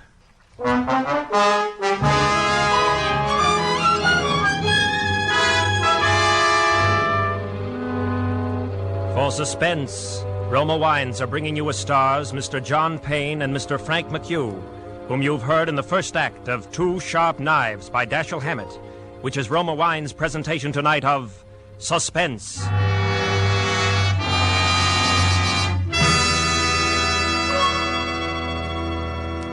Between the acts of Suspense, this is Truman Bradley for Roma Wines. Elsa Maxwell, famed hostess, makes this suggestion for added mealtime enjoyment. It's smart, yet simple, to dress up ordinary meals. For a festive note, spread your table with a brightly colored cloth, a centerpiece heaped with fresh fruits and nuts, a basket of crispy brown hot rolls, and at each plate, a glistening glassful of golden Roma Sauterne, well chilled. A most welcome suggestion from Miss Maxwell. And as you enjoy Roma California Sauterne, you'll be delighted with the flavorful delicacy of this truly distinguished table wine. Like all Roma wines, Roma Sauterne is always unvaryingly good, the goodness of selected grapes, picked at the peak of perfection in sunny California's choicest vineyards, carefully pressed, the rich natural juices guided to perfection, unhurriedly, by the ancient wine skill of Roma's famed wineries. Good Roma wines never vary, are always enjoyable, yet cost only pennies a glass. Remember, because of uniformly fine quality at reasonable cost, more Americans enjoy Roma than any other wine. R-O-M-A, Roma wine. And now, Roma Wines bring back to our soundstage John Payne as Scott Anderson, Deerwood City Chief of Police, and Frank McHugh as Assistant Chief Wally Shane in Two Sharp Knives, a play well calculated to keep you in suspense.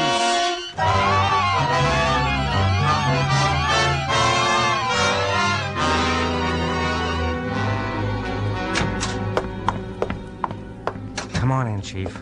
Good old Ted Carroll, the DA's here, and he's plenty hot under the collar. Yeah, what's he burning about? Oh, he's just mad.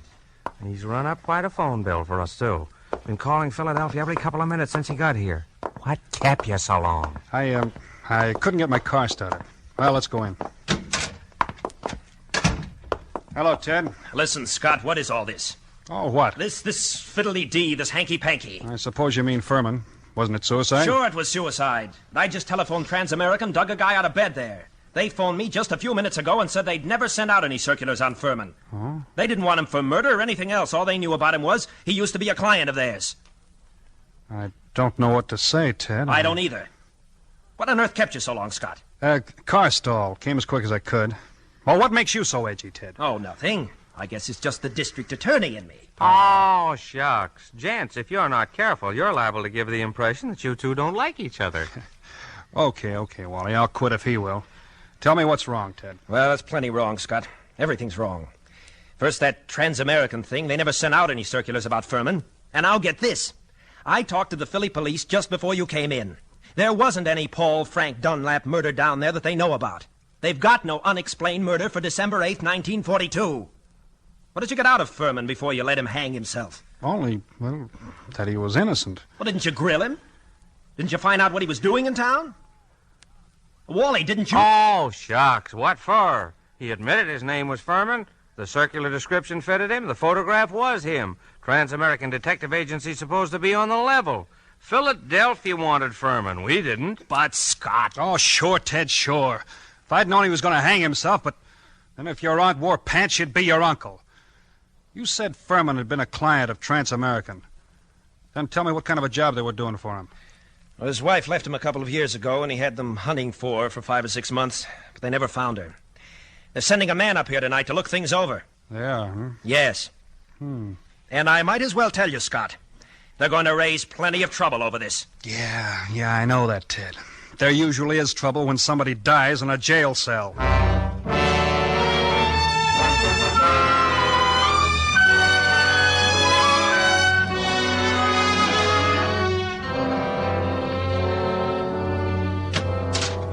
Chief Anderson? Yeah, come in.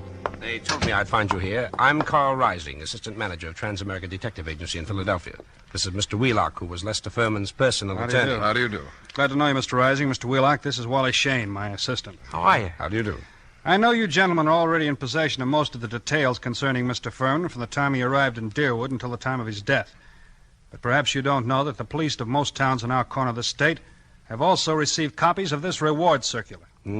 Get it for him, will you, Wally? Here you are.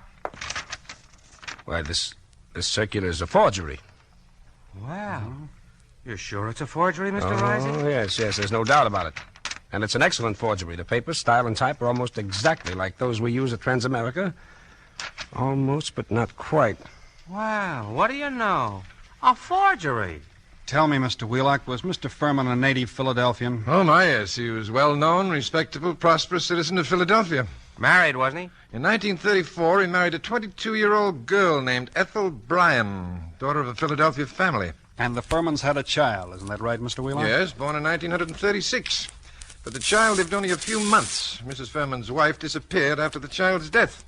What year was it she disappeared? Mr. Rising should remember that. His agency worked on that matter. Yes, I remember it very well. Mrs. Furman disappeared in 1937. We never heard anything of her again, although Furman spent quite a lot of money trying to locate her. Furman never divorced her, huh? No, sir. I should say not. He was very much in love with her. And he seemed to think that the kid's dying made her a little screwy so that she didn't know what she was doing. That's right, isn't it, Mr. Wheelock? Well, that is my belief, Mr. Rising. You said Furman had money, Mr. Wheelock. How much did he have, and who gets it? I should say his estate will amount to perhaps $500,000 left in its entirety to his wife. His wife, huh? That's quite a handy sum for anyone to have, huh, Wally? Yeah. Tell me, do either of you know why Furman came to Deerwood? No. Oh, shucks. You were his attorney, Mr. Wheelock. Don't you know if he told his servants or his office employees or someone why he came here? I know of no one of whom he told, and I can't see that these questions of yours are getting us anywhere. Why do you persist in asking them? Because, Mr. Wheelock, everything shows that somebody framed Furman into the Deerwood jail. And that frame-up drove him to suicide. Nothing shows anything else. And there has to be something else. A lot else. Well, Chief, what do we do now? I'm going across the street to Fritz's undertaking parlor. Maybe I'll find something else there.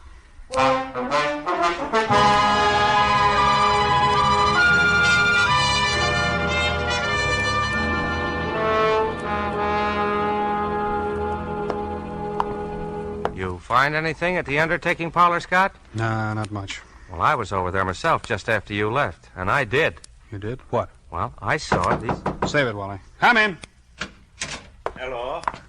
Am I butting into anything here? Oh, shucks, no. You know the coroner's report is always welcome at a time like this, Doc? What's on your mind, Doc? Well, is it all right to talk here? I mean, can anyone hear us? No, go ahead, talk. Listen, Scott, 2 of those bruises showed. What bruises? Furman. Up under the hair, there were 2 bruises.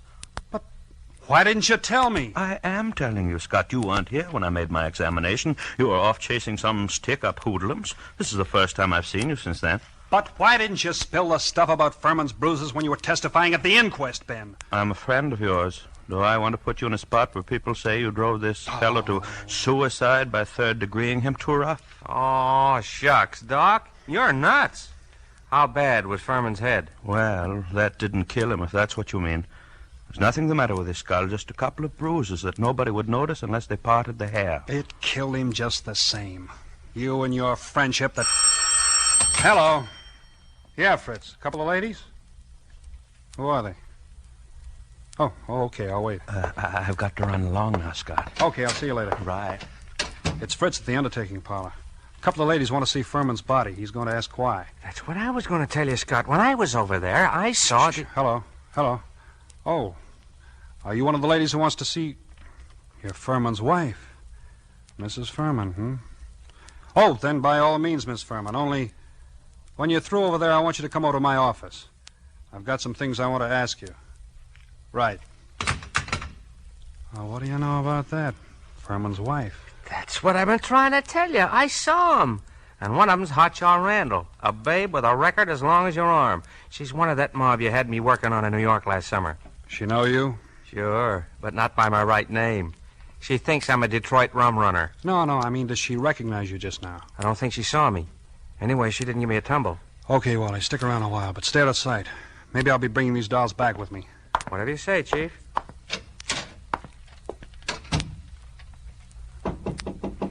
Come in.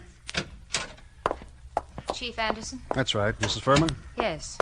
This is my friend, Mrs. Crowder. Mrs. Crowder. Thought your name was Randall. What do you care, Chief? I'm not hurting your town any. Okay. Now, before anybody says anything, I want to tell you something. Furman didn't commit suicide. He was murdered. Murder? My husband murdered? We got alibis. We were in New York. We can prove it. You're likely to get a chance. How'd you people happen to come down here? Murdered. Who's got a better right to come down here? She was still his wife, wasn't she? She's got a right to look out for her own interest, hasn't she? Yeah, that reminds me of something. Excuse me just a second. I gotta make a phone call in the next room. Oh, take it easy now. Hey, Hamill. Yeah, Chief? I want you to have someone get hold of that lawyer, Wheelock, before he leaves town and tell him I want to see him. And is Wally around? No, he's not here. He said you told him to keep out of sight. I'll find him for you, though. Right.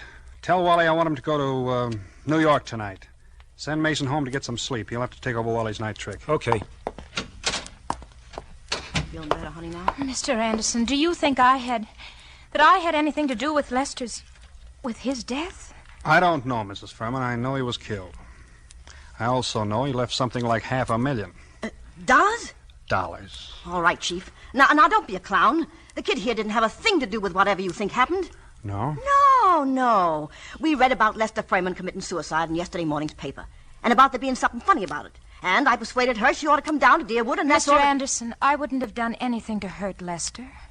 I left him because I wanted to leave him, but I wouldn't have done anything to him for money or anything else.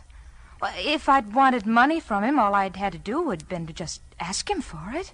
That's so. Well, he used to put ads in the paper telling me if I wanted anything to let him know, but I never did. You can ask his lawyer, Mr. Wheelock. Anybody who knew anything about it can tell you that. Yeah, that's the truth, Chief. For years I've been telling Ethel she was a chump not to tap him, but she never would. I had a hard enough time getting her to come for her share, now that he's dead and got nobody else to leave it to. I wouldn't have hurt him. Why did you leave him, then? Well, after the baby died, I just... Hey, excuse me. Oh, yeah, Hamill. You gave Wally the message. Yeah, I want him to go to New York tonight. Okay, where is he, home? He is home, Okay, thanks. This circular's what got your husband in the jug, Mr. Furman. Did you ever see that picture before? No, Why, that... It can't be. It's a snapshot I have. It's an enlargement of it. Who else has one? No, nobody that I know of. I don't think anybody else could have one. Have you still got yours? Yes, I don't remember whether I've seen it recently. It's with some old papers and things, but I must have it. Well, Mrs. Furman, it's stuff like this that's got to be checked up. Neither one of us can dodge it. Now, there's two ways we can play. Yes. I can hold you here on suspicion till I've had time to check things up, or I can send one of my men back to New York with you for the checkup. I'm willing to do that if you'll speed things up by helping him all you can. And if you'll promise me you won't try any tricks. I promise I'm as anxious as you are to track this down. All right. How'd you come down? We drove. That's my car, the big green one across the street. Fine. Then my man can ride back with you. But no funny business. Funny shummy. What do you expect, huh? Huh? Oh, send him in. Hello, Mr. Wheelock. Is this really Mrs. Furman? Yes, that's really her, all right. Fine. How do you do? You wait here, Wheelock. I'll be back in a little while. Come on, girls. Where are we going? We're going to solve a murder, sister.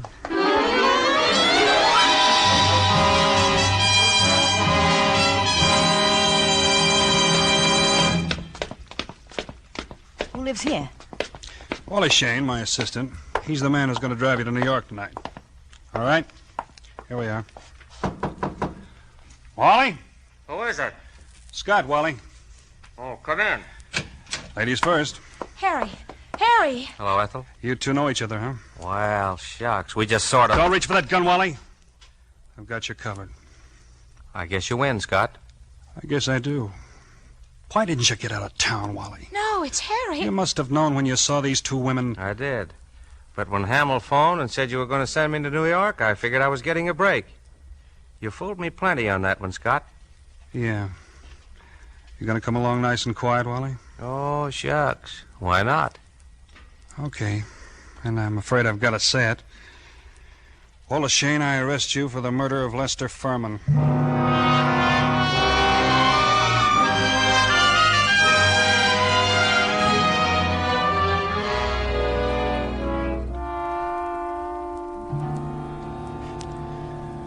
You, comfortable in here, Wally?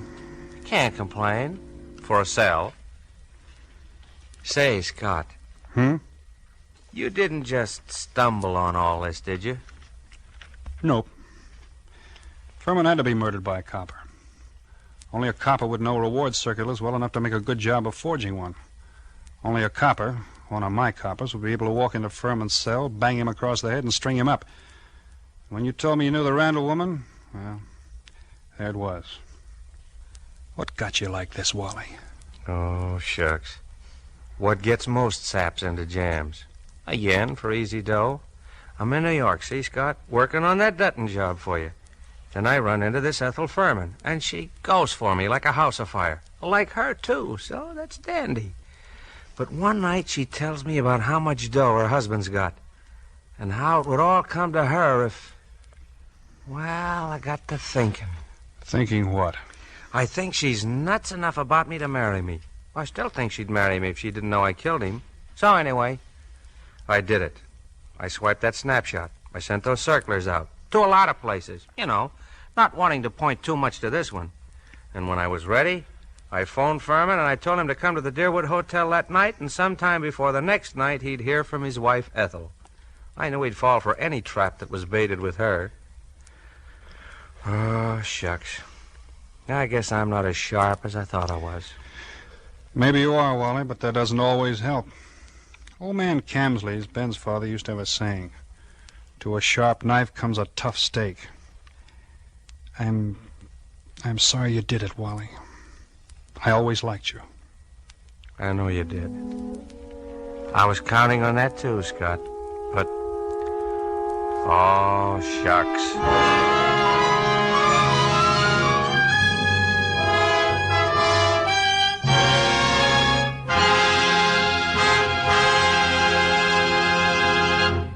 And so closes Two Sharp Knives, in which Roma Wines have brought you John Payne and Frank McHugh as stars of tonight's study in Suspense.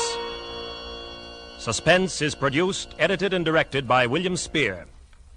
Before our stars return to the microphone, let me say a word for Roma Wines, the sponsor of Suspense. Elsa Maxwell, noted authority on smart entertaining, has this suggestion. When the thermometer rises, it's time for cooling, refreshing drinks. Enjoy the taste thrill of frosty cold, thirst-quenching Roma refreshers. A Roma Sherry Cobbler is a gay and colorful drink, simple to prepare with distinguished Roma California sherry. Miss Maxwell has an excellent idea there. And America's smartest drink, the Roma Sherry Cobbler, takes but a jiffy to prepare. Here is how. In a tall glass, dissolve 1/2 teaspoonful sugar in 2 tablespoons lemon juice. Half fill the glass with delicious Roma Sherry. Add ice to fill, stir well, and you have the most delightful summer refresher you've ever tasted. You know, June is the month of weddings and anniversaries. And a most distinguished way to honor this year's and yesteryear's June bride is by serving delicious Roma California champagne. Its delightful pale gold color, distinctive dryness, tell you that here is a truly fine champagne. Roma champagne. No better way to say happy days ahead than with Roma champagne. This is John Payne. I'm sure I speak for Mr. Mayhew, too, in saying how delighted we have been to be invited to appear on Suspense. Before Mr. Mayhew brings you a message from our government, I would like to pass along to you the billboard for next Thursday's half hour of Suspense. It will star that polished and sinister actor, Clifton Webb, in a radio play based on John Dickson Carr's novel, The Burning Court. Okay, Frank, take over. The Battle of the Pacific has moved into high gear. Our fighting men are doing more than their share in this big second half of our fight for victory. The current 7th War Loan Drive is an opportunity for you to do your share. The money you invest in war bonds now will increase in value. Will be your ready cash for tomorrow. Buy those extra war bonds today. John Payne will soon be seen in the 20th Century Fox Technicolor production, The Dolly Sisters.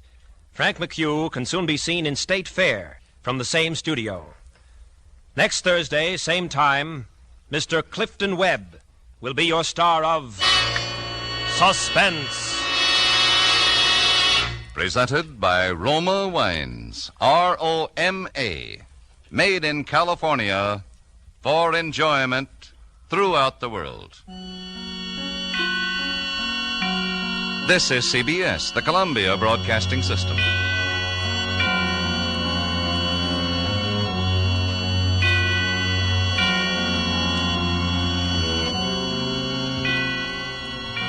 This is Sandy Becker saying, keep cooking with Crisco.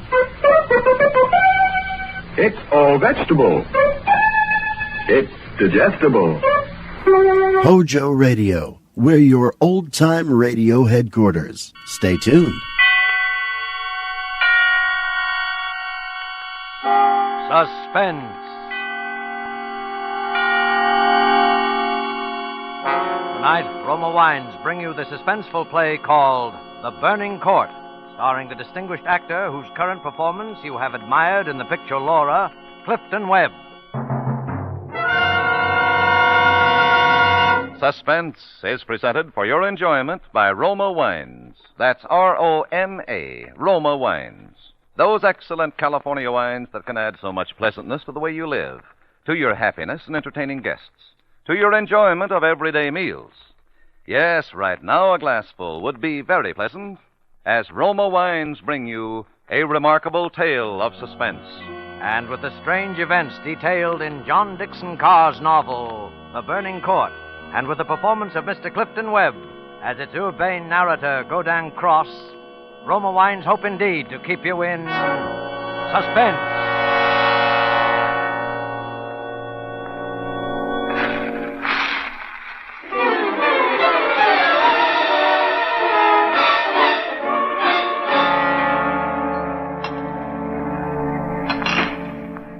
A pleasant fire, charming company, and a hostess who realizes that tea served in the Russian manner is the only manner in which tea should ever be served. Yes, a heartwarming evening, Mr. Covington, in an extremely gracious setting. How fortunate that your uncle had the wealth to satisfy such an exquisite taste. And what a pity I have so little time to tell you which one here murdered him just last week.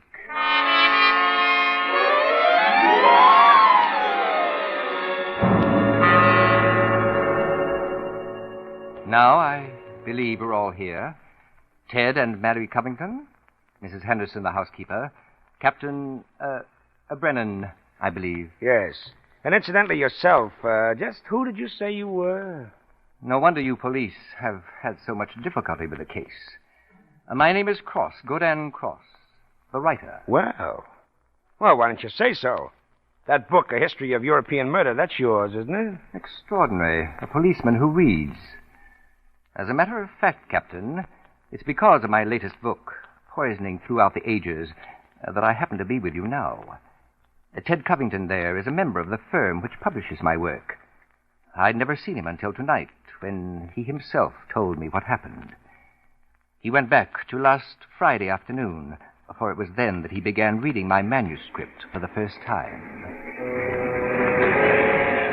He began it on the train, the commuter's train, which every afternoon deposits him safely and soundly in this charming suburb of Crispin. That is, if you care for suburbs. At any rate, I imagine he was almost home by the time he finished the first chapter. Then he turned the page. Attached to the following leaf was a picture, and looking at it, the young man stiffened suddenly and all but cried out his shock. It was a picture of a woman. Under it was printed, Marie Dubronich, convicted of arsenic poisoning, St. Petersburg, Russia, 1731. Ted Covington was looking at a picture of his own young wife.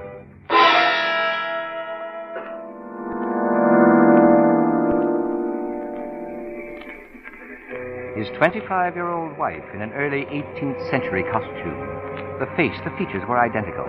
Even the name. Dubronich is his wife, or was his wife's maiden name. No, it was ridiculous. This woman in the picture was one of his wife's ancestors. Simply an amazing family resemblance. He wondered why Marie had never told him about... Ted Covington glanced down at the chapter to which the picture had been attached.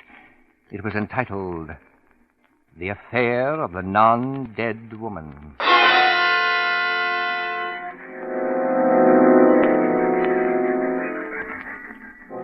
But then the train was approaching the station, and he rose and walked out to the platform. Standing there for a moment, his eyes ran down the page.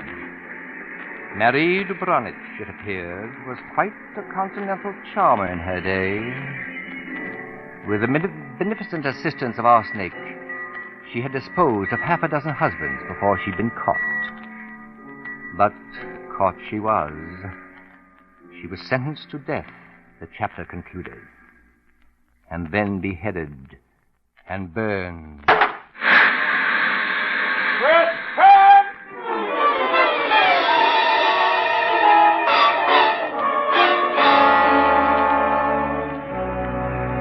And there, waiting for him at the curb by the suburban station, was the wife he knew so well. Ted! She was leaning toward him now to open the door, smiling in that way he knew so well.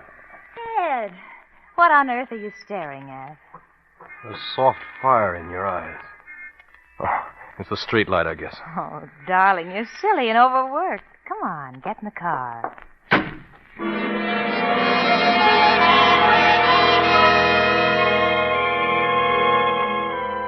Thus, like a thin wisp of smoke, it was gone. The unspeakably foolish concept. Laughable? That's what it really was. All right, let's hear it. What's so funny? Oh, nothing at all, darling. I guess I just feel good. Oh, a fine mood for dancing tonight. Dancing? Now, Ted, you promised. You said if Uncle Miles showed a noticeable improvement, we could go to the club. You mean he's really better? Oh, there's no comparison. The doctor agreed with me. Darling, there's no reason in the world why we shouldn't let Mrs. Henderson stay awake for a change. None. Do her good, the old What is the matter with you? Oh, it's just that I started to call her a witch. It's a private joke, darling. Don't mind me. A private joke. And by the time they were home, it was even less than that. Ted was sitting in the living room when Marie entered and moved toward the fireplace. He studied her as she struck the match on the hearthstone, touched it through the little rolls of newspaper, stood back to watch the licking flames catch the charcoal, then the logs. As the light rose, illuminating her face and the lips barely parted in that ineffably curious smile, he was reminded again of her fragile loveliness and his absurd reaction to the manuscript. He glanced around. There it was on the table, where he placed it when he'd come in. Deliberately, he turned from it, and then back again. The manuscript had been moved, only an inch or so, but moved. Keeping his back to his wife, he thumbed through that early chapter and discovered, just as he was afraid he would, that the picture itself was gone. For a long moment, he thought of what to do. Then, slowly, he turned around. This book of crosses I brought home. Yes, dear. There was a story of a poisoner in it. It's funny, her name happens to be the same as yours. Your maiden name, that is. Look, darling, was she a relative of yours? Why, Ted, you're serious. Well, in a way, yes. I don't mean it's really important. It's just that, well, when you run across a person who was a top-flight poisoner a couple of 100 years ago and who's a dead ringer for your own wife, you want to hear about it, that's all. Ted, what on earth are you talking about? Darling, be honest with me. Didn't you look at this manuscript when I was out of the room? No, You didn't take out a picture of a poisoner named Marie Dubronich? I most certainly did not. Somebody took that picture out of the manuscript. Oh, but who could it be? Mrs. Henderson has been in the back ever since we came in. And Uncle Miles, well, he's in bed in his room. I'm sorry, darling. It'll turn up. Forget it. Maybe I am overworked. I guess a little dancing is just the thing I need tonight. When they returned home, it had happened. Mrs. Henderson met them at the door. Ted's uncle had taken a sudden turn for the worse. Hurry as fast as you can. We'll be right there.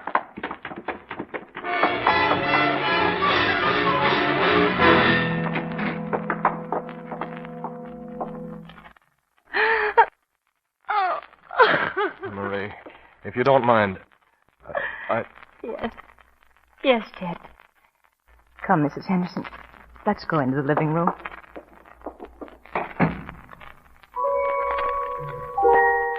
He had wanted to be alone in the room. Not because of his great attachment to his uncle, who, save for Ted himself, was the last of his branch of the Covingtons, but because he had seen something. It was the silver cup under the edge of the bed.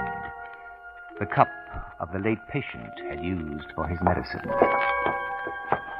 Ted moved over to it, stooped down. There were still a few drops at the bottom. And then, just as he was rising to his feet, his heart seemed to miss a beat. He had seen the other thing, Uncle Miles' cat, 2 feet away from the cup, further under the bed. She was lying on her side. Fearfully, he extended his hand. The cat was still warm, but quite dead.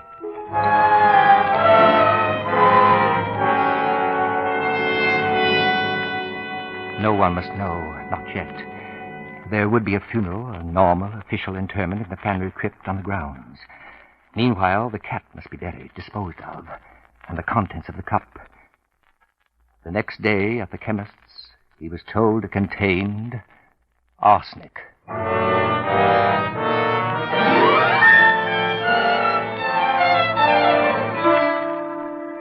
For Suspense, Roma Wines are bringing you as star Mr. Clifton Webb, whom you have heard in the first act of The Burning Court by John Dixon Carr, which is Roma Wine's presentation tonight of Suspense.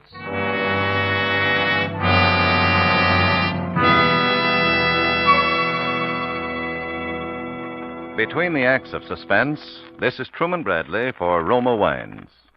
We now quote a brief word from the renowned hostess, Elsa Maxwell. I've found that one of the smartest ways to entertain during warm weather is to serve tall, iced, thirst-quenching Roma refreshers, made with distinguished Roma California wines. And it's so easy to enjoy frosty, satisfying Roma wine and soda. Simply half-fill tall glasses with Roma Burgundy or Sauterne. Add ice cubes and sparkling water, and sugar if you wish. For a decorative touch, garnish with cherries and slices of fruit. And be sure to use Roma, For Roma wine is always uniformly good, the happy result of selected grapes, carefully picked at the very peak of character in California's choicest vineyards, gently pressed, then guided unhurriedly to perfection by the ancient skill of Roma's famed wineries. Yet, good as it is, Roma wine costs only pennies a glass.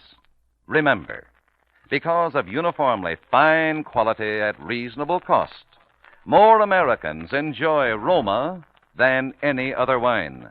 R-O-M-A, Roma wines. And now Roma Wines bring back to our Hollywood soundstage Clifton Webb as Godin Cross, writer and authority on Murder Through the Ages in The Burning Court, a play well calculated to keep you in suspense. Now, let me understand one thing, Mr. Cross. You're simply relating what Mr. Covington here told you? Yes. Less than 15 minutes ago, Captain. Then why not have Mr. Covington tell it himself? Primarily because I can tell it more beautifully. Mrs. Covington. More tea. I'll get it for him, madam. You're very kind, Mrs. Henderson, but I'd rather you didn't miss even one facet of the story. Oh, well, I'm not leaving, sir. The samovar's right over here. Excellent. I think that you should know that earlier tonight, just 3 days after his uncle's burial, Ted Covington sat alone in this room, contemplating some astonishing plan. This very night, long after Marie would retire, he himself would open the vault and exhume his uncle's body. A chemist had been engaged for a private autopsy. He was to look for traces of poison, yet Ted Covington wasn't so sure he could go through with such a plan.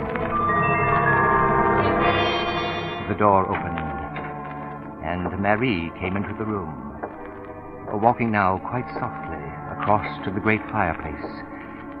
He studied her closely as she struck the match, then touched it to the crumpled scraps of paper.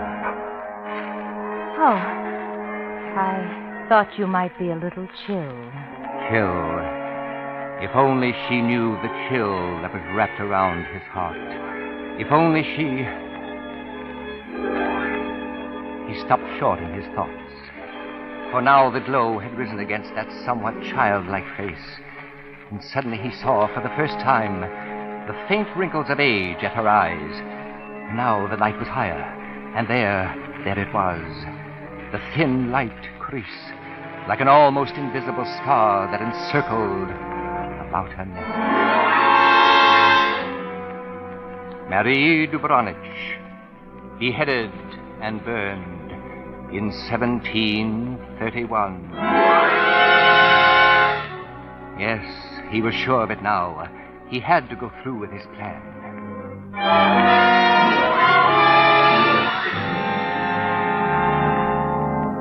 So, by the dim light of a lantern, he set about his task, pounding his way through the thick concrete that now covered the family tomb, drawing open the great subterranean door, descending to the ink-black chamber below. He found the coffin, wrested it from its crypt, and placed it upon the floor. He unclamped the lid, opened it, and then... The word of shock leapt from his throat. Empty. Empty!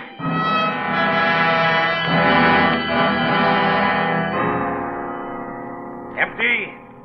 Empty, you say? Huh? Who's that? Who said that? I did, Mr. Covington, up here. Who are you? I'm Captain Brennan, from the Office of the Commissioner of Police. Police? How did you... Who sent you here? Who told you about this? Why, your housekeeper, of course. You didn't think Mrs. Henderson saw the dead cat, did you? But she did. She also saw you bury it. That, as you know, was 3 days ago. So I've had a chance to do some delving. I must admit, Mr. Covington, that when I learned your wife's maiden name was Dubronich, Marie Dubronich, I was really quite intrigued. Why? What difference does that make? Well, perhaps you don't know it, but that's a rather important name in crime history. Oh, but the same name, that's all. It's a coincidence, Captain. Yeah, isn't it? The case is full of them. Learned most of her poison tricks, for example, from a lover of long standing, a fellow by the name of Krozitov. Godin Krozitov. Cross? Godin Cross, let's say. Hasn't your firm published books by a man by that name? Cross? Oh, this is some kind of a joke. But what's even more interesting, Mr. Covington, is the fact that the name of the judge who sentenced Marie Dubronich to death by the burning court just happened to be Covington. Covington? Thurman Covington. An ancestor, wouldn't you say, of the man who just died? Or was murdered? An ancestor of yours, I might add. Oh, but you can't believe any of this. This nonsense about a long-time lover and a vengeance through the ages. Why, Captain Brennan? Yeah, down here, Freddie. Oh. No luck, sir. No answer at all. Place seems to be vacant. The Covington house? What? Yes, sir. Couldn't wake a soul. Get out of my way. Hey, Covington, come back here. Something's happened to my wife. You want me to stop him, Captain? Let him go. We'll follow him.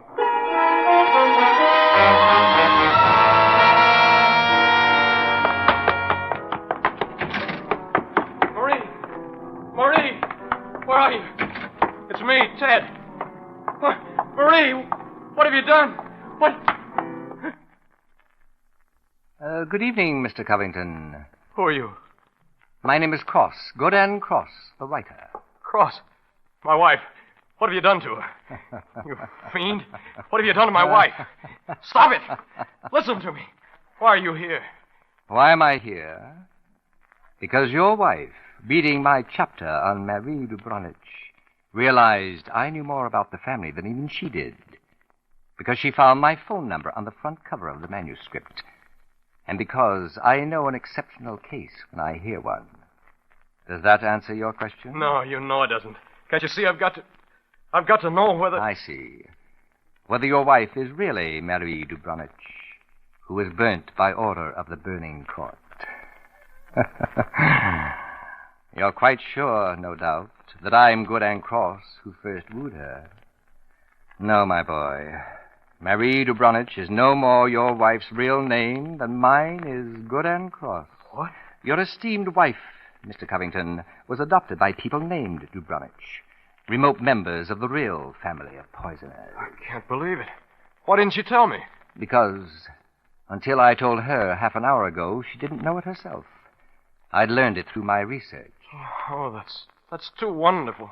For years, Mr. Covington, that young woman has been haunted by the fear that she might be a poisoner by blood. You can see, can't you, why she was willing to lie, steal a picture, yes, do anything to hide her past from the man she wanted to hold. Yes, I can see that now. Mrs. Covington. You mean she's... Yes, Mr. Cross. Oh, Marie, darling, you're all right. That'll be our old friends, the police. Will you take them into the front room, Mrs. Covington? Meanwhile, you, my friend, will tell me everything that's happened up to now. Having just delivered your wife from the burning court, I'll see if I can't save her from the electric chair.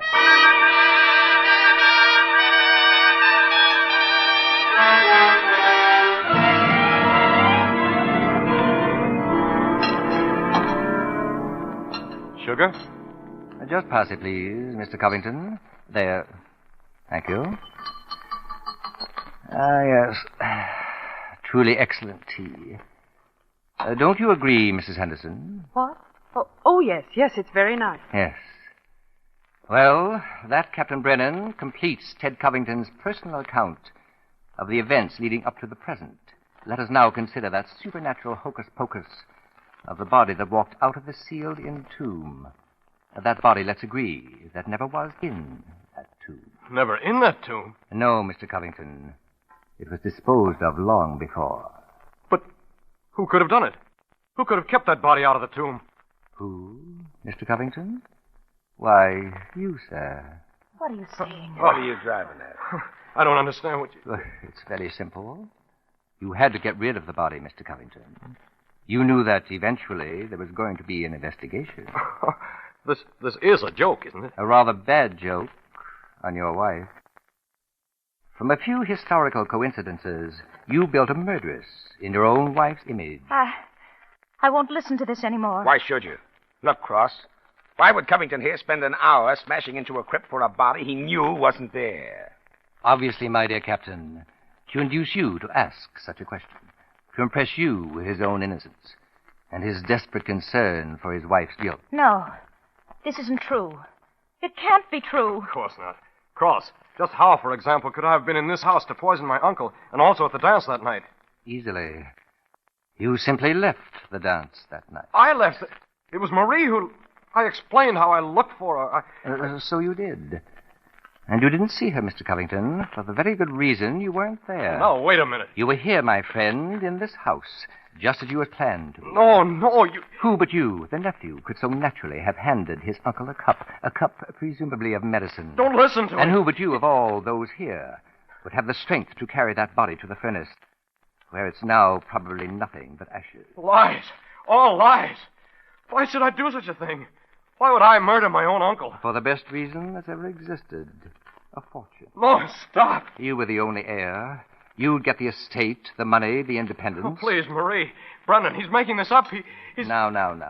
It isn't as bad as all that. Why, the police can never touch you. After all, where's the body? Where's the evidence?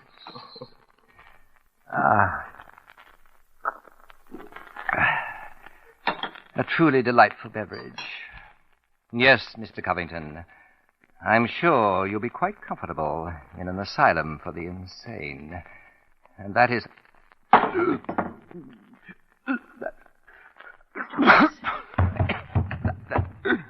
Cross. What is it? Here, stand back. Stand back, let me get to... Mr. Cross. What? What's the matter, Captain? This man's dead. Dead? And from poison, if I know anything. Poison from that glass of tea. Ted! You! That glass Ted! was right beside you, Covington, and nobody else. No. Nobody else was near. No. Too bad he didn't drink it as soon as you hoped. I didn't do it. Because a second ago, Covington, we had no evidence, no body to use against you. But we have now, Mr. Covington. We have now. I arrest you for the murder of Godin Cross.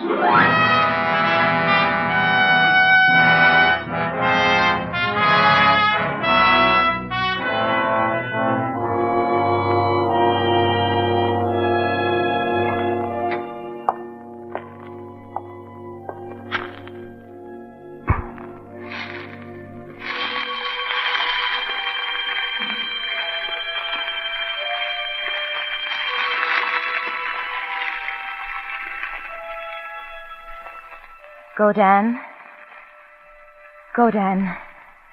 You're much too far away, my love. Godin.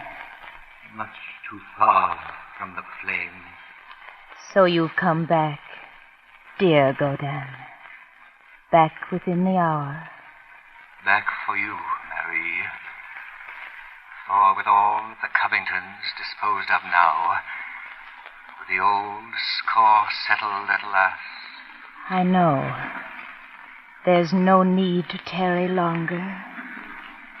You were brilliant as ever, Godin. Superb in building the case against him. Magnificent in the suicide. I never even saw you take the poison. And I thought I'd taught you all the tricks. Closer now. Much closer. Yes. Closer to the flame, Marie. Yes. Yes, Godin. Closer to me, my love.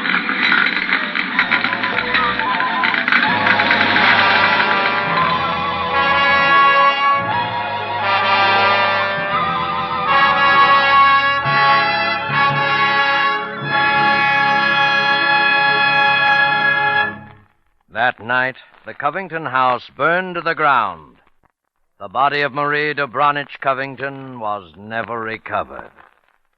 And so closes The Burning Court, in which Roma Wines have brought you Clifton Webb as star of tonight's study in Suspense. Suspense is produced, edited, and directed by William Spear. Before Mr. Webb returns to the microphone, let me say a word for Roma Wines, the sponsor of Suspense. Elsa Maxwell makes this timely suggestion for Father's Day next Sunday. Show Dad how much you really appreciate him by making next Sunday's dinner a festive occasion. Serve glorious golden amber Roma California sherry as first call for dinner. Dad will enjoy the light nut-like flavor of this distinguished Roma wine. Serve cool. Miss Maxwell has made a grand suggestion. And why not further delight Father with a gift package of delicious Roma wine? Good Roma wines, always delightful, always uniformly delicious, are reasonably priced. And the next time you use vermouth, choose Roma vermouth. Zestful, full-flavored Roma vermouth, blended and developed with all the traditional winemaking skill of Roma wineries, is made and bottled in the heart of California's famous vineyards, yet surprisingly low-priced. Try Roma vermouth soon, won't you? This is Clifton Webb. And now a serious word. This great Seventh War loan drive must be a success if our war against Japan is to be a success. Our fighting men are depending upon you to put your job over. It's up to you to buy bigger bonds, and more of them than ever before. So please, do it now. Ladies and gentlemen, next Thursday, same time, Ann Richards will be your star of Suspense. Presented by Roma Wines, R-O-M-A, made in California for enjoyment throughout the world.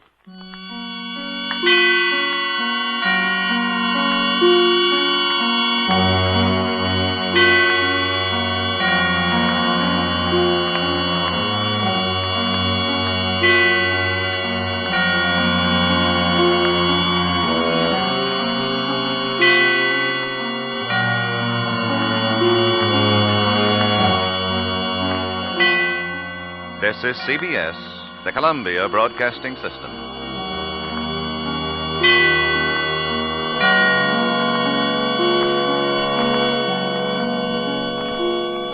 Improved K-Site tune-up, the tune-up in a can. Morning, sir. Help you? I hope so. Engine, huh? Hasn't got the pickup of a kitty car. Well, it's misfiring some. Some? Mister, half my plugs are on strike.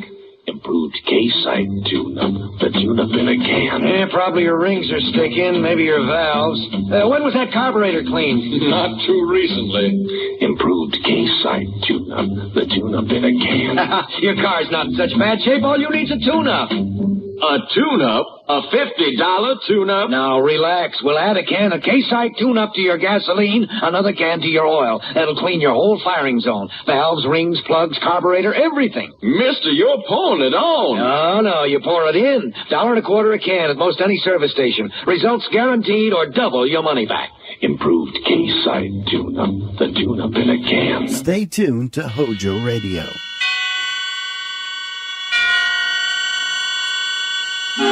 Suspense.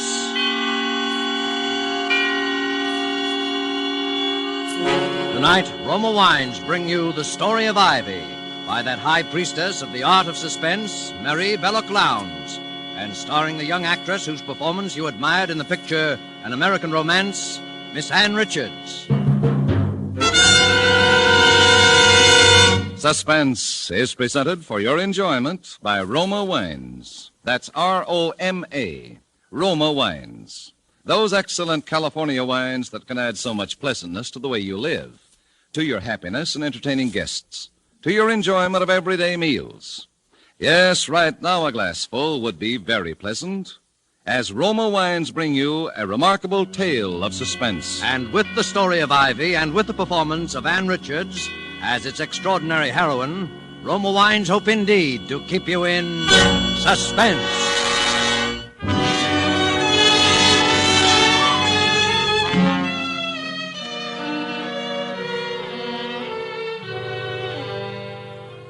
The Story of Ivy. Ivy Lexton's own story is told to Victoria Matthews, an exclusive feature of the Morning Herald. I wrote it in the first person, Mrs. Lexton. I hope you don't mind. Oh, it doesn't matter, so long as the story is accurate. You can understand my anxiety, Miss Matthews. After all, I owe it to my public. Yes, of course. Perhaps you'd like to read it through and make suggestions before signing the release? Oh, if it's not too much bother. On the contrary, hearing it in your own words would be a decided help to me. Very well, Miss Matthews. I'll read it out then. Are you comfortable? Would you like anything? A cigarette, perhaps? Oh, it's unfortunate that I have no maid here with me at present. Thank you. I'm quite comfortable. Please go ahead, Mrs. Lexton. Very well. Chapter 1. I was born in Hobbs Court, Soho, and I was christened Ivy Gudge.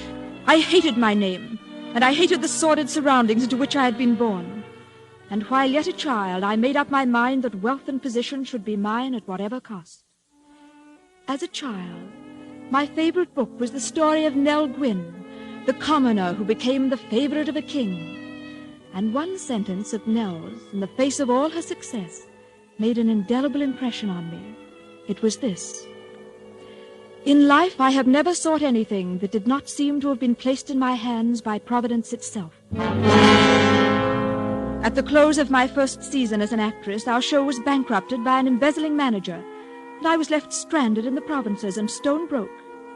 Many great gentlemen had shown me attentions and showered me with presents, but I sought assistance from none of them.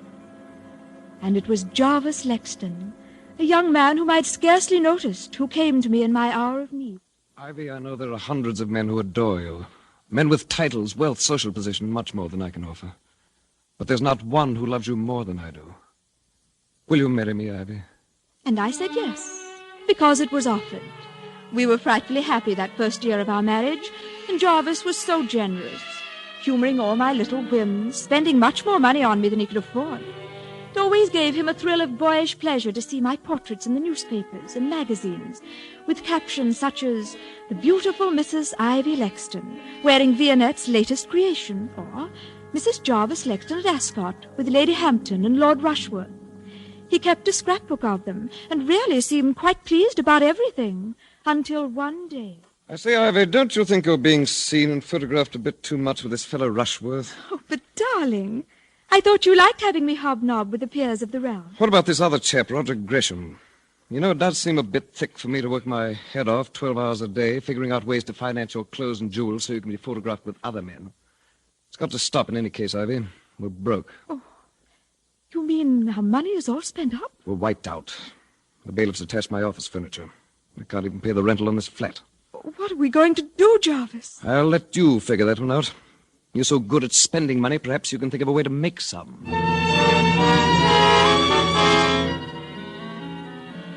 So you see, Jarvis really made the suggestion to me himself. I don't know what we'd have done during the next few months if it hadn't been for the generosity of Roger Gresham and Lord Rushworth. Roger was only a young doctor starting out in practice and couldn't help a great deal, of course, though he was even fonder of me than Miles Rushworth, now that I look back on it. It was in July that things took such a distressing turn. I'd been out to dinner with Roger Gresham, and I asked him up to the flat afterwards to say hello to Jarvis and cheer him up. Poor Jarvis hadn't been feeling well lately. Well, Ivy, this is a fine hour to come home to your loving husband. Where have you been? Out, darling. Aren't you going to say hello to Roger? I suppose I should thank him for keeping my wife amused. I say, old fellow. Roger has just been telling me the most fascinating things. He was called as an expert, you know, for the Crown and the Bronson case. I asked him to come up and tell you about it, darling, since you're such a detective fan. Well, that's nice of you, Roger. Do tell me all about the Bronson case. Well, there was nothing so interesting about the murder itself. It was just a simple case of arsenic poisoning. You don't say. As a medical man, what interested me about it was what a doctor ought to do in a case where he suspects a patient's being secretly poisoned. What would you do, Roger? Well, it's hard to say. If you called in the police and your suspicions turned out to be unfounded, well, it would just about finish your career. I suppose that's why so many poisoners get away with it. Well, I guess I'd better be getting along. Drop in again sometime, Roger. And bring your own arsenic. Jarvis! Well, cheerio. Ivy, see you later. Really, Jarvis, I've never been so humiliated. You know I don't like him. Why do you persist in bringing him here? Why, darling, I do believe you're jealous. Well, why shouldn't I be? I like it when you're jealous. It's like old times, isn't it? Do you deny that he's in love with you? And that you've encouraged him? Him and I don't know how many others? Oh, now, darling, don't be like that. There's only one other. You admit it? Well, darling, we may as well be realistic. We're still stony broke. You don't seem to have any prospects. What are you driving at? Well, Miles got back in town today, and I'm Who's seeing Miles? him tomorrow night. Lord Rushworth, darling. No, that titled idiot. That titled idiot has been paying the rent on this flat for the past 6 months, if you want to know the truth. Why, you little... Well, now, darling, can I help it if Miles Rushworth is awfully, awfully fond of me? And if it helps us, what's the difference? Go on. I'm listening. Darling, look. I'm just a burden to you at this stage, aren't I? So you want me to give you a divorce, is that it? Needn't make any difference between us, darling. As soon as I'm Lady Rushworth, I'll settle a nice allowance on you. Are you serious? Of course I'm serious, darling. Well, I don't play your rotten, filthy game. Jarvis! You married me for richer or poorer, and you're going to stick to your bargain. And if you try to divorce me, I'll make such a scandal your precious Lord Rushworth will wish he'd never met you. In fact, I have a notion to do it anyway. Oh, Jarvis, you wouldn't. That would spoil everything. You're frightened, aren't you? Well, I'll give you your choice. Either you give up your boyfriends and keep me, or you'll lose all three of us. Which will it be? Well, all right, Jarvis. I'll tell Roger and Miles both. I can't see them again, ever. Why didn't you just ask me to kill myself? I might have obliged if you'd been more honest. Jarvis, you mustn't say such things. You're poison to me. I ought to let you go. But I won't. And if it's any satisfaction to you, I'd be better off dead than with things the way they are.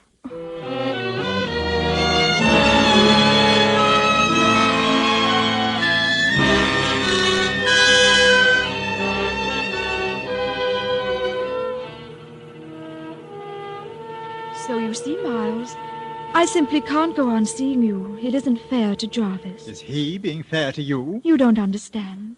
I'm all he has left now. You're so good, so innocent. Can't you see he's just holding on to you out of spite? Has he done one thing? Has he even tried to get a job so that he could support you? I married him for richer or poorer, until death do us part. Then I pray death be merciful to us both, Ivy. Oh, you mustn't say such things. It's wicked. I'm sorry, my dear. Ivy, I wanted to give you this little remembrance.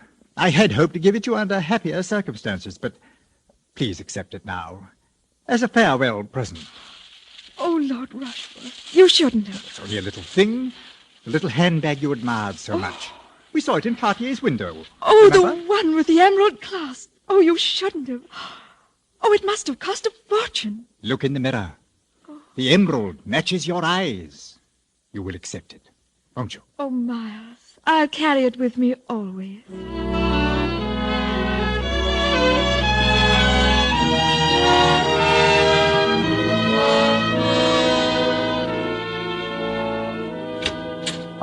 Ivy, darling, come in, come in. Oh, I was just in the neighborhood, Roger, and I thought that Yeah, let me take your things. I say. Oh, what a smart handbag. Real emerald, isn't it? Yes, Miles gave it to me. Isn't it lovely? You know what it means, accepting a present like that from him? Oh, don't be silly, Roger.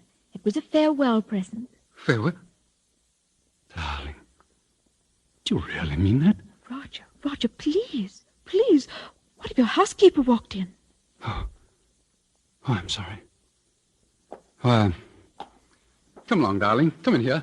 I was just putting up a prescription. What a queer sort of room. I never knew a doctor's surgery looked like this. Weren't you ever in here before? No.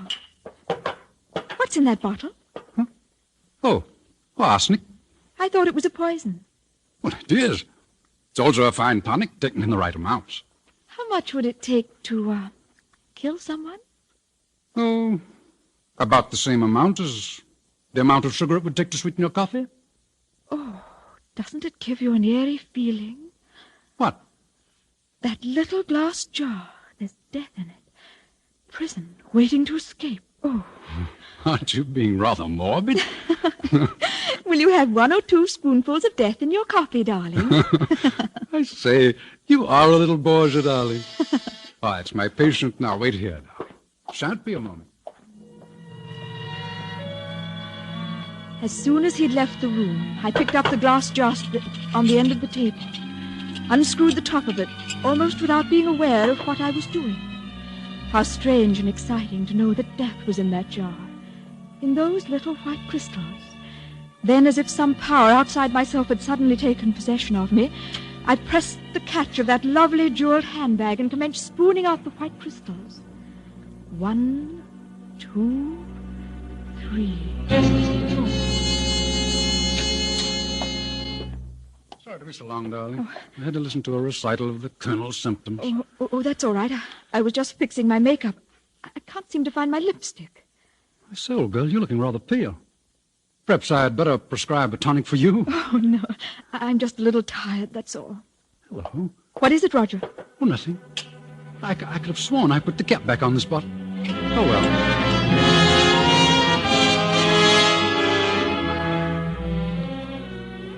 On the bus, all the way back to Kensington, I kept wondering why I had done that funny thing.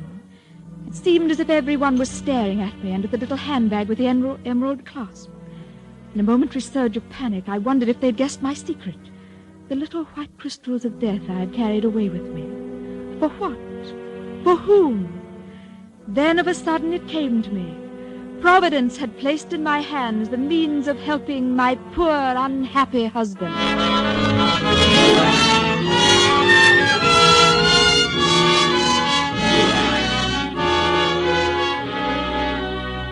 For Suspense, Roma Wines are bringing you as star Miss Ann Richards, whom you have heard in the first act of The Story of Ivy by Mrs. Belloc Lowndes, which is Roma Wines' presentation tonight of Suspense.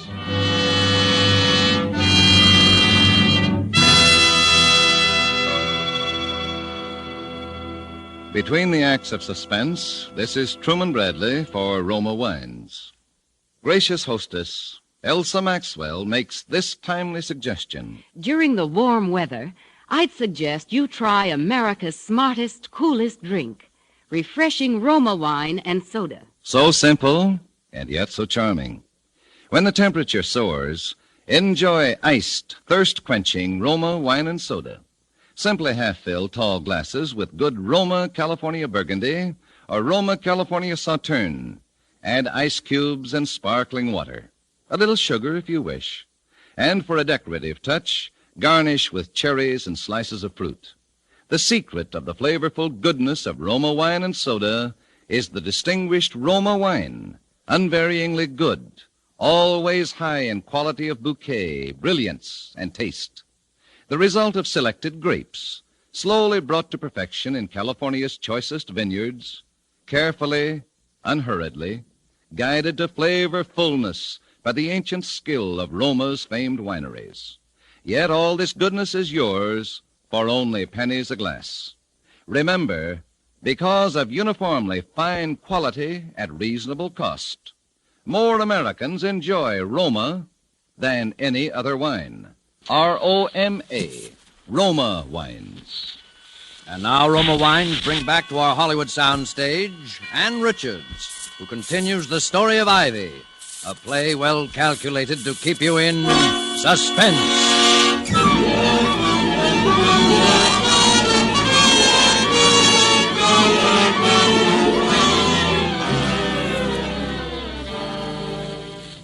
My husband's illness lasted only a little more than a week, but to me it seemed an intolerably long time. Thanks to the generosity of Lord Rushworth, I was able to have a nurse in to look after him. But I couldn't help wishing there was something more I could do for him. I'd used up nearly all of the poison I'd carried away that night from Roger's dispensary. But instead of the merciful death I had hoped it would bring, it seemed only to cause poor Jarvis to suffer more pain. There were only a few grains of the white crystals left in the bottom of the little handbag with the emerald clasp, and I hadn't the heart to go on with it. Besides, Jarvis' doctor was commencing to ask too many questions. I decided to consult another physician, and under the circumstances, Roger Gresham seemed the wisest choice. Ivy, I came the moment I received your message. He's suffering so dreadfully, Roger.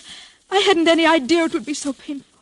You hadn't any idea what? Oh, I mean, he complained of a stomachache, and suddenly in the night... Where is he? I'll have a look at him. In here. This is Dr. Gresham, nurse. How do you do, Doctor? Jarvis, I've asked Roger to look at you. You don't mind, do you, dear? Get him out of here. I've been poisoned. He's the one who poisoned me. Get him out of here. Poor boy. He's been that distracted, he has. I'll just prescribe a little sedative for him, nurse.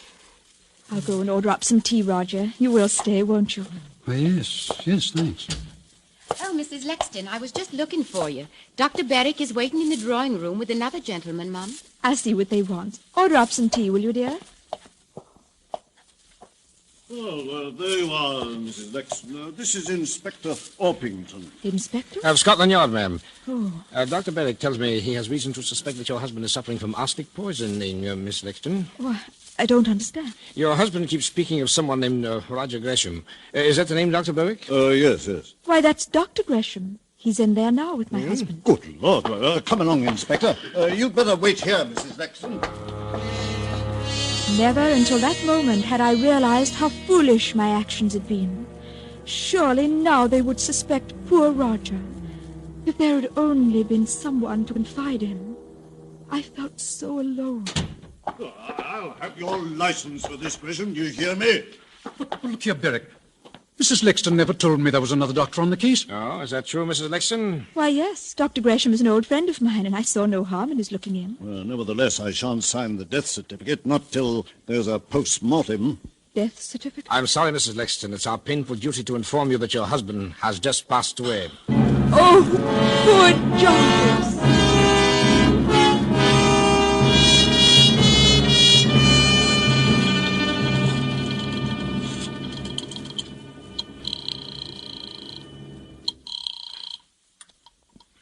Dr. Gresham speaking? Roger, it's Ivy. Ivy, why haven't you called me before? What's been happening? Oh, Roger, it's been such an ordeal you don't know. And that dreadful man, that inspector from Scotland Yard, has been here again asking questions. What kind of questions? Well, darling, I can't tell you everything over the telephone, but he said it was his duty to find out the truth. The truth about what? They found out that poor Jarvis died of arsenic poisoning. Suicide? The inspector says they know it was murder. What possible motive could I have? None, of course, darling. But I was silly enough to let out to the inspector that you had been, well, fond of me in a sort of way. Are you there, Roger? Yes. Yes, go on, Ivy. Well, the moment I said it, I saw what a mistake I'd made. But he spoke as if he already knew such a lot, or at any rate, some part of it. What part of it? Well, that even if I didn't care for you, you had been very, very fond of me. Are you there, Roger? Yes. Yes, Ivy. Go on. What else? Well, he's certain to ask if I've ever been to see you at your house, I mean. Well, of course, I said no. Are you still on the line, Roger? Yes, Ivy. Well, you won't give me away, will you, Roger, darling? No, Ivy, don't worry. I won't give you away.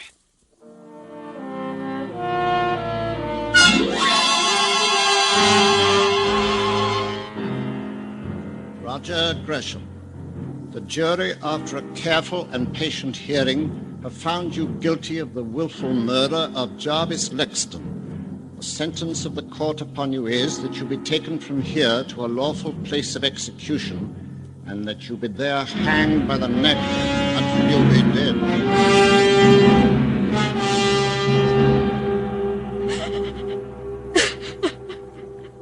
There, my dear. You mustn't give way like this. I can't help it, Miles. It's been such a shock.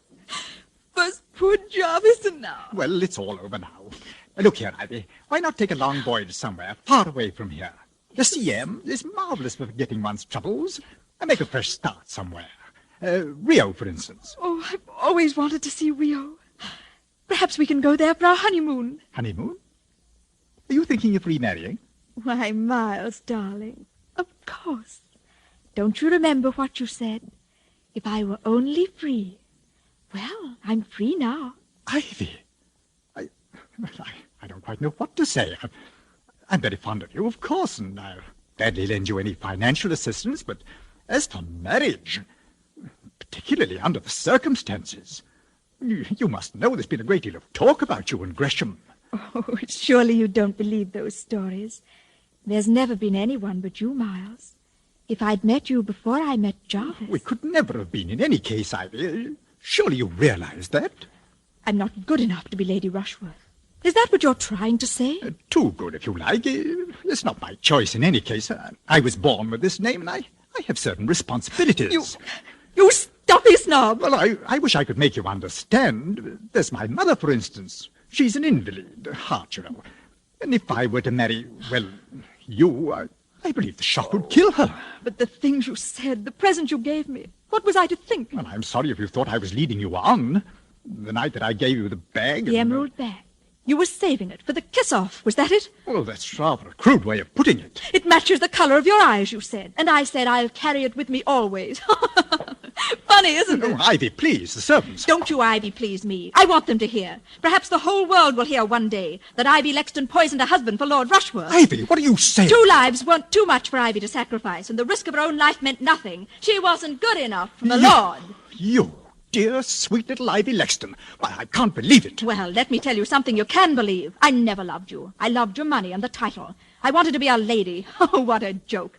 Well, I'm not sorry. I've always hated your kind deep down inside of me. Cowards. Cowards, all of you. Anything to save face, anything. Roger Gresham going to the gallows because he's too much of a gentleman to tell the truth. That I was in his flat the night Jarvis was poisoned. You let an innocent man be hanged? If he'd loved me as he pretended to, he would have killed Jarvis. If he'd been a man instead of a gentleman. If any of your kind were real men. Well, I've had enough of it. Take your foul present. Pretty little thing, isn't it? A little handbag, and so expensive, too. The emerald matches my eyes, does it? Get out of here and take it with you. No, thank you. I'm not in the market for emeralds this season, my lord. They cost too dear.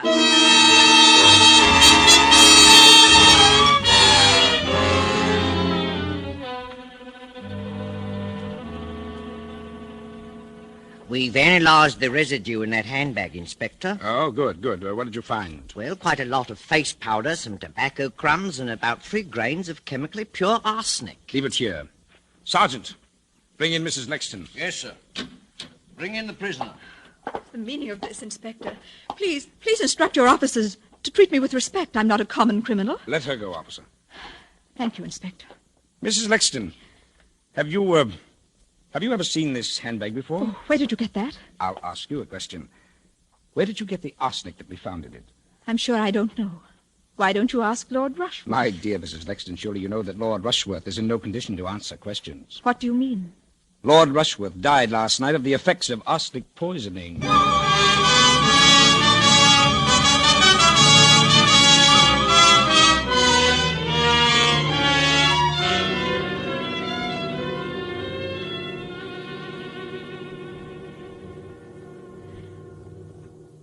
And so my story draws to a close. It's a comfort to me as I sit here in the condemned cell to know that so many loyal friends still believe in my innocence, in spite of all the ungentlemanly things the Crown Prosecutor said about me during my trial. I was especially gratified at the tribute paid to the costumes I wore in the witness box. One admirer has written to compliment me on my delivery and the poise I exhibited under cross-examination. I'm told that my remarks were clearly audible in the very back row of the spectator seats, in spite of the overcrowding. And on the final day of testimony, I received that greatest of all the tributes an actress can command. My audience was moved to tears. And so, in spite of all the misfortunes that have befallen me and my loved ones, I have at last realized my life's ambition. The end. Well, Mrs. Lexton, does it meet with your approval?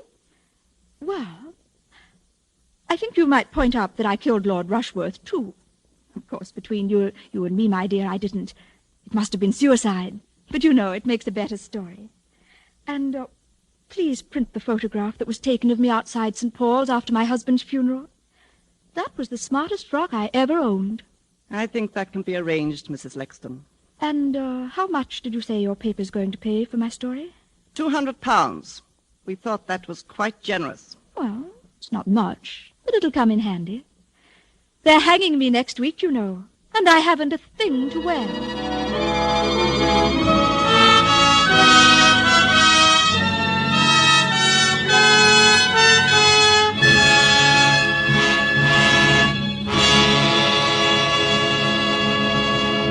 And so closes the story of Ivy, in which Roma Wines have brought you Ann Richards as star of tonight's study in Suspense. Suspense is produced, edited, and directed by William Spear. Before Miss Richards returns to the microphone, let me say a word for Roma Wines, the sponsor of Suspense. Famed hostess Elsa Maxwell recently said this about gracious entertaining. Serving glorious amber golden Roma California sherry is truly a distinguished expression of hospitality. Your guests will appreciate the delightful flavor, aroma, and color of Roma sherry before dinner and during the evening. Serve cool. From California's choicest vineyards come distinctive Roma sherry and all other fine Roma wines. The quality of Roma wines never varies, always the same tempting flavor, always pleasing to the palate, yet cost only pennies a glass. And the next time you use vermouth, choose Roma vermouth. Zestful, full-flavored Roma vermouth is blended, developed, with all the traditional winemaking skill of the Roma wineries, is made and bottled in the heart of California's famous vineyards, yet surprisingly low-priced. Try Roma vermouth soon, won't you? This is Anne Richards with a very important word.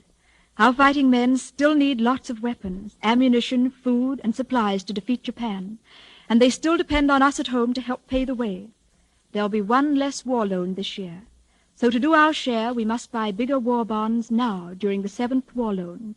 War bonds, remember, are the world's safest investment. Thank you, Ann Richards. Next Thursday, same time, Mr. Henry Daniel will be your star of Suspense. Presented by Roma Wines, R-O-M-A, made in California for enjoyment throughout the world.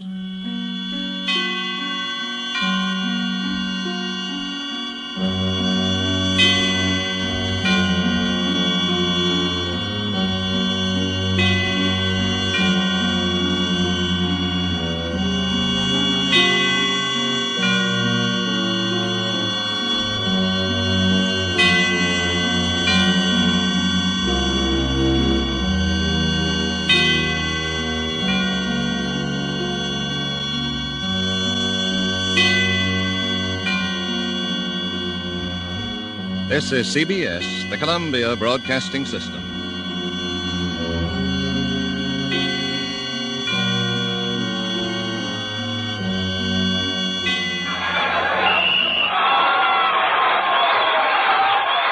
If that's the game you're missing because of a mean cold, here's something you should know.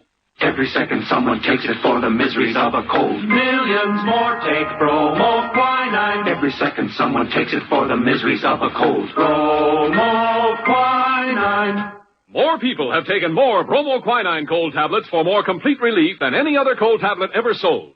You could take aspirin or other single-action cold remedies all day and not get bromoquinine's more complete relief, even for virus colds. Bromoquinine works to relieve stuffy nose, body aches, fever, irregularity, the blues, and headache. More complete relief, because bromoquinine is the only cold tablet sold with wonder-working quinine and 5 other medicines, health-fortified with vitamin C. Remember, every second someone takes it for the miseries of a cold. Millions more take bromoquinine. Get bromoquinine brand cold tablets. Hojo Radio, where the classics come alive. Suspense. Tonight, Roma Wines bring you the distinguished actor, Mr. Henry Daniel, as star in a play especially written for suspense by a contemporary master of crime fiction, John Dixon Carr.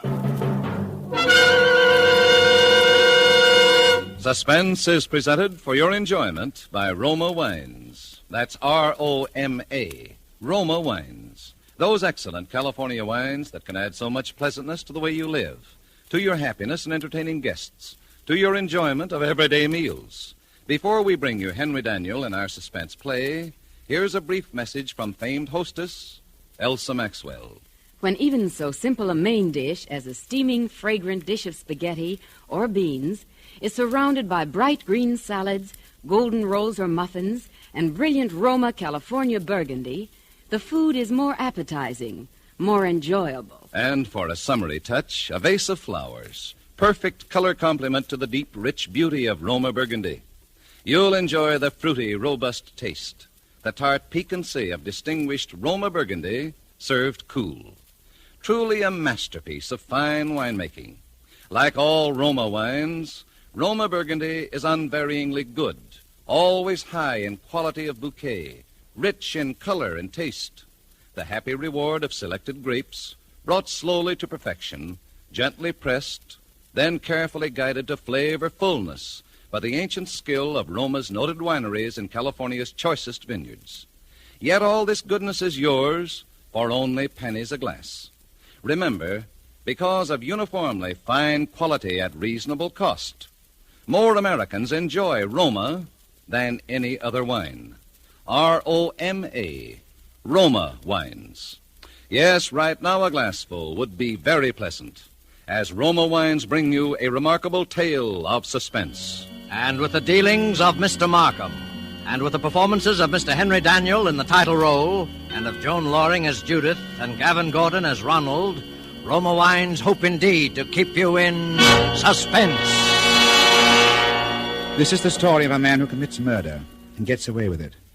Does the idea shock you? Do you believe that justice must always be done? But let's be honest with ourselves. You and I needn't be cynics to know that justice is very seldom done. Innocence flinches. Guilt is childlike and bland. Innocence is imposed upon.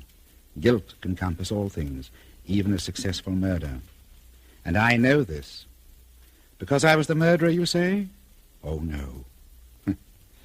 Inquire at Scotland Yard. I was the victim.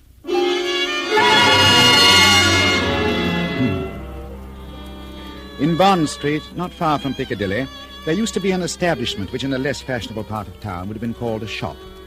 On the windows, in letters as discreet as a visiting card, were the words, Charles Markham, antique dealer. Such a delightful fellow, Markham. Such a character. 30 years ago, yes, as long as that, this antique shop was a dingy place, despite deep carpets and crystal chandeliers. It rustled with the ticking of 100 clocks. It was shadowed by damascened armor and the loom of tall tapestries. And late, one summer night, when the shutters were long closed on those windows, a four-wheeler drew up before that door in the gaslit street.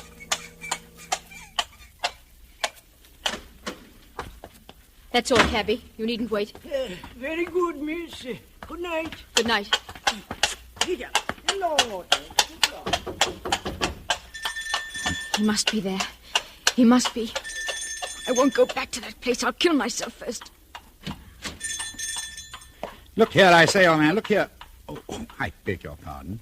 And I beg yours. I'm not the person you were expecting, am I? No, madam. As a matter of fact, I was expecting a police officer. A police officer? Merely an old friend who often drops in for a talk and a drink. Oh. You are Mr. Markham, aren't you? Yes, my name is Markham. Can I be of any service to you? I want to come in. I want to buy a present for somebody. Really, madam? It's nearly 1 o'clock. Surely tomorrow morning. That'll be too late. This is a special occasion, you see. It's a birthday present. That's it, a birthday present. I've got to deliver it at breakfast, and Sir Charles Lytell says that this is the only place in London to buy antiques. Sir George flatters me. One moment, I'll put some lights on. Oh, no, please. That little light will be enough. But you won't be able to see anything. That doesn't matter. I'll trust your judgment. And just as you like. This way, madam.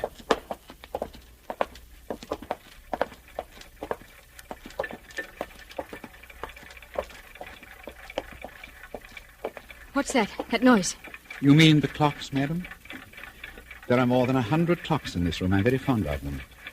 Might I interest you perhaps in a clock? No, I hate them. All the same, this grandfather clock might amuse you. What about it? Observe the signature. Johannes Carver, Londini, fake it A.D. 1752. You could see better, madam, if you raised that veil. I'll keep my veil down, thank you. Just as you please. But look at the clock. I open the glass face like this. I push the minute hand forward like this. And 1 o'clock and all's well. What? 1 o'clock and all's well. What was that voice? Only the clock, madam, nothing more. The clock spoke? Clever, isn't it? A device of old John Carver, anticipating Mr. Edison's gramophone by more than 100 years. But you don't like clocks? No. May I ask whether the present is for a lady or a gentleman? It's for a man. Has he some knowledge of antiques? No. Yes, I mean... Furniture, perhaps? Porcelain? Bronzes, tapestries, weapons. He might be very much interested in weapons, yes. Then I imagine his name is Mr. Ronald Gilbert. Will you tell me, Miss Ray, why you really came here tonight? So you know who I am. Naturally, you're Miss Judith Ray. Why did you come here?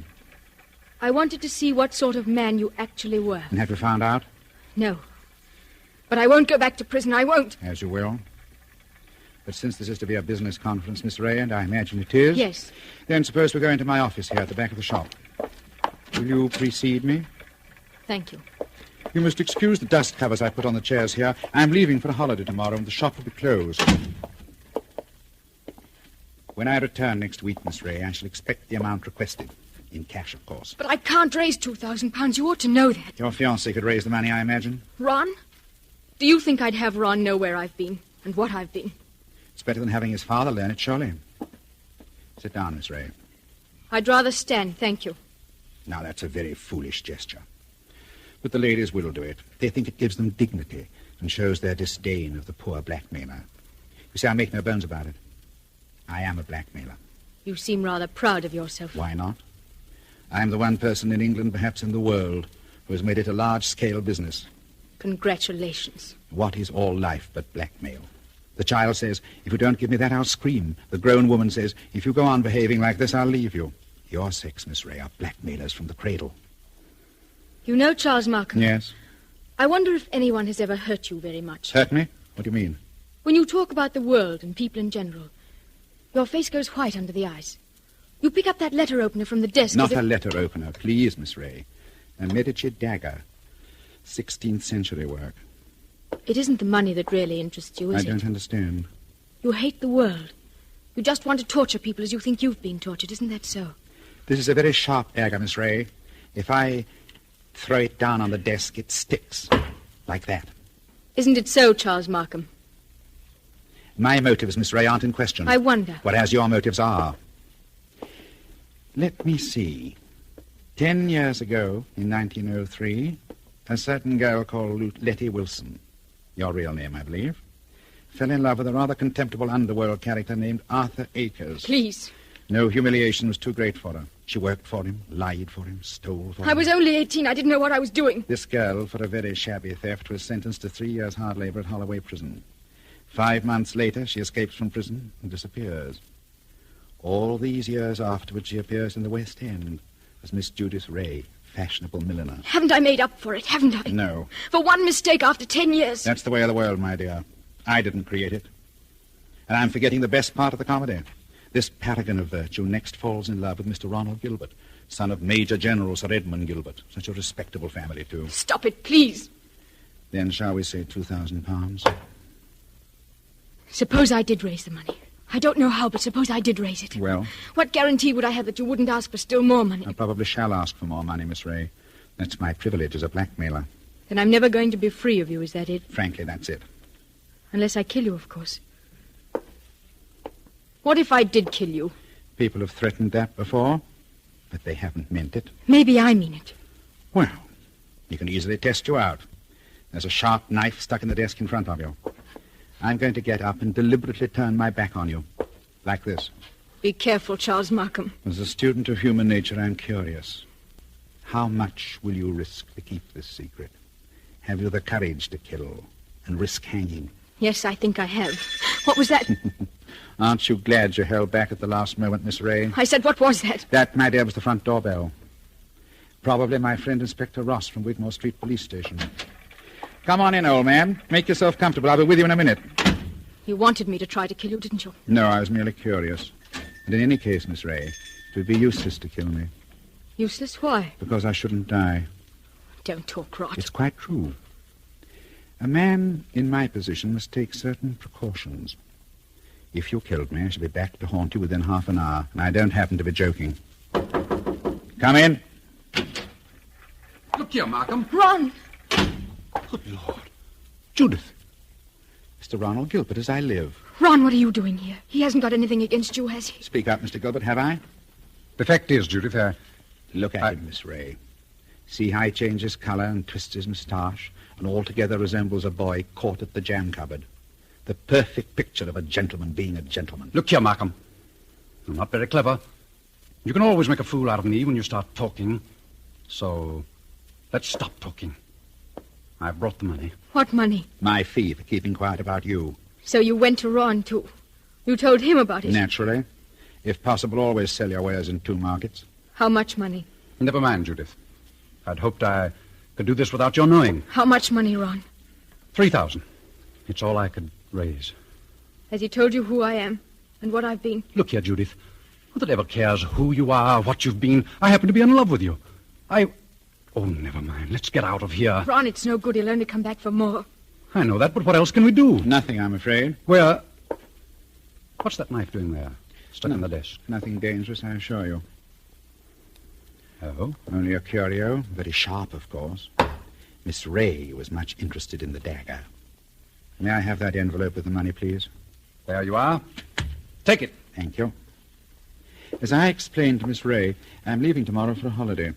Hence the general disarray and the dust covers on the chairs. I'm glad we could settle this affair, as you would say, like gentlemen. This is your job, Markham, I suppose. You can't help being what you are. But never again, as long as you live, well, never even say that word, gentlemen.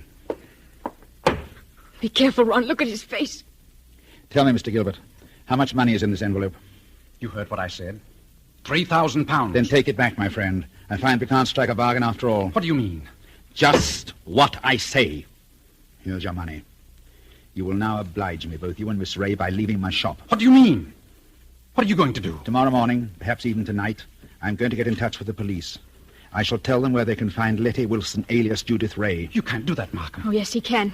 You've hit him where it hurts. 3,000 pounds, my friend, is not enough compensation for the way you talk. There's the way through the shop. Shall I escort you to the front door? No. You prefer to stay here and make a fool of yourself? You're not going to tell the police, Markham. I promise you that. And how are you going to stop me? With this! Ron, put that gun away. It's a funny thing, Judith. I felt a bit of a fool, bringing this revolver along, and now I've got a use for it. Oh, yes, I've got a use for it. Maybe the best thing would be for me to go into the street now and call the police. You'll never get to the street, Markham. Get back in here. So both of you, it appears, came here under false pretenses. You said you wanted to pay me some money. The money's still there, but you've lost your chance to get it. And our dear Judith said she wanted to buy a present for you. I showed her this grandfather clock there. This talking clock. Don't go a step beyond that clock, Markham. I warn you. You wouldn't dare. Wouldn't I? No, and I'll call your bluff. 1 step. 2 steps. Run! I know your whole silly tribe. You wouldn't risk it. You wouldn't. What's happening to me? Don't try to grab at the clock, Markham. It won't save you. You wouldn't risk your life. You wouldn't risk your family position. You wouldn't. 1:15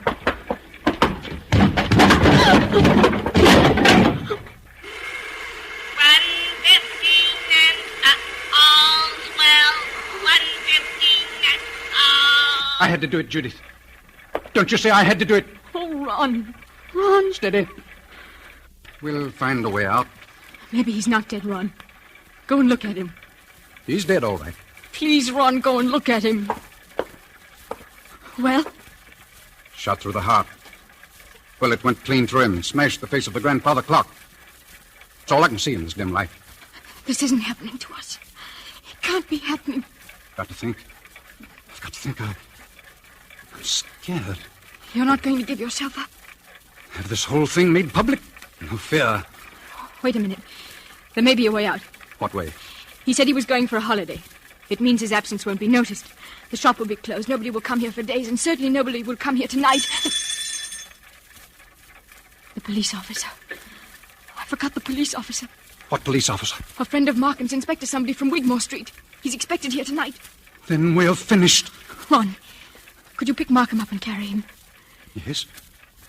Yes, I could manage that. Why? There must be a back way out of this shop. Probably in the office. Hurry, Ron. Why, I don't like to touch him. Hurry, Ron, please. He's as heavy as a sack of meal. He seems to be looking straight at me. I know. Everything here seems to have eyes and to move a little in the shadow. Did you see the expression in Markham's eyes just before you... No, I didn't notice. He seemed to be looking behind us or beyond us. I don't know how to describe it. And he said something, too, that scared me. He said he couldn't die. He said that... Close the door, quick. The back door. Wait. Oh, there it is. Locked. It's locked. Isn't there a key? No. Maybe in his pockets. Look in his pockets on the key ring. There isn't time, Ron. I think I heard the front door open.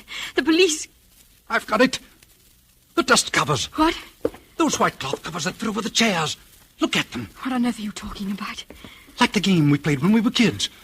Somebody sits in a big chair. You fit the dust cover over him, and nobody can tell he's sitting there. Oh. Don't you see, Judith? That's how we can hide Markham's body. It might work if there's time. There's got to be time. Take the cover off that big wing chair. All right. Maybe there's a chance. I'll fit him into it. There. Now, put that cover back again. Pull it down around his feet. Don't let it touch his chest. The blood will show through. There, that's got it. Now, you can't see anything now, can you? No, but... Ron. Well? What did you do with the gun? Gun? The revolver, the gun you shot Markham with. Oh, I put it down on the floor when I picked up his body. Out in that other room? Yes, I'm afraid so. Oh. It's too late now, Judith. The police are here. What are we going to say? I don't know. Trust your wits and try to brazen it out. Yes? Come in. Good evening, Miss Ray. Good evening, Mr. Gilbert.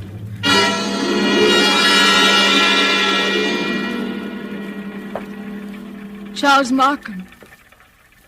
You're Charles Markham. Correct, Miss Ray. But why should that surprise you? Why do you look as though you were seeing a ghost? Because we are seeing a ghost. If you're Charles Markham, whose body is it? Judith, be careful. Body, Miss Ray? Did you say body? Miss Ray's upset. She doesn't know what she's talking about. If you killed me, I should be back to haunt you within half an hour. That's what you said. Indeed. My dear young people, you're very welcome. But the situation is surely a little odd. I come in here and find you two looking as guilty as a pair of murderers in my private office in the middle of the night. There's nothing odd about it. I wanted to buy Judith something and... At 1 o'clock in the morning? Yes, why not? May I ask how you managed to get in? The front door was open. We just walked in. And you say there was nobody else here? There's nobody here, Mr. Markham, not a living soul. Then you didn't by any chance meet my brother? Your brother? Brother? Yes, my brother Robert. You couldn't have mistaken him if you had seen him. He looks so much like me that few people can tell us apart. And that's it. Poor Robert often deputizes for me. He's learned to act like me, think like me, talk like me. But he doesn't like the work much. Of course, you know what my work really is. Your brother? Yes, my brother Robert is an idealist. He thinks, poor fellow, that my profession is beneath contempt. But he acts the part and acts it well because I pay him. And it's convenient to have a double who'll run risks for me. What have you done with his body? We haven't done anything with him. My friend, if you've killed Robert, you've committed a totally useless murder. You don't see him here, do you? No. But I see his handiwork. Meaning what? I've warned him many times about throwing a knife down on a polished desktop. Those scratches on the desk are fresh scratches. Oh. Of course, if you give me your word of honor, he's not here. Of course he's not here. Oh, well, then, in that case, all we can do is sit down and make ourselves comfortable. Will you sit down, Mr. Gilbert? And you, Miss Ray, how about the wing chair by the window? What's wrong, Miss Ray? Why don't you sit down? Because I prefer to stand, thank you. Then perhaps you won't mind if I sit in the wing chair. It's a very comfortable one. My brother always says... Don't sit down there. No, don't sit down there. So that's it. Yes, that's it. What's the use of going on like this? I killed him. You admit that? Yes, I admit it. But Judith had nothing to do with this. I swear she hadn't. My telephone, you notice, is against the wall. I shall have to turn my back to you when I ring. Ring where? Wigmore Street Police Station. Give him a chance. Please give him a chance. Hello? Operator? I want Regent 0586. I won't let them take you, Ron. I won't. No good, Judith. I killed a man. I meant to kill him. That's all there is to it. A very sensible attitude, my friend. And if the lady has any idea of flying at me with that knife, just notice what I've got here. A .32 revolver, one chamber fired, picked up off the floor in that other room where... Oh, hello. Wigmore Street Police Station? For the last time, Mr. Markham, won't you give him a chance? Be quiet, Miss Ray. May I speak to Inspector Ross? Please, Mr. Markham. Hello, Inspector. Charles Markham. I understood you were going to drop in and see me tonight. Oh, I see. Well, naturally, business before pleasure. As a matter of fact, I rang you up to make sure you wouldn't come here tonight. I've got a lot of work to do, and I'm leaving for Eastbourne early tomorrow morning. Let's make it some other time, shall we? No, Inspector. No. It's as quiet as the grave hereabouts. I've never known a more peaceful night. Goodbye.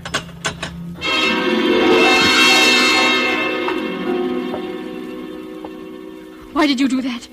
Please don't excite yourself, Miss Ray. Didn't you hear what I told the inspector? Yes. Is this some more trickery? Trickery? How can that be? I don't know. That's what I'm asking you. I should call it generous, when I let my poor brother's death go unavenged. You're not doing this without a reason. Naturally not. Has it occurred to you, either of you, that I might not want my business dealings revealed in court? What are you driving at? Has it also occurred to you that a man's double, who looks exactly like him and shares all his secrets, may become a danger rather than an asset? He knows too much. He wants too much, and so... I think I understand. You're glad he's dead. Not glad, my dear. You've shocked my brotherly feelings. But definitely relieved. Look here, you can't get away with this. Get away with it, sir? Come now. Aren't you forgetting that you're the murderer? And what are you going to do? It's very simple. We three, in an unholy partnership, will dispose of Robert's body. Or would you rather hang? He's got us run. There's no other way. But how can we dispose of the body? Oh, this seems worse than killing him. It's a filthy, cold-blooded... Practical necessity. As for disposing of the body, nothing is easier. We shall simply gather the necessary materials and then...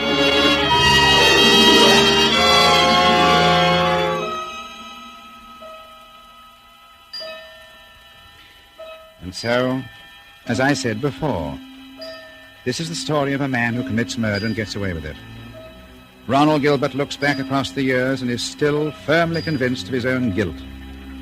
But of course, Gilbert never shot anybody.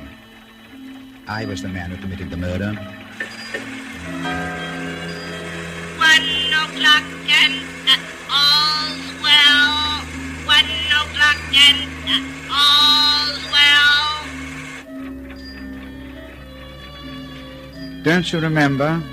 The bullet that killed my brother is supposed to have passed through his body and smashed the face of the grandfather clock. But that's an impossibility. The face of a grandfather clock is much higher than the heart of a man. You see, 2 shots were fired at the very same instant. Gilbert missed and smashed the clock face. I fired from the door of the office and did not miss. That was why my brother looked past those 2. I went out by the back door, locked it, and reappeared at the front afterwards. It was not Robert Markham who died. I am Robert Markham. It was Charles who died that night, and I killed him to stop forever the wholesale blackmail that was poisoning the lives and blasting the hearts of 1,000 half-crazed people. His records I destroyed. His correspondence I burnt. He's dead and gone. I have assumed his name and identity ever since. Yes, I committed a murder. And yet, if you were on a jury, dare you say that you would condemn me? Oh, come now. Would you?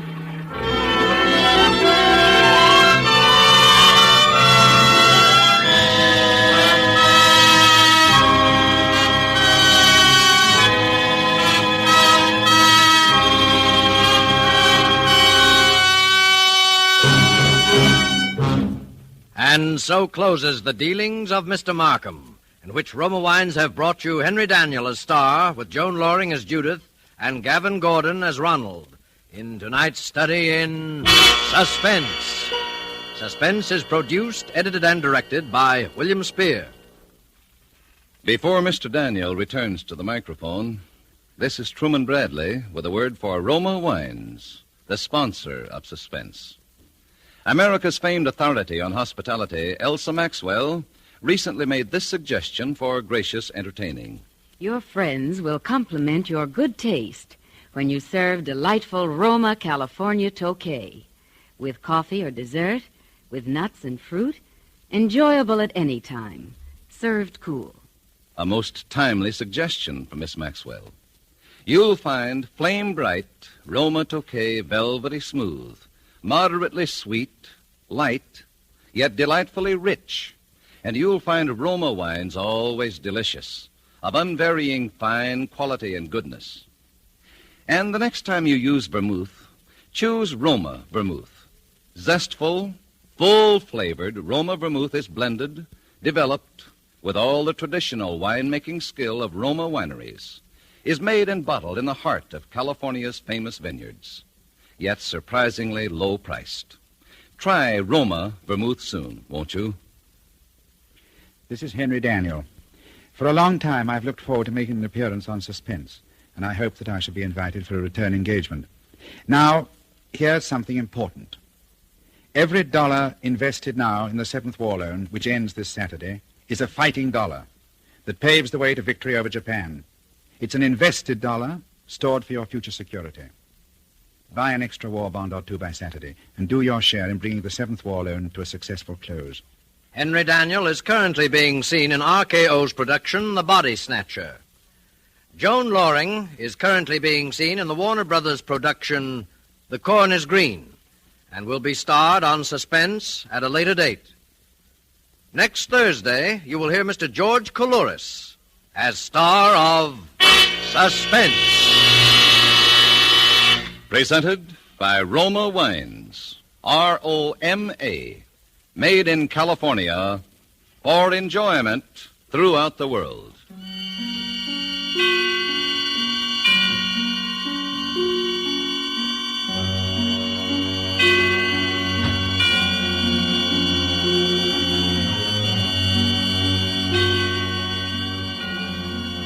This is CBS, the Columbia Broadcasting System.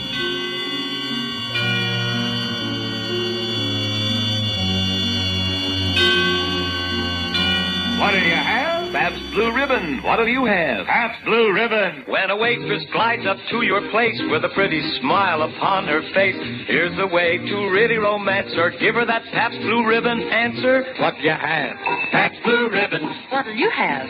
Pabst Blue Ribbon. What do you have? Pabst Blue Ribbon. Pabst Blue Ribbon beer.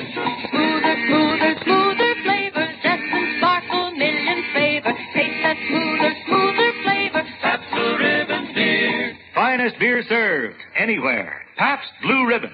Prove it yourself with a 3-way experts test. 1, your eyes are pleased with that Blue Ribbon clearness and sparkle. 2, your nose is teased with the aroma of Blue Ribbon hops. 3, your taste agrees. Finest beer served anywhere. Pabst Blue Ribbon beer. What do you have? Pabst Blue Ribbon. Hojo Radio, where the classics come alive.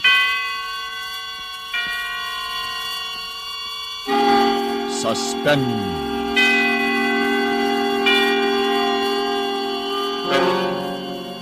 Tonight, Roma Wines bring you the distinguished actor, Mr. George Coulouris, as star in The Last Detail, a suspense play produced, edited, and directed by William Spear.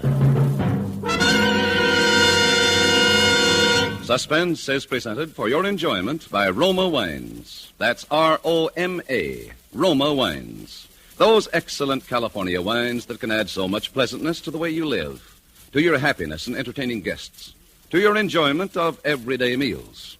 Yes, right now a glassful would be very pleasant as Roma Wines bring you a remarkable tale of suspense. And with The Last Detail, and with the performance of Mr. George Coulouris as Professor Moffat, Roma Wines hope indeed to keep you in suspense. Something escapes me. One small detail in all the incredible events of these last weeks. And without it, the pattern is incomplete. I think I dream about it. Yes, I'm sure I do. But I've lost the ability to reconstruct my dreams. I wake up with only a fragment, a ridiculous shred of my unconscious mind. I dream that in my laboratory, standing before a rather large cage. An assistant is beside me. What are you doing, Professor? Oh, hello, Pete. I'm recording the behavior of this great ape. Oh, everything he does, huh? Yes. And at times I almost believe he's able to reason, but of course that's impossible. This the one you call Carlotti? He calls himself Carlotti. And look, now he's pretending that he's the scientist. Why, he's taking notes on me.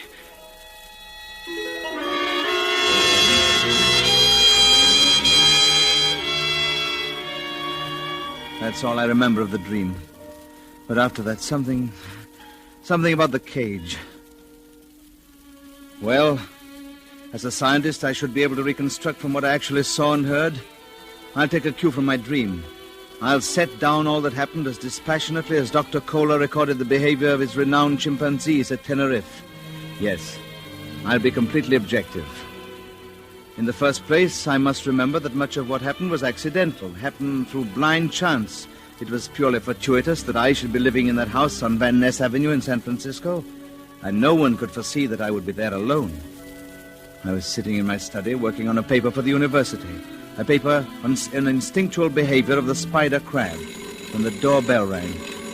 As I say, I was alone, as I'd been ever since Janet went away. So I opened the door myself. Yes? We're taking a census. A census? Yeah, it's about housing. Special survey. What's your name? Huh? Oh, Leland Jennings Moffat, Ph.D. Leland Moffat. Occupation? Professor of Comparative Psychology, Golden Gate University. Professor do. How many people in this house? I'm the only resident. Only one, huh? No wife? No, my wife has been away for about 6 months. Roomers? Boarders? No one. I live alone. Yeah, old house, ain't it? Yes, I'm told that it was built before the fire. Yeah, looks it. Well, okay.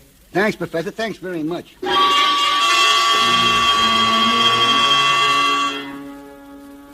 Yes, that was the beginning. A week later, I got the letter.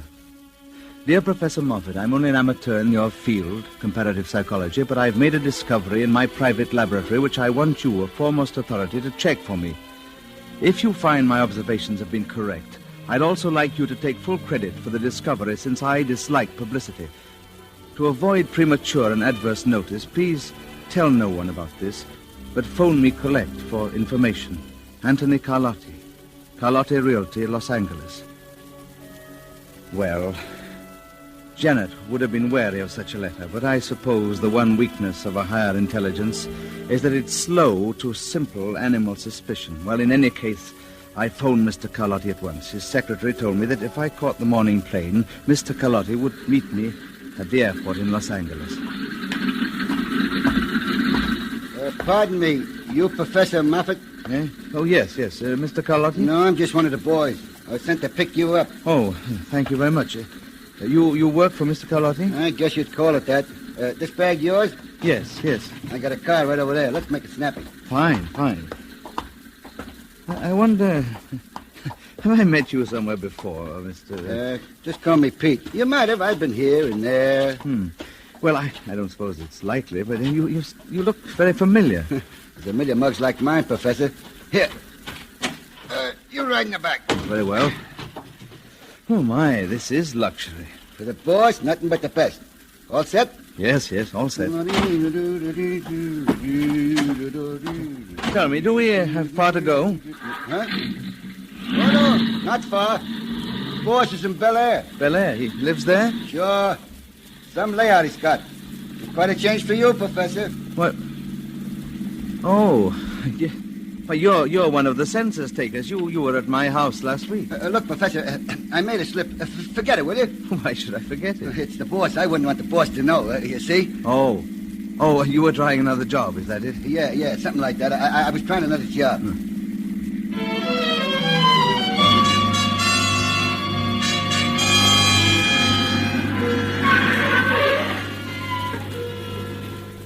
Mr. Carlotti lives here? Yeah, some shack, huh? Slip me that bag, Professor, and I'll take you to meet the boss. Yes, thank you. Well, is his laboratory here in the house? His which? Well, his laboratory, where he conducts his experiments. Oh, no, he doesn't do an experiment here. Come on. Some layout, huh? Swimming pool, all them flowers. Yes, and the house. They must have 20 or more rooms. Oh, closer to 30, I bet. After you, Professor. Oh, thank you. Ah, you nosy. Where's Papa? He's waiting for you, inside. Oh, this way, Professor. He calls this the study. Hey, boss. Close the door, Pete. As you leave. Sure, boss. This is the professor, Professor Moffat. I'll be outside. So, Professor Moffat, well, come in, sit down. You have no idea how happy this makes me. Oh, thank you, Mr. Carlotti. I'm glad to be here. You touched on my one weakness. I bet I did. Yes, when you said on the phone you have something on conditioned reflexes, well, that's rather my specialty. It's my hobby. Your hobby? Oh, you're too modest, Professor. Oh, just the other day, I was rereading this. The report of your experiments with frogs. Oh. There's nothing to compare with it. Oh, well, frankly, I do consider that a contribution to the field. Well, why do you suppose I called on you to check on my experiments? But you mean because of that pamphlet? Exactly. I wouldn't trust anyone else. Oh, I confess that I'm extremely curious to see what you're doing. You only hinted I can't tell you any more until we get to the laboratory. I'll take you there after dinner. Oh, I hoped that sooner, but... Well, Professor, since I'm only an amateur scientist, my business comes first. I have 2 or 3 appointments. Oh, yes, of course. So if you don't mind waiting here, I'll come back and get you. There are books and radio, drinks in the cabinet. If you want anything else, you just punch the button, okay? Oh, yes, I'll be very comfortable. Fine. I won't be long. An hour or so. And then, Professor, you'll really learn something about reflexes. I guarantee it.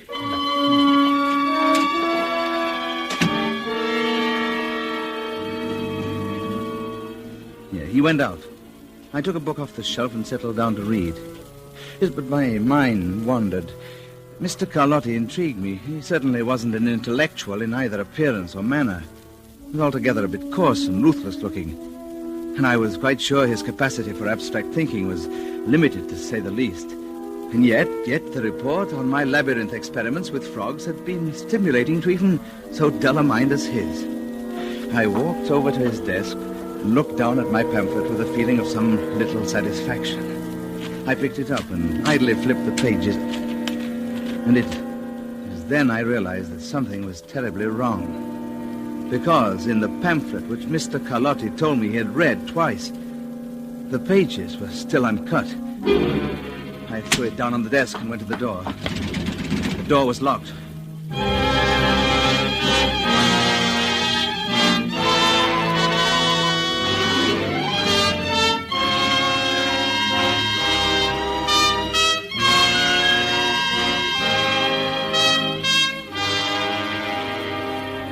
For Suspense, Roma Wines are bringing you a star, Mr. George Coulouris, in The Last Detail, by Eleanor Beeson and Harriet Krause, which is Roma Wines' presentation tonight of Suspense.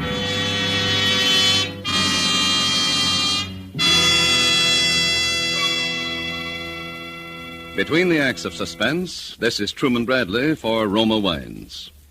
Elsa Maxwell is famous not only as a hostess, but also for her helpful suggestions on how to entertain more graciously. Recently, she said, "Next time you have friends for dinner, add to their enjoyment of the food and give the occasion a gracious, festive touch by serving distinguished Roma California Burgundy.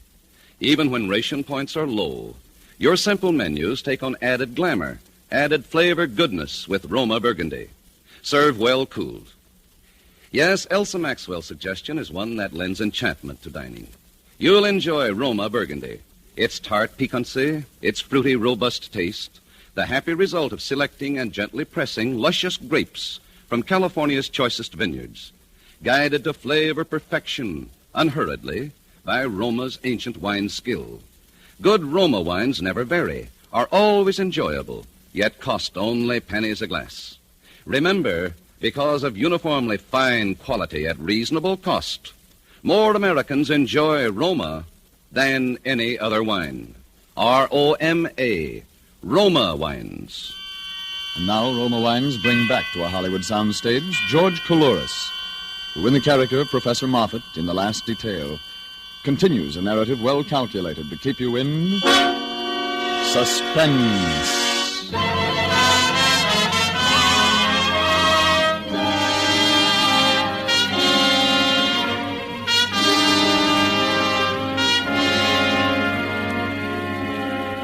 I regret to say it, but when I found that door locked, I actually lost my temper.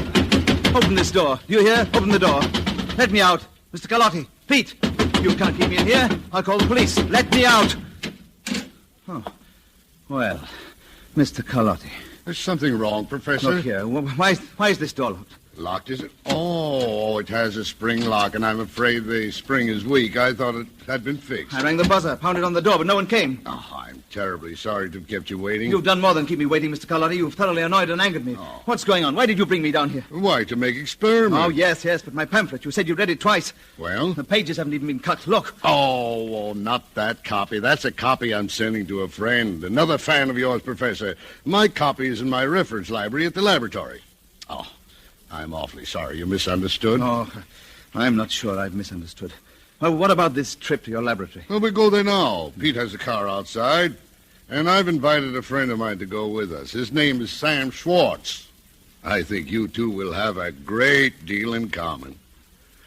Well, Professor? Oh, well, all right. Let's hurry then. I want to take the plane back tomorrow, and I also want a good night's sleep. Well, I give you my word you'll be in San Francisco tomorrow, Professor. And a good night's sleep? Why, you'll have time to spare.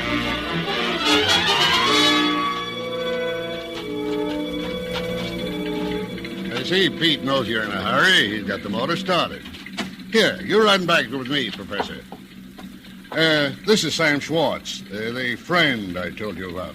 Oh, how do you do, Mr. Schwartz? Hello, sucker. That's right. Professor, climb in. I forgot to say that Sam tries to be funny. Well, we're ready, Pete. Let's roll. Okay, boys. And, the boy up there with Pete is Nosy. I don't think you know him, Professor. Why, I believe I've seen him somewhere. What's the matter, Sam? Cat got your tongue? Why don't you make yama with the Professor? Ah, nuts. Sam isn't feeling too well tonight, Professor. I feel as good as you're going to, Carlotti. You see, Professor, Sam is from San Francisco, too, but he isn't as optimistic as you are about my experiments. Is that so? You came down too, Mr. Schwartz? Can it, you old goat. I came down here because I was tricked. Shut up, Sam. Yes, I was tricked. You conned me all along, Carlotti. You got me on the griddle. But my boys will give you a payoff. I said shut up.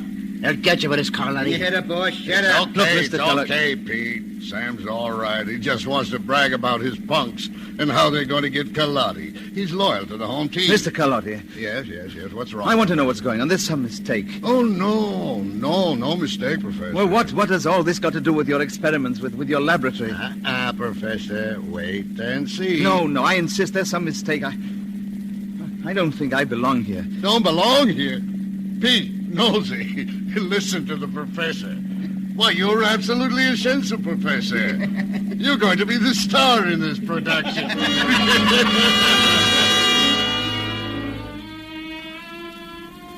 I knew then that events had gotten rather beyond me. So I sat back and began to think, to sort out the facts of my situation in order to be able to deal with them rationally, scientifically. Nosy, the other man with Pete, I knew now was the second census taker. And it was apparent to me that I was part of some plan of Carlotti's, that Carlotti was, after all, what he appeared to be, a ruthless, stupid man. Well, at any rate, I would be able to outthink him. The car swung off the highway and pulled up in front of a closed gate over which there was a sign that said rear entrance. A man in a guard's uniform opened the gate, and as our car went through, Carlotti leaned out and said, "Nice going, Mike." The headlights were switched off. There were no other lights on the narrow drive inside, but on each side of the car I could see huge open stalls filled with all sorts of furniture, fireplaces, pieces of scenery, theatrical props. Then suddenly we were passing through what looked like a city street, and I knew where we were. Why, this is a motion picture lot. Elementary, my dear Professor. Paratone pictures. Yes, I've never been to one before. It's very interesting. Oh, you're going to find it very interesting. Yes, I gather that. Now tell me, Carlotti, Who is going to be killed tonight? Huh? Wise the guy up, Colonel. Shut up, Sam. Will it be me or Mr. Schwartz or both of us? What makes you think there's going to be a killer? Oh, come now. I've been on alert, I admit it, but I certainly can recognize an objective situation when I have to. Well, you won't be bumped off, not tonight. But my friend Sammy here... Why don't you just drill me? What's all that trimmings? Well, you know how I like things, Sam, a little gaudy. Oh, and I am the trimmings, is that it? You, Professor, are the works, because you're going to kill Sam. Well, you nonsense. Well, you won't really pull the trigger, but you'll look the part. What on earth are you talking about? Now, see now, Professor. Now, on the right, another street. Now, do you know this city? What? It's San Francisco. Yeah, Van Ness Avenue, in fact. What? Why, yeah, this is my block. There's the house. Why, it's astonishing. Fantastic. A movie set. Really gives you a thrill, doesn't it? Oh, my goodness. What a passion Hollywood must have for detail. Yeah, they really do it right, don't they? This is San Francisco now. They got another set off before the fire. Yes. I remember. I read about it. Yeah, the Collin's been telling all about it. That's how I knew. Okay, Nosy. Pete, outside. You too, Pete. Come on. Okay. Cover our friends as we go out. Professor, Sammy, go on. What are you going to do? It won't take long, Sam. Just pile out. Yes, Mr. Schwartz. Come on. Yes, that's my house. Every detail. Paint flaking off and a bit shabby looking. Yeah. You'll be able to tell your friends you were in movies, Professor. They'll never believe you. Oh, I see your plan now, Carlotti. You're going to photograph me shooting Mr. Schwartz. Isn't that the idea? On the steps of my house. Who tipped you off? Oh, really? I'm a psychologist. It's relatively simple for me to follow your mental processes. Oh, it's simple, is it? Pete, get Sam up there. About the third step and watch him. Okay, come on, punk. My boys will figure this one, Get Carlotti. going, Sam. Get going. Break it up. Get a gun. Then get you, So it's simple, Professor, eh? Well, now that you know how I'm doing it, how do you like it? Oh, it's a colorful plan, unique, but it won't work. Oh, you think not, eh? No, to be blunt, you haven't the mind to carry it through. You've bitten off more than you can chew, Carlotti. You haven't the higher intelligence necessary for so much detail. Look, you'll be laughing out of the other side of your mouth tomorrow, so I'll let it pass. Very well. Now, you take this gun, Professor. It ain't loaded. I'll get up there by the front door. And when I tell you to, point the gun at Sam like you mean it.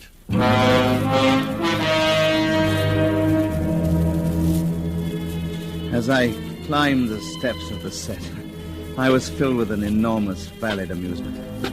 Carlotti's plan was so ornate, so melodramatic. I could picture his self-satisfaction when he first thought of it, the immature pleasure he'd derived from working out the details. And I could picture the blind, stupefied obedience of Pete and Nosy when they went to San Francisco to find the right house on Van Ness Avenue. Mine was right, because I lived alone. But mine was also wrong, because I was trained for detail, trained to see and evaluate. Yes, it was like the reasoning of a human being pitted against that of a fairly adaptable chimpanzee. And as I stood in the doorway of the admirable replica of my house, I looked around quickly for the one or two flaws which I could later use, flaws which would prove that that night I was in Los Angeles, not in San Francisco. And then Carlotti gave his signal. Okay, Professor. Aim your gun. Pete. Yeah? Get Sam moving, and then let it fly. Perfect. What a shot and what a picture. Is he dead, Pete? Get us a mackerel. You did good, too, Professor. In that picture, it'll look like the real thing. Yeah, thank you, Carlotti. I enjoyed it. Yes, I suppose everybody likes to act. Yeah, I got to hand it to you, too. You didn't bat an eye. Well, to see a man killed, a scientist can't be too perturbed about death. Yeah, I guess not. Pete, get the late Mr. Schwartz into the car and watch the blood. It won't be a trap, boys. I got the coat under him right away. Now, Professor, I promised I'd get you home. No? Oh, Pete's going to drive me there. All the way to San Francisco? Sure. We've got to have Sammy found up there, don't we? Oh, of course. Well, so I figured you'd better go along for the ride.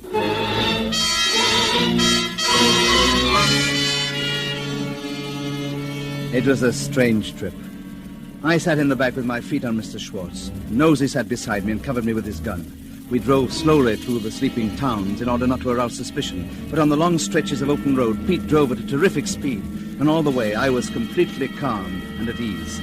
Yes, the corpse would be found somewhere in San Francisco, with something on it to send the police after me. And then they would have the picture of me shooting Sam Schwartz on my own front steps. And Carlotti would be safe with alibis in Los Angeles, 420 miles away. Yes, that was the way it was planned. Well, I felt a little sorry for Carlotti. It was going to be so easy to block it. After a while, I fell asleep. I woke up as the car stopped at the curb in front of my house. You're an excellent driver, Pete. Well, thanks. Yeah, we make good time. Okay, Professor. Out. No, you don't have to wave that gun at me, Nosey. After all, I'm home. I live here. Yeah, and I'm going in with you until Pete has time to attend to a couple of other arrangements. Yes, of course. He has to dispose of the body, and he has to tell the police and give them the picture, and... Yeah, you know everything, don't you? Okay, Pete, get going. I'll meet you later. Sure thing, Nosey. Same time, same place. Yeah, we just made it in time. Another hour, it'd be daylight. Got your key, Professor? Key? Oh, certainly. I'm a very methodical man. Yes, that movie set is a clever copy. Very clever. Yeah.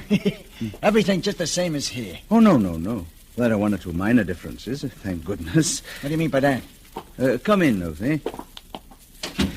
Well, the doorbell was quite different. It was like the old one I had replaced last year. I didn't see that.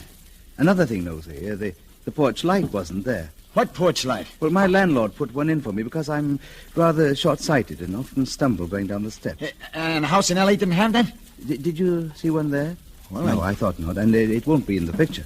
Well, maybe the picture doesn't show that part of the house. Oh, I think Carlotti got it all in.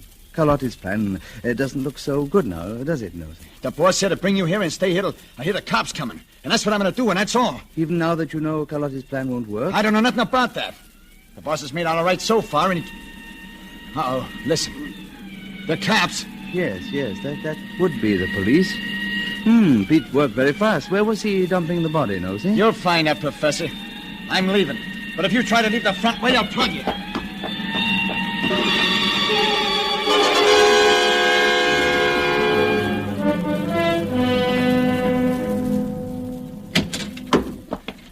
Yes. Come in, gentlemen. I was expecting you.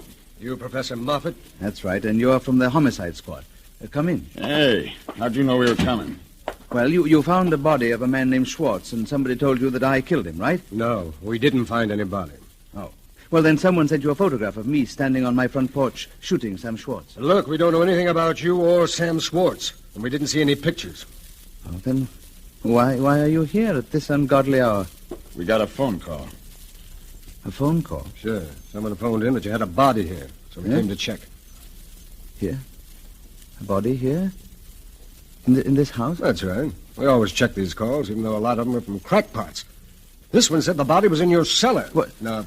My cellar? Yeah, so if you don't mind, we'll just look at it. No, hey. you can't go in the cellar. There's nothing there. There's nothing in the cellar. Hey, grab the old upper whitey and hang on to him. Get away from the cellar. I'll take a look, Get away see? from the door. No,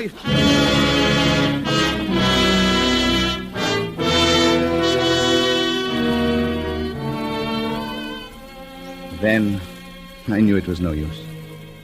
Then I knew that they'd never believe what had really happened that night. Then I knew that Carlotti had thought of everything, down to the last detail. Yes, except one I'd thought of. Because in the cellar, there were two bodies. The body of Sam Schwartz that Pete had put there that night, and the body of Janet, my wife, whom I'd murdered 6 months before. Yes, now I remember my dream. The rest of it. I'm standing in my laboratory beside a cage. Only I'm in the cage, and I'm watching Carlotti. And Pete is there, and Carlotti is talking. Okay, Pete, lock him up. I've seen all I want to for today. He gives me the willies. Funny to watch these apes, boss. Sometimes they're almost human. Yeah. Look at him now. He's pretending he's taking notes on us. He's pretending he's a professor.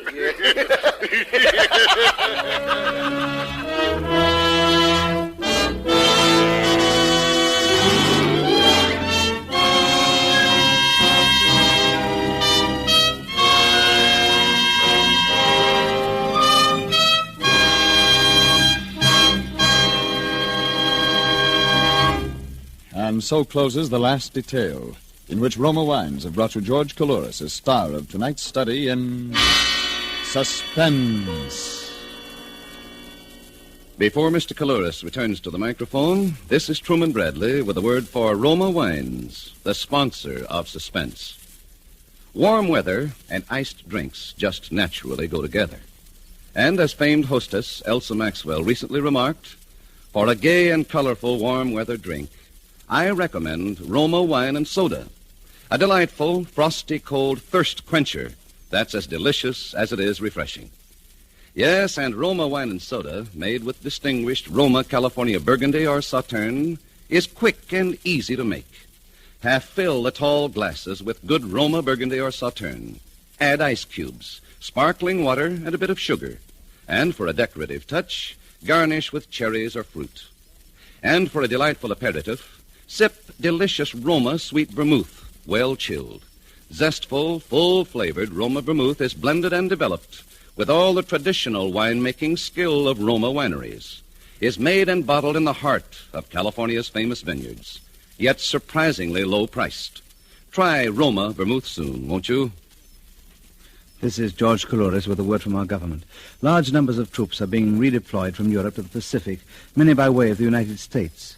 They will have, and their friends and relatives may learn, facts about their weapons, tactics, training, and future assignments which would be of immense value to the Japanese enemy. There may be a tendency to relax our caution about such war information now that Nazi Germany has been defeated. But the fact is that never before in this war has secrecy been so important. Don't talk. Keep the Japs in the dark. Thank you. George Coulouris appeared through the courtesy of Warner Brothers, producers of Rhapsody in Blue. Next Thursday, you will hear Mr. J. Carroll Nash as star of Suspense. Presented by Roma Wines, R-O-M-A, made in California for enjoyment throughout the world. This is CBS, the Columbia Broadcasting System.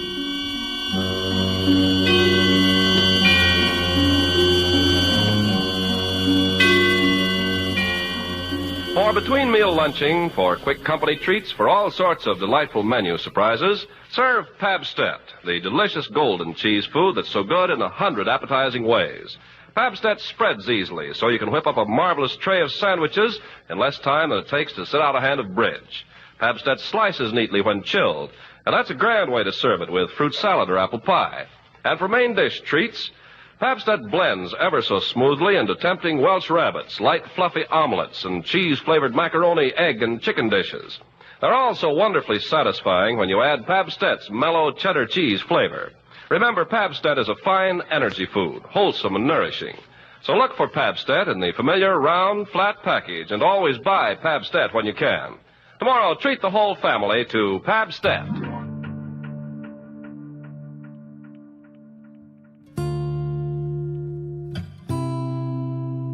Thanks for listening to Hojo Radio. We'll be back again very soon.